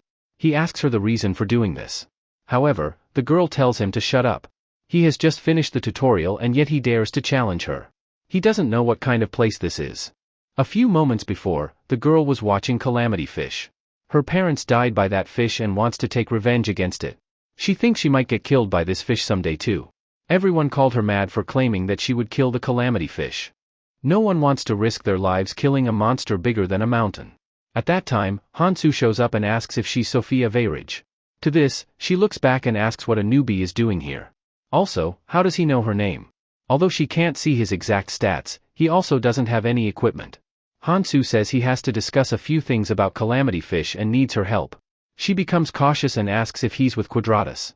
Hansu thinks that at times like this, he'll use Tae's advice. He suggests working together as it will be beneficial for both of them. She keeps worrying about her sibling being sent here in the future. If they kill the Calamity Fish, it'll increase her sibling's chance of survival. She asks what he even knows about Calamity Fish. She charges at Hansu and he evades it. She looks angrily at Hansu while he thinks that Tae's advice is all rubbish. She starts attacking Hansu while he evades her attack. He pats her and suggests she talk this out. This annoys her even more and she summons her special spell. Hansu thinks if she's using that spell then that means he must have pissed her off real bad. Energy orbs fly toward Hansu and he braces himself. He uses Dragon Arts Transformation, level 1, and grows scale around his body. The ice spikes cover the ground and create dust. Sophia says that her attack freezes anything it touches, even air gets condensed. She made sure that he didn't die, so she could obtain what information he holds. However, Hansu breaks the spikes with the Nirmama's ring and says he also has some skills. Hansu follows up with his next attack, Authority Destruction, shattering all her spikes in the process. Sophia couldn't believe he dissipated her attack. She didn't know that one could obtain such skills in the tutorial area. However, she can't lose here. She remembers people calling his goal of killing Calamity Fish foolish and she gets more enraged by it. She then summons a huge sword and sends it towards Hansu, while saying she hates when people look down on her. Hansu using Dragon Art destroys her attack. He then asks if she wants to keep going. Sophia can't accept the fact that she lost to him. Hansu asks if she's backing off and Sophia says it's pointless, his special move isn't perfect yet. In this world, there are 3 components to determine energy art. First is runes for increasing stats. Second is efficiency and strength. Third are special abilities. She intended to push him to the brink of death, but seeing how he withstood those attacks she doesn't need to probe further. She understands that he's strong, but does he intend to kill the Calamity Fish? People gave up after it ate 1,000 people. Does he know what it takes to beat that fish that could swallow a whole ship? Now, some people even worship that fish. He should leave before he ends up like her. It's just a waste of time. Hansu replies if it would have been easy, then he wouldn't have come to her. He has a plan and needs her help, but she refuses. No matter what he says, she's not fighting that thing again. Her parents were devoured in front of her eyes. She kept challenging it multiple times but lost every time. Although, she might not have succeeded, but she survived being eaten 13 times. Without him, she'll fail again. He'll make it possible for her to kill the calamity fish. She remembers Keldian saying something similar to that. She finally agrees to help him but wants to know the reason for his determination. Hansu replies that he just wants to save 1 billion lives, that's all. His crazy calculations goes off her head. She says that he's crazier than most madmen. Eren tries to overhear their conversation and believes everything has settled down now. He thinks about leaving before he gets caught. However, Hansu throws his weapon, catching him by his cloth. Hansu asks if he's leaving without even a greeting, and Eren wonders how did he notice his presence. Sophia asks what he's doing here and Eren replies he was just passing by. On hearing Eren's name, Hansu recalls that he was here during the same time. Eren brings him to the refugee camp. The boy says that there are a lot of people here. Min agrees, however, they have to move quickly because of the calamity fish. They will give the newcomers a brief introduction. They must be quite hungry now and everyone agrees. The cook says she heard they were coming and picked out the fresh fruits. The boy asks if they want them to eat this weird slime and the lady agrees. If they want anything else, they should ask people over there who ate poisonous things. Left with no better option, everyone eats it. Once they are done, she will hand them an extractor. Min says that he'll leave the rest up to her and leaves. Min asks Eren when he came back. He brought the guy who had been fighting earlier. He asks what he's doing and Eren replies he's fixing his clothes. Min asks how he ended up like that and he replies that that crazy bastard was fighting Sophia. He asks how are other newcomers, and Min replies they are much stronger than the previous year. The harsher the red zone gets, the stronger the people. Plus, this group has a few strong individuals. The adventurers need time to adjust in the center because the calamity fish devours the outskirts. Min says that fairies adjust the tutorial difficulty to bring strong people, and Eren says that no one is as crazy as that guy. He can't believe a guy from the tutorial could fight Sophia. Rumors must be spreading by now. Somewhere in a place, a half-naked man looks over the cliff to spot his target. Later, Sophia returns and asks if he got the extractor, but Hansu asks where she was. She replies that she went to get some clothes for him. She feels bad for attacking him earlier. She asks why he's changing here but Hansu replies he's just checking the size. He thanks her for clothes while she says it's better than moving around half-naked. Before going forward, they need to visit the assistance center. This was the place created for adventurers who waited for their families to arrive. The girl welcomes Sophia and she asks for the list of new adventurers. The lady then shows her the list of newcomers. If she wants to have other routes checked then it will take 2 more days. She wonders if her family is not here yet. Hansu says if she's done then they will discuss the plan. They have 13 days and 18 hours left, so they should get moving. She asks him for his plan. Hansu replies it's simple, she will guide him inside the calamity fish and he'll target his weak spot. She asks if that's all and Hansu asks if there's anything wrong with it. She says it can't be killed from the outside, but entering it isn't simple. Hansu says they'll use a ship then. Sophia says she has a 30-seater ship, but Hansu says that is not enough. They will use his 500-seater ship and Sophia asks if he just left it docked outside. Hansu says that he's not a newbie and she'll find it out soon. Let's just say he has special power and they have a ship. Now, they need to split up and gather materials. If she trusts him then everything will go smoothly. Sophia thinks that Hansu's confident voice and look are similar to her master, Keldian's. Sophia says that she'll gather materials, so he shouldn't back out now. She also gives him some weapons. His trident will break soon in the red zone, so he shouldn't turn this down. Hansu thinks that in his previous life, she handed him the same weapon. He takes the weapon and believes that some things never change. Sophia says she has figured out materials with her trait. When Hansu says that her trait is library, she gets shocked and asks if he's a psychic. She can visualize all kinds of information with it. Hansu says it's good, he'll head to the outskirts now. Later, Sophia thinks to create the poison, she'll have to get the fluids of Apon. Suddenly, someone attacks Sophia and she blocks it. She steps down and asks what he's doing here. Gesu says that she's quite gorgeous, and would she hang out with him. She tells him to get lost, she doesn't have time to deal with trash like him. Gesu says that she's being too harsh, especially after they survived the calamity fish's belly. She shouldn't be talking like that to her ally. He sends an attack at her while she uses her trait to counter it. She easily destroys his attack and even sends one projectile back at him. She hates people like him who don't know their place. Gesu says if that's the case then she leaves him no choice.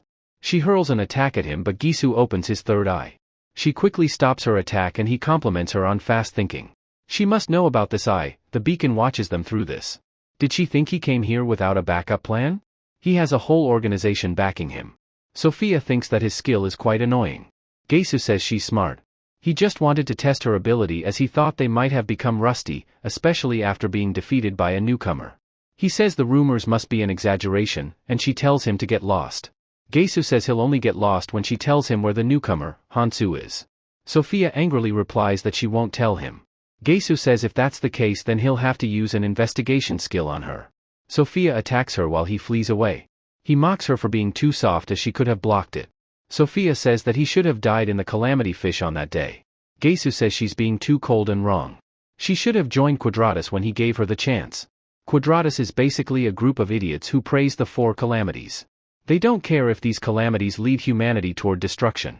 She replies she'll never join a shitty organization like Quadratus. Sacrificing people for calamity fish to gain their relics, how could they consider themselves human? Doesn't he realize how many travelers are deceived by his lies? He promised them safety by upper routes but sent them to calamity fish's stomach. Gesu says there's nothing wrong with partaking in religious ceremonies like that. The guys who fall for it are idiots and they should be thankful as he ended their suffering. He hopes that she wake up soon and realize it if she goes in there a few more times. He leaves suddenly, saying they'll meet later. She thinks he's only good at escaping. If she had known what kind of person he was, she wouldn't have allowed him to be a member of her team. He completely changed after surviving the calamity fish's stomach. She wonders if she should chase him now. However, she remembers Hansu's words that she should focus on gathering materials instead. She hopes that he can handle the difficulties he'll face.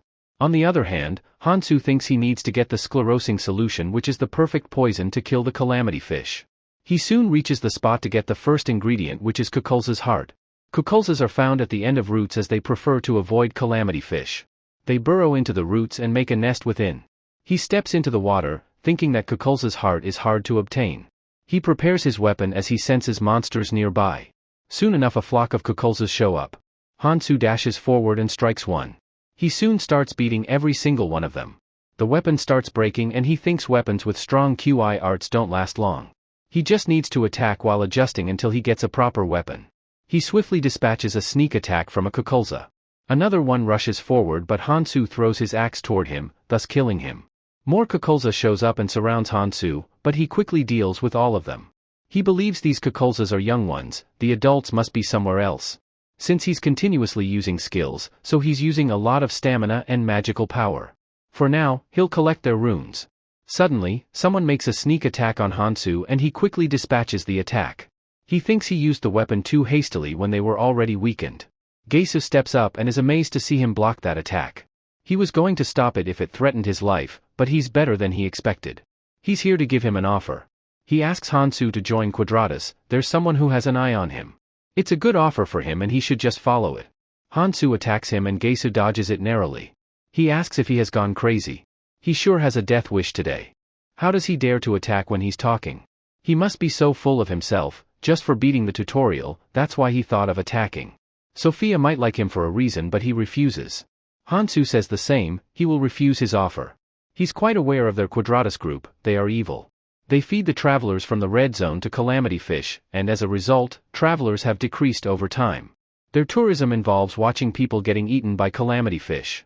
It's an industry built on profiting from seeing others suffer. That's an organization he should remove as soon as possible. He'll start this by him. Hansu says why should he listen to someone weaker than him? Gesu sighs, saying there's no helping then. He'll forcefully take him in. Their group won't mind if he's missing a limb or two. Hansu says the same, a limb or two of his won't stop him from talking, so he'll get all the info he needs. Gesu unleashes his weapon and says they'll talk once he's done. Gesu attacks Hansu and it cuts his shoulder. He asks if he feels like talking now. He aimed for his arm but believed his attack was too shallow. He won't be worth much if he breaks him too badly, so they'll end things quickly. Hansu agrees and says he might have gotten too cocky. He never fought him the last time. Gesu asks if he's gone nuts, they have never fought before. He needs to learn to shut up and stay calm. When Gesu is about to attack, Hansu punches him in the guts. He sends him flying a few feet back. Hansu says he needs to update his intel, so he should cooperate. Gesu thinks he couldn't see that attack just now even though he has colorless rune stats. He tells him not to be full of himself. He just allowed him to land a hit. Hansu says he's also getting started then. He consumes the runes he had been storing. Gesu asks if a little stat boost can change things. Hansu agrees, but stats aren't the only things when it comes to a fight. He throws his weapon at him and Gesu dodges it narrowly. He asks if there's something wrong, is he scared? Gesu gets up and says he's not scared. He charges at Hansu and asks if he's going to face him with the bare hands. His lateral splash splits everything in range of the sword. Gesu proclaims that he's going to win, but Hansu stops his attack with Nirmaha's ring power. He destroys his weapon in front of him and Gesu can't believe it. Not even specialists could break through his high mana concentration moves, then how could he? Hansu grabs him by the shirt and throws him to the ground. He tells Gesu not to play dead as he held back. He grabs Gesu and asks if he's conscious. He clutches Hansu's hand and he replies he has a good reaction speed. Gesu can't believe he used a skill to block his attack. However, he's using an artifact, Bronze Jade, to boost his defense to max. He only needs to get out of this guy's grasp now. Hansu says it's a nice try, but is that all he got? Hansu uses the ring's power to break his artifact and smashes him. Gesu can't believe how he broke through this spell as well. Hansu gets on top of him and starts beating him down. Gesu begs to be spared and will tell him everything. He's just a guy who follows orders and isn't trying to hurt anyone. If he lets him go, he'll give him the runes. He'll even tell who ordered to bring him here. Hansu says he's saying too much. He punches Gesu in the face, stating he's quite an annoyance. Gesu asks if he already knows what he told him. He keeps beating him like a dog, what else does he want from him? Hansu beats him more and Gesu reveals more stuff. Quadratus is the group that worshipped the previous calamity. They requested him to scout out Kong Hansu, who completed the tutorial. The requester is Karl Morin, who's part of Beacon. Beacon is basically a union of 6 clans and together they manage the top 6 roots of the world tree. Hansu thinks that Beacon was supposed to be under another clan's command. Does this mean more than one clan is involved? He asks if the guy who helped him is among the helpers and Gesu agrees. Hansu says he has gotten out of him everything, but Gesu says he has more to tell. Up till now, he was just acting. Does he know what his third eye is? Hansu tells him the name of his eye, and he gets shocked. Gesu says he can share his vision with someone else.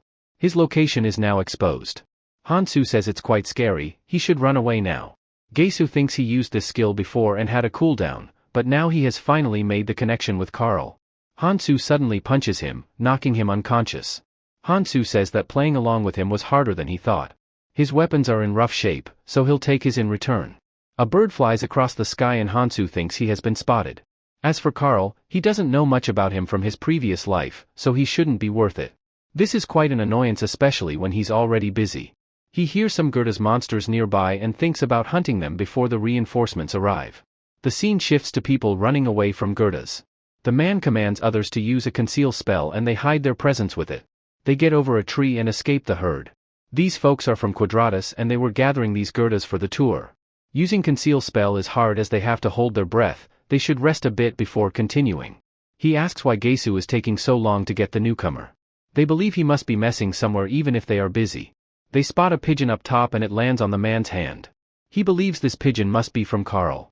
Once he gets the message, he informs others that they are heading to the Kukulza lake. Gesu finally regains consciousness and the man asks if he lost to the newcomer. He asks about what happened to Hansu and the man replies he knocked him out and took off. They ask how could he lose to him even after surviving the calamity fish. Gesu wonders where his weapon went and he recalls Hansu saying that he would take it in return for something. The man says that they need to report this and instruct others to carry Gesu. He materializes a pigeon and thinks about reaching out to other operators and requesters.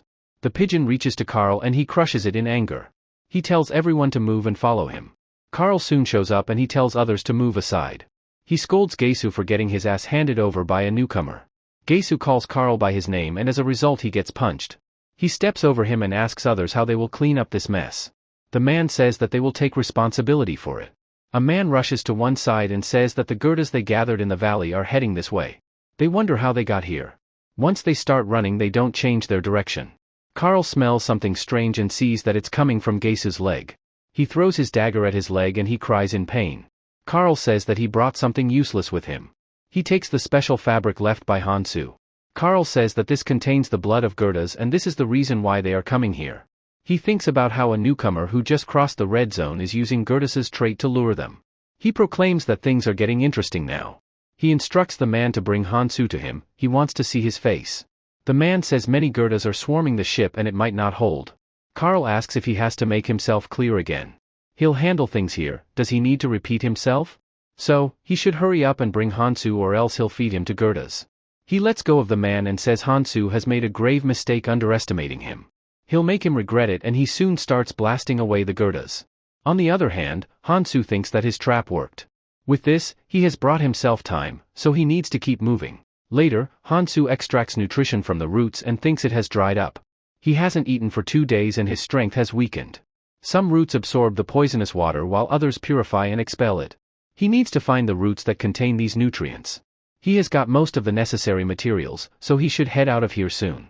The only thing left is the deep tunnel lake where Kukulzas live. The water isn't shallow here so he'll have to make a bridge.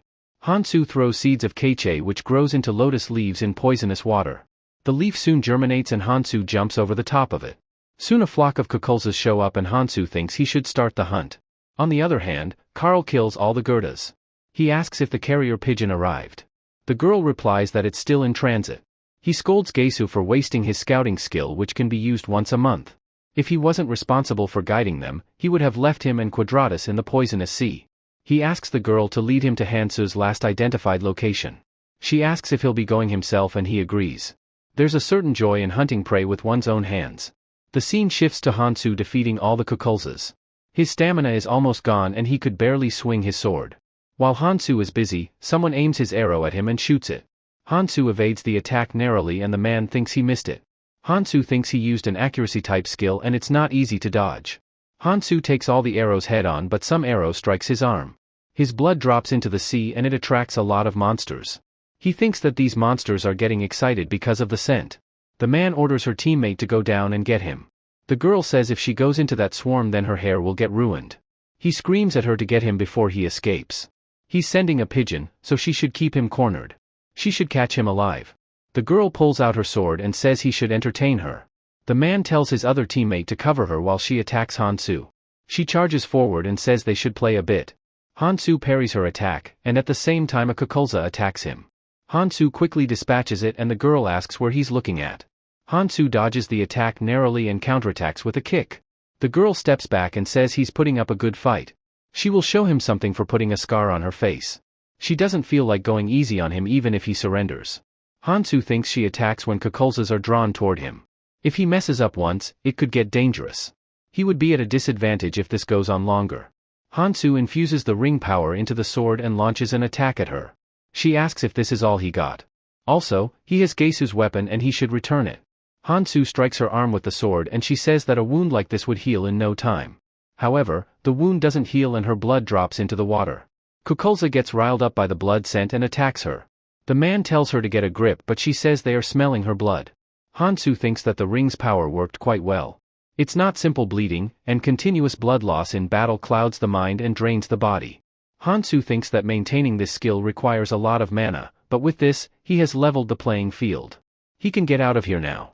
The man commands the other member to go down and help her. If they lose here, Carl won't go easy on them.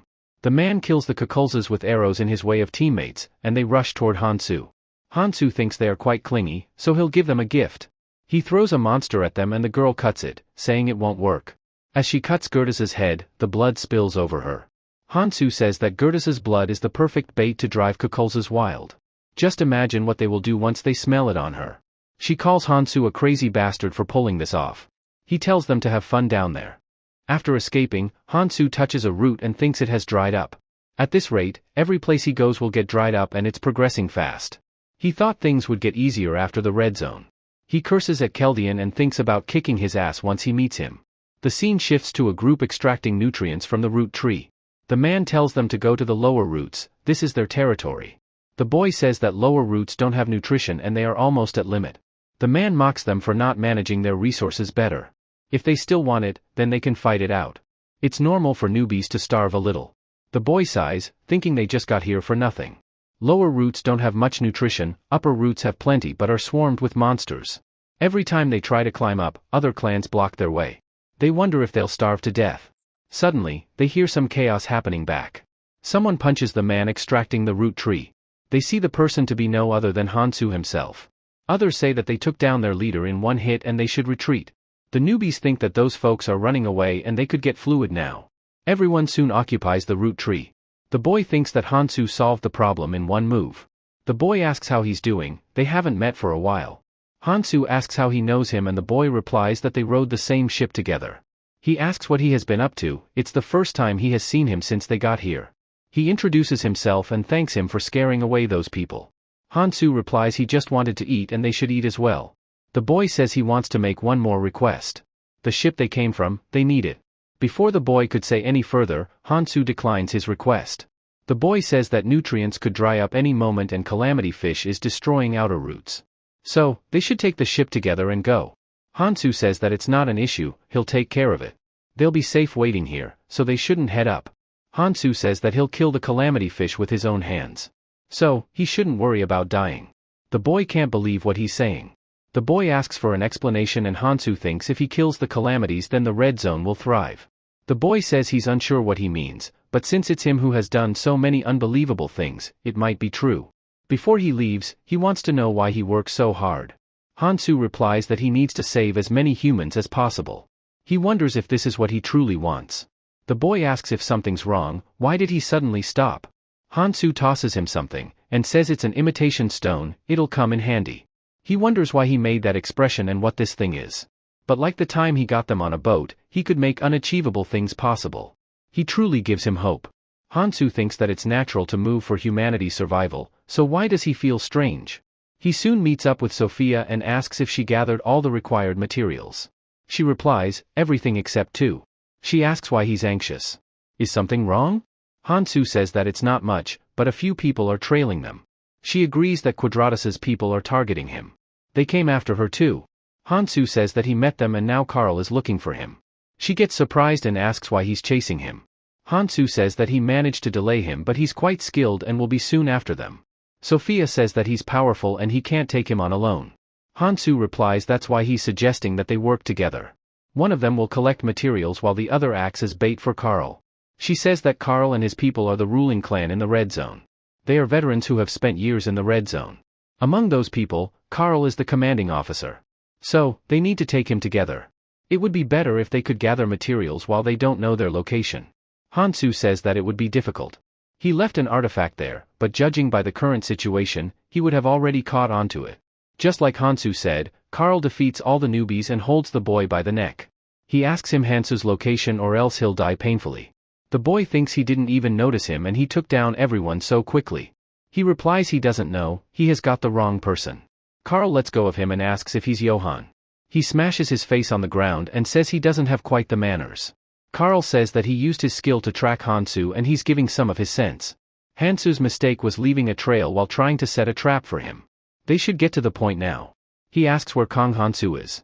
The boy replies he doesn't know and Carl says he leaves him no choice then. He'll have to die now. He gets ready to attack the boy but halts in midway. He smiles and thinks he finally found Hansu. He looks back and sees Hansu standing over an edge. Hansu chuckles and asks if he's looking for him. Carl asks if he's Hansu and he replies to come find him. Carl crushes his clone and thinks he got this imitation stone from Gesu. He picked up the stone and could smell Hansu's scent on it. He says he'll happily chase it even if it's bait. Hansu reaches the Kukulza lake created specifically for spawning. It was formed by tearing the world tree root and filling it with nutrient fluid. He looks at his hand and thinks his wound healed quickly. He also says that the illusion must be gone now and Carl will arrive soon. Speak of the devil, Carl arrives and says he finally revealed his tale. Hansu says he should be grateful as he wouldn't be able to find him without his help. Carl laughs at the idea, saying this is quite fun. He'll see if he lives up to the rumors as well. If not, then he'll burn to ashes by his hands. Hansu says that he's fine by that. However, they should play hide and seek first. Carl gets angry and says how could someone run away in front of him? Does he think he would lose sight of him? Carl unleashes his QI art at Hansu and he jumps over it. Hansu takes out the seed of the quiche and tosses it into the water. The seeds germinate and form a leaf. Hansu thinks that the poison is low here, so these leaves won't last long. As long he moves fast, he would be fine. Carl asks if he can escape by running into the water, he should come out and fight him. Suddenly, water splashes over the leaves and Hansu thinks he's taking the bait.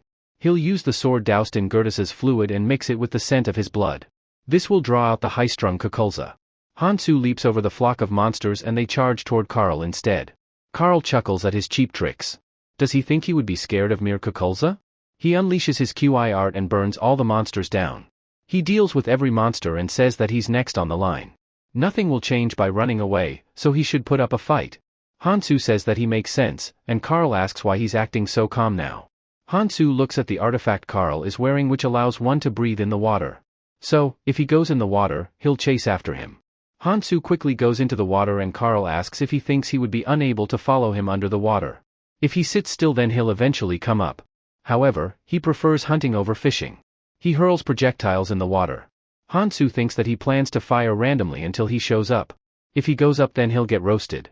Hansu takes out a bud which allows him to regain oxygen. He believes he would be able to hold out a bit longer with this. Two monsters rush at Hansu and he notices them coming toward him. Hansu takes out a piece of equipment from his pocket and crushes it in hand. This creates an obnoxious scent that every Kukulza prefers to avoid smelling. Every Kukulza leaves Hansu away. He then goes toward the center of the nest and Carl chases after him from back. Carl unleashes his QI art at him and Hansu thinks it's easier to track his attacks in the water. However, Hansu gets scraped by the attack and thinks that this is the only chance to counterattack. He attacks Carl with Geisu's weapon and Carl says that he would take back that blade from him. Suddenly, Carl has difficulty breathing in the water. He thinks if his artifact is in effect then he shouldn't be having trouble breathing. As it turns out Hansu had already snatched it away from him. Hansu puts on the artifact and breathes properly within the water. Carl asks how he dares steal his thing, and Hansu replies this artifact is his now. There's no need to worry as he'll give something back in return. Hansu puts the ring power into the sword and envelopes Carl's hand with it.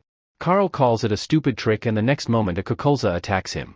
He dodges the attack and kills it with his QI art. He sees that every Kukulza is scrambling around him. He's at a disadvantage here and must retreat for now. He rushes out, saying they'll meet again soon. Hansu thinks it's a good thing that he gives up easily. Now he can grab what he needs and leave. He thinks he kept her waiting for too long. Sophia is waiting on the shore as Hansu told her. She has reached the end of world routes and believes this is where she met him for the first time. She wonders when he'll show up and hopes he's alright. More importantly, she couldn't see the ship he mentioned to her. A lot of people must be after his ship, so if he couldn't make it then she might have to offer him her 30-seater ship. Hansu soon shows up with the ship and Sophia protects herself from the water. She wonders where the ship came from. Hansu says that she came here on time. She should get on, they are leaving immediately. They soon set sail and she can't believe that he buried the ship under the sea. She doesn't know if she should call him a genius or an idiot. Plus, when did he get the time to collect those runes? Hansu says that she could assume he got it from a friend, even though they weren't willing to help. She asks how he knew the usage of the seed of Keiche. They are difficult to acquire and even hard to realize that they grow in poisonous water. It hasn't been long since he came to the red zone, then how is he so well informed about this place's monster and ecology? More importantly, the stats she could see are something unachievable for someone just exiting the tutorial zone. He uses a combination of items that most others don't even think about using. He acts like he knows everything. Hansu says that crafting allows one to strengthen items and create new ones, thus maximizing the strength of said item. He creates a potion with the help of his previous life knowledge. He says that there are many ways to use this. It's also an important key for facing the calamity fish. Sophia says that she could never imagine using something like that, just what is he hiding? Hansu says the same to her. The 7 phantoms are the reason she's trying to kill the calamity fish. She asks how he knows about it, but Hansu says this isn't the time to talk about it. The calamity fish is here. Hansu asks if she knows a way to get in. Sophia agrees, if everything goes normally, then they could enter through the gills. Hansu says that some guests will be here soon. From now on, she must listen to everything he says. If she doesn't then he won't take her along. Sophia tells him not to worry, she won't be a burden. As long as he gets rid of the calamity fish, she'll cooperate. Hansu smiles and says she made the right choice. He'll keep his word too.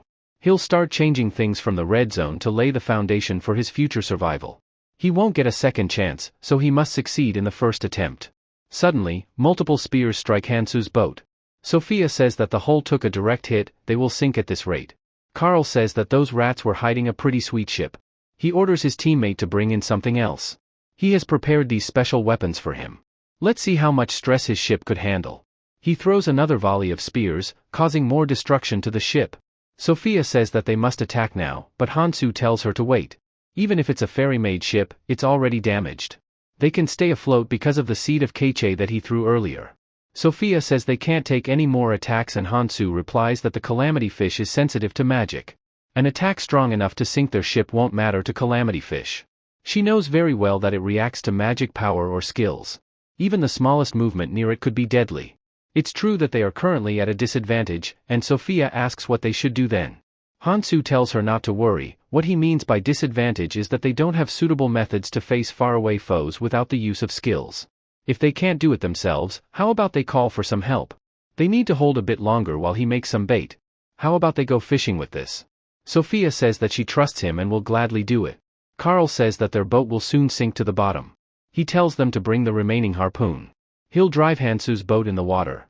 The man asks why aren't they counterattacking? They just kept tossing boxes into the water. Could it be a trap?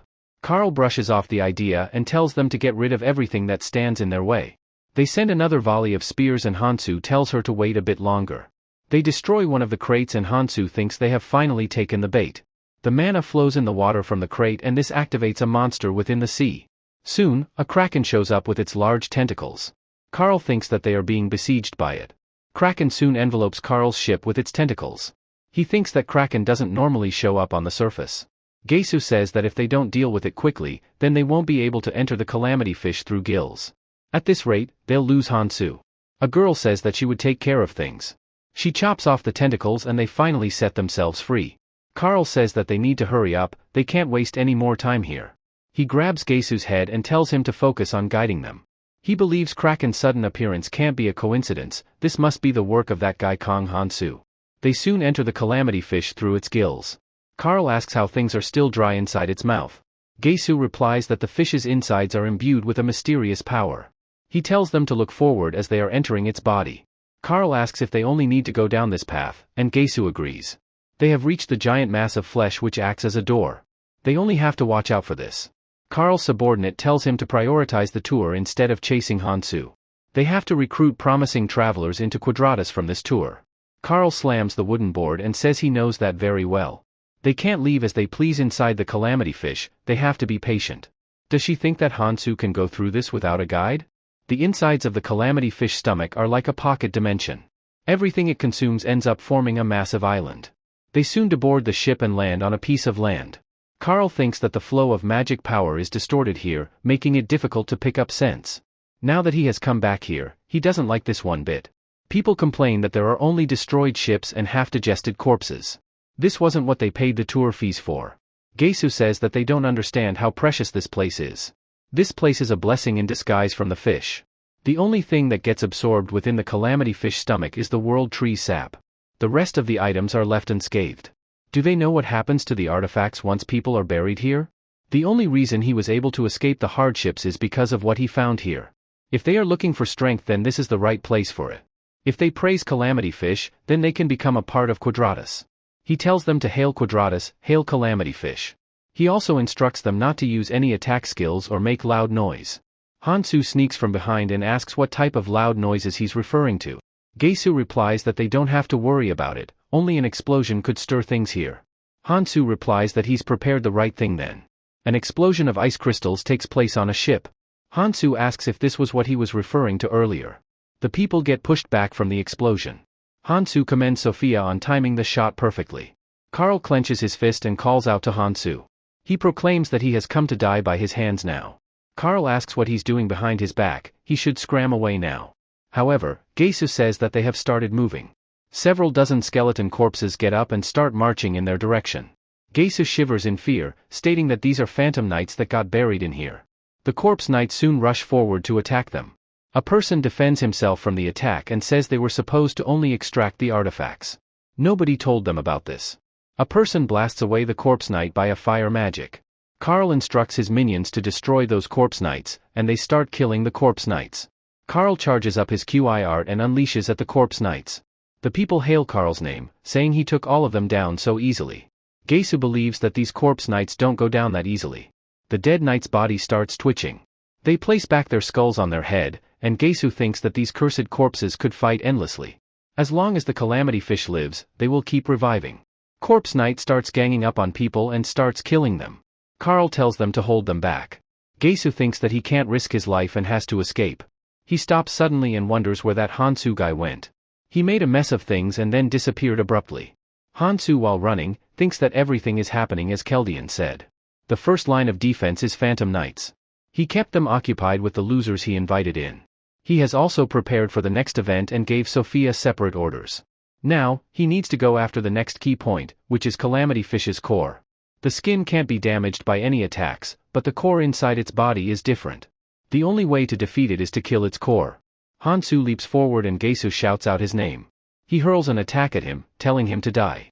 Hansu sees the attack and deflects it. Hansu dashes towards him and says he's interrupting again. Hansu pins him to the ground and asks if didn't they have enough fun last time. Gesu says he can't believe he's aiming for this fish's core. However, Carl came here and will definitely kill him. Another person prepares his arrow and gets ready to shoot Hansu. He has got him in the sight and tells him to try to dodge this. He launches a called shot at Hansu. The arrow hits him, and Gesu says that he's nothing much after all. However, Hansu activates his dragon arts form and defends himself. The man can't believe that he took no damage. The man thinks that this is impossible. His arrows take down monsters in a single shot. Gesu is surprised as well, his energy attacks became strong very quickly. The man says that he'll fire as many shots as it takes to break through it. Hansu chuckles and asks if they don't have the intention to let him go. The first dragon energy arts he used had magic power exhaustion, but he already solved that issue. This time he won't go easy on him. At the same time, Carl's teammates are fighting the Corpse Knights. Carl tells them to keep attacking and don't give them any chance to regenerate. Some people are getting killed while some complain that their regeneration speed is increasing. Carl believes if this keeps up then they will exhaust stamina and magic power. They will be at a disadvantage if this keeps on. He wonders how Hansu figured this out. Carl tells his boys to use the feathers that they brought along with them. This feather of world allows one to escape along with those around them.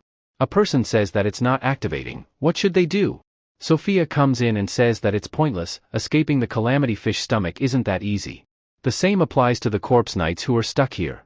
Carl says that he won't go easy on her once they escape from here. Sophia taunts him and asks how he'll escape this place first. Clan communication doesn't work here, so how does he plan to escape from here? Whether he lives or dies nobody would know. She will also give him one last gift since she has gotten all the information she needs.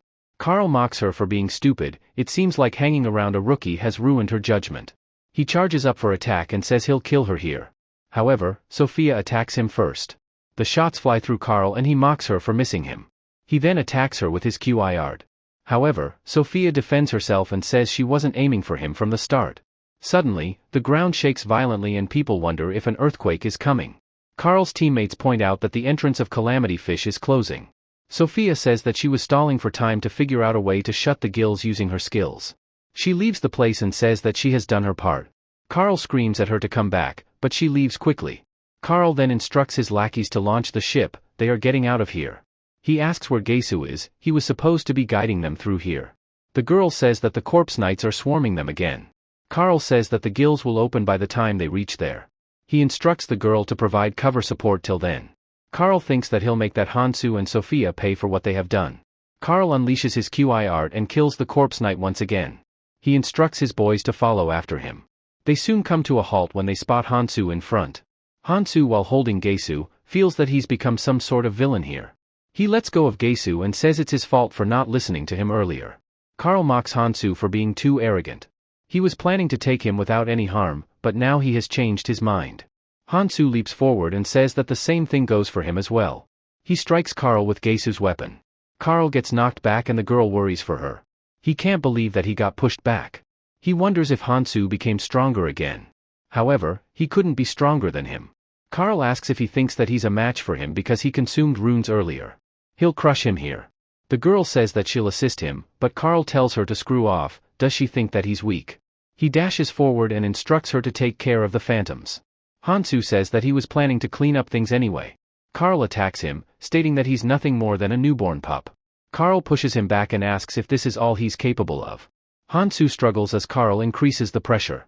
Carl believes that he knew Hansu wasn't stronger than him from the start. The ground starts breaking as he increases pressure.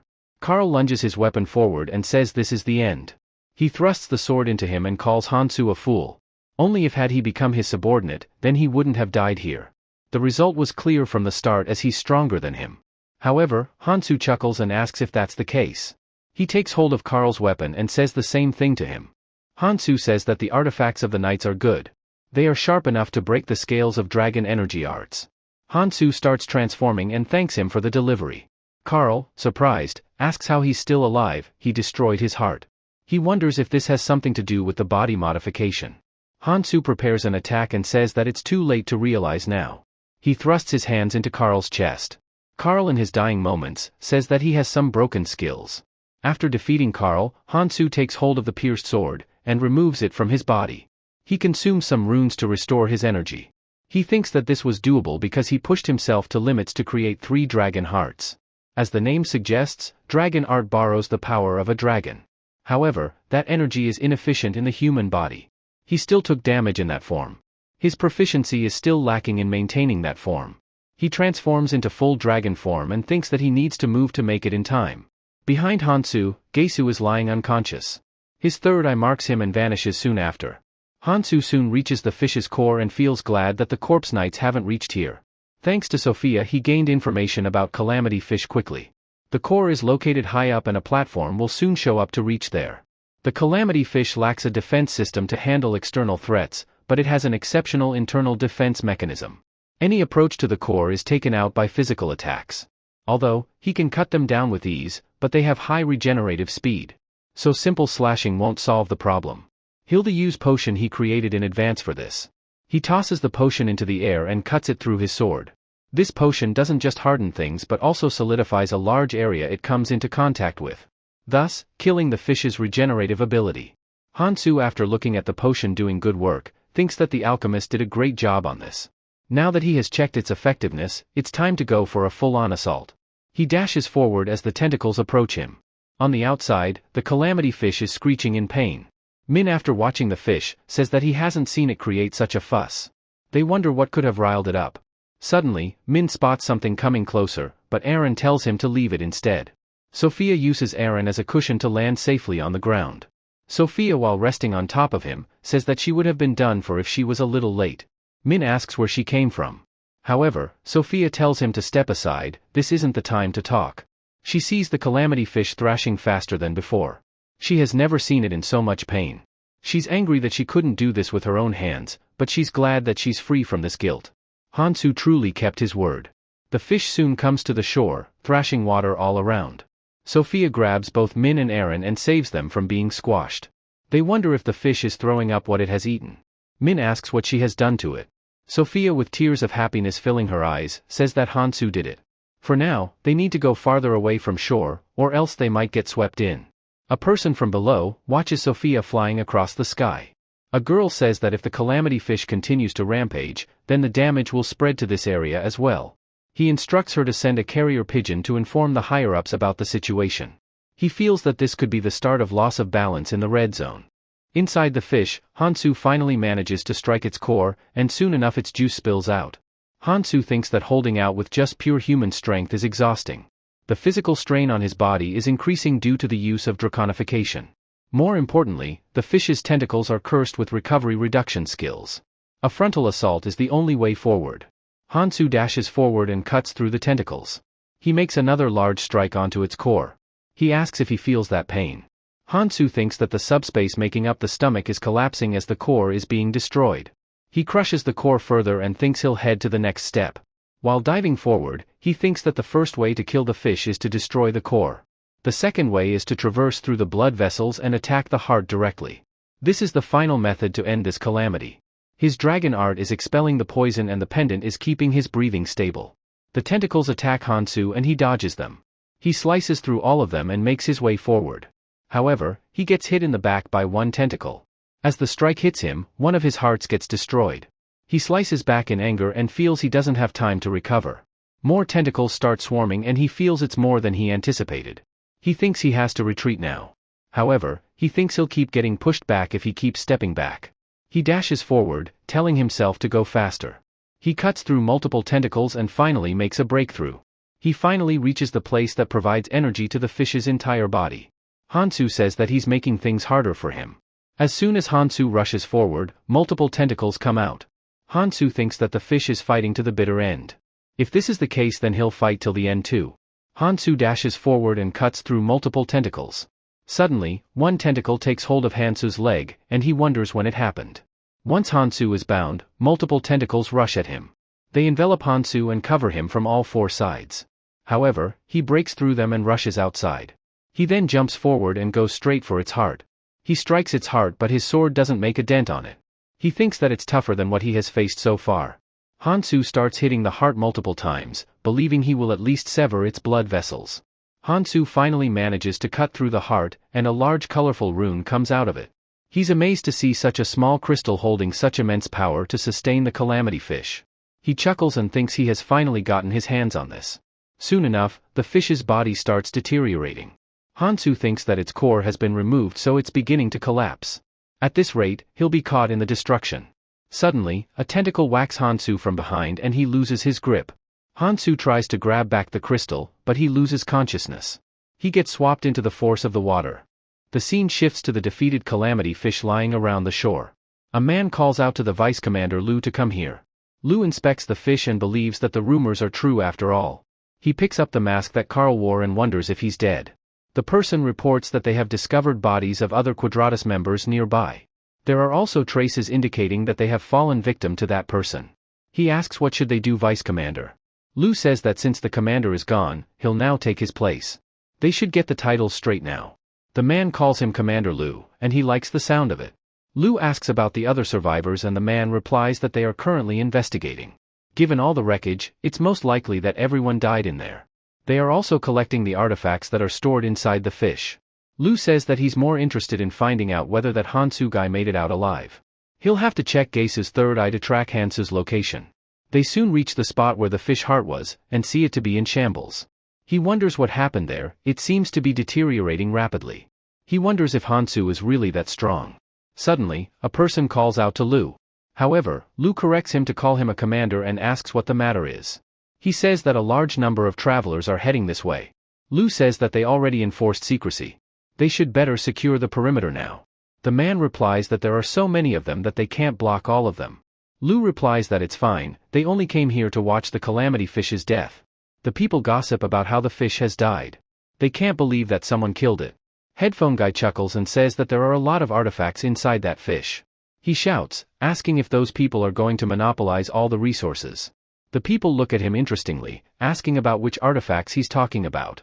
He tells them that there is juicy stuff inside the fish's belly. On hearing the response, the people say that those treasures will belong to them. They rush forward, saying they have the advantage in numbers. Lu tells them to scram off from here. This place is under management by Beacon. He instructs his boys to take them out, and they charge forward. Soon enough, a fight breaks out between the people. An eye that was watching the whole scene unfold returns to Sophia. She thinks she told the people to go there to draw attention of Beacon, but they made a mess. She asked Min and Aaron to spread rumors about it, and believes they are quite skilled in that. She also feels that there are also some strong individuals in that group. They incited the people on purpose. She wonders who those people are. She thinks that it's good for her anyway. Since they are distracted, she'll use this opportunity to search for Hansu. She creates multiple eyes to track him. She thinks that it has been 3 days since Hansu is missing. She needs to find him and hopes he hasn't died yet. As for Hansu, he's lying unconscious by the shore. The demon fairy creeps up on him and thinks that this day has come. The fairy smacks Hansu on the face, telling him to wake up. However, Hansu doesn't get up and stays still. Fairy says that she'll kiss him if he doesn't wake up, and Hansu gets up immediately. Fairy becomes delighted to see him being awake. Hansu looks at his hand and thinks that he made a good recovery thanks to his dragon form. He reaches out to the rune and thinks that he has gotten everything. The fairy says that it has been quite a while since they saw each other. She asks if he missed her. Hansu instead asks what she's doing here. Fairy replies that they don't come down until something extraordinary happens. She points to the calamity fish and asks if he could see his masterpiece. He's the first traveler to kill that thing. They have a rule to give big rewards for big deeds. Since the calamity fish wasn't supposed to be hunted, so there isn't a particular reward for it. However, not rewarding him would be a shame. Hansu asks if making him stronger won't make things dull for them. Since they are all sadistic and cruel, there's no way they came here with good intentions. The fairy says that he's right about that, so they put a lot of thought into it. They thought about how they could make him leap headfirst into hell and struggle. So, she'll make him an offer now. He shows him the reward for taking down the calamity fish. The reward is Lord of the Dead, which allows one to turn the dead into phantoms and call them. It also comes with magic strength and QI. Hansu thinks that since they are only allowed to have 7 skills, so this makes the reward incredible. The fairy tells him not to be too surprised. She then presents the other reward, which could only be obtained after killing the remaining calamities. Hansu's interest peaks as he looks at those fragments. He says that he'll go with the second option. The fairy remains astonished and says she hasn't even explained it yet.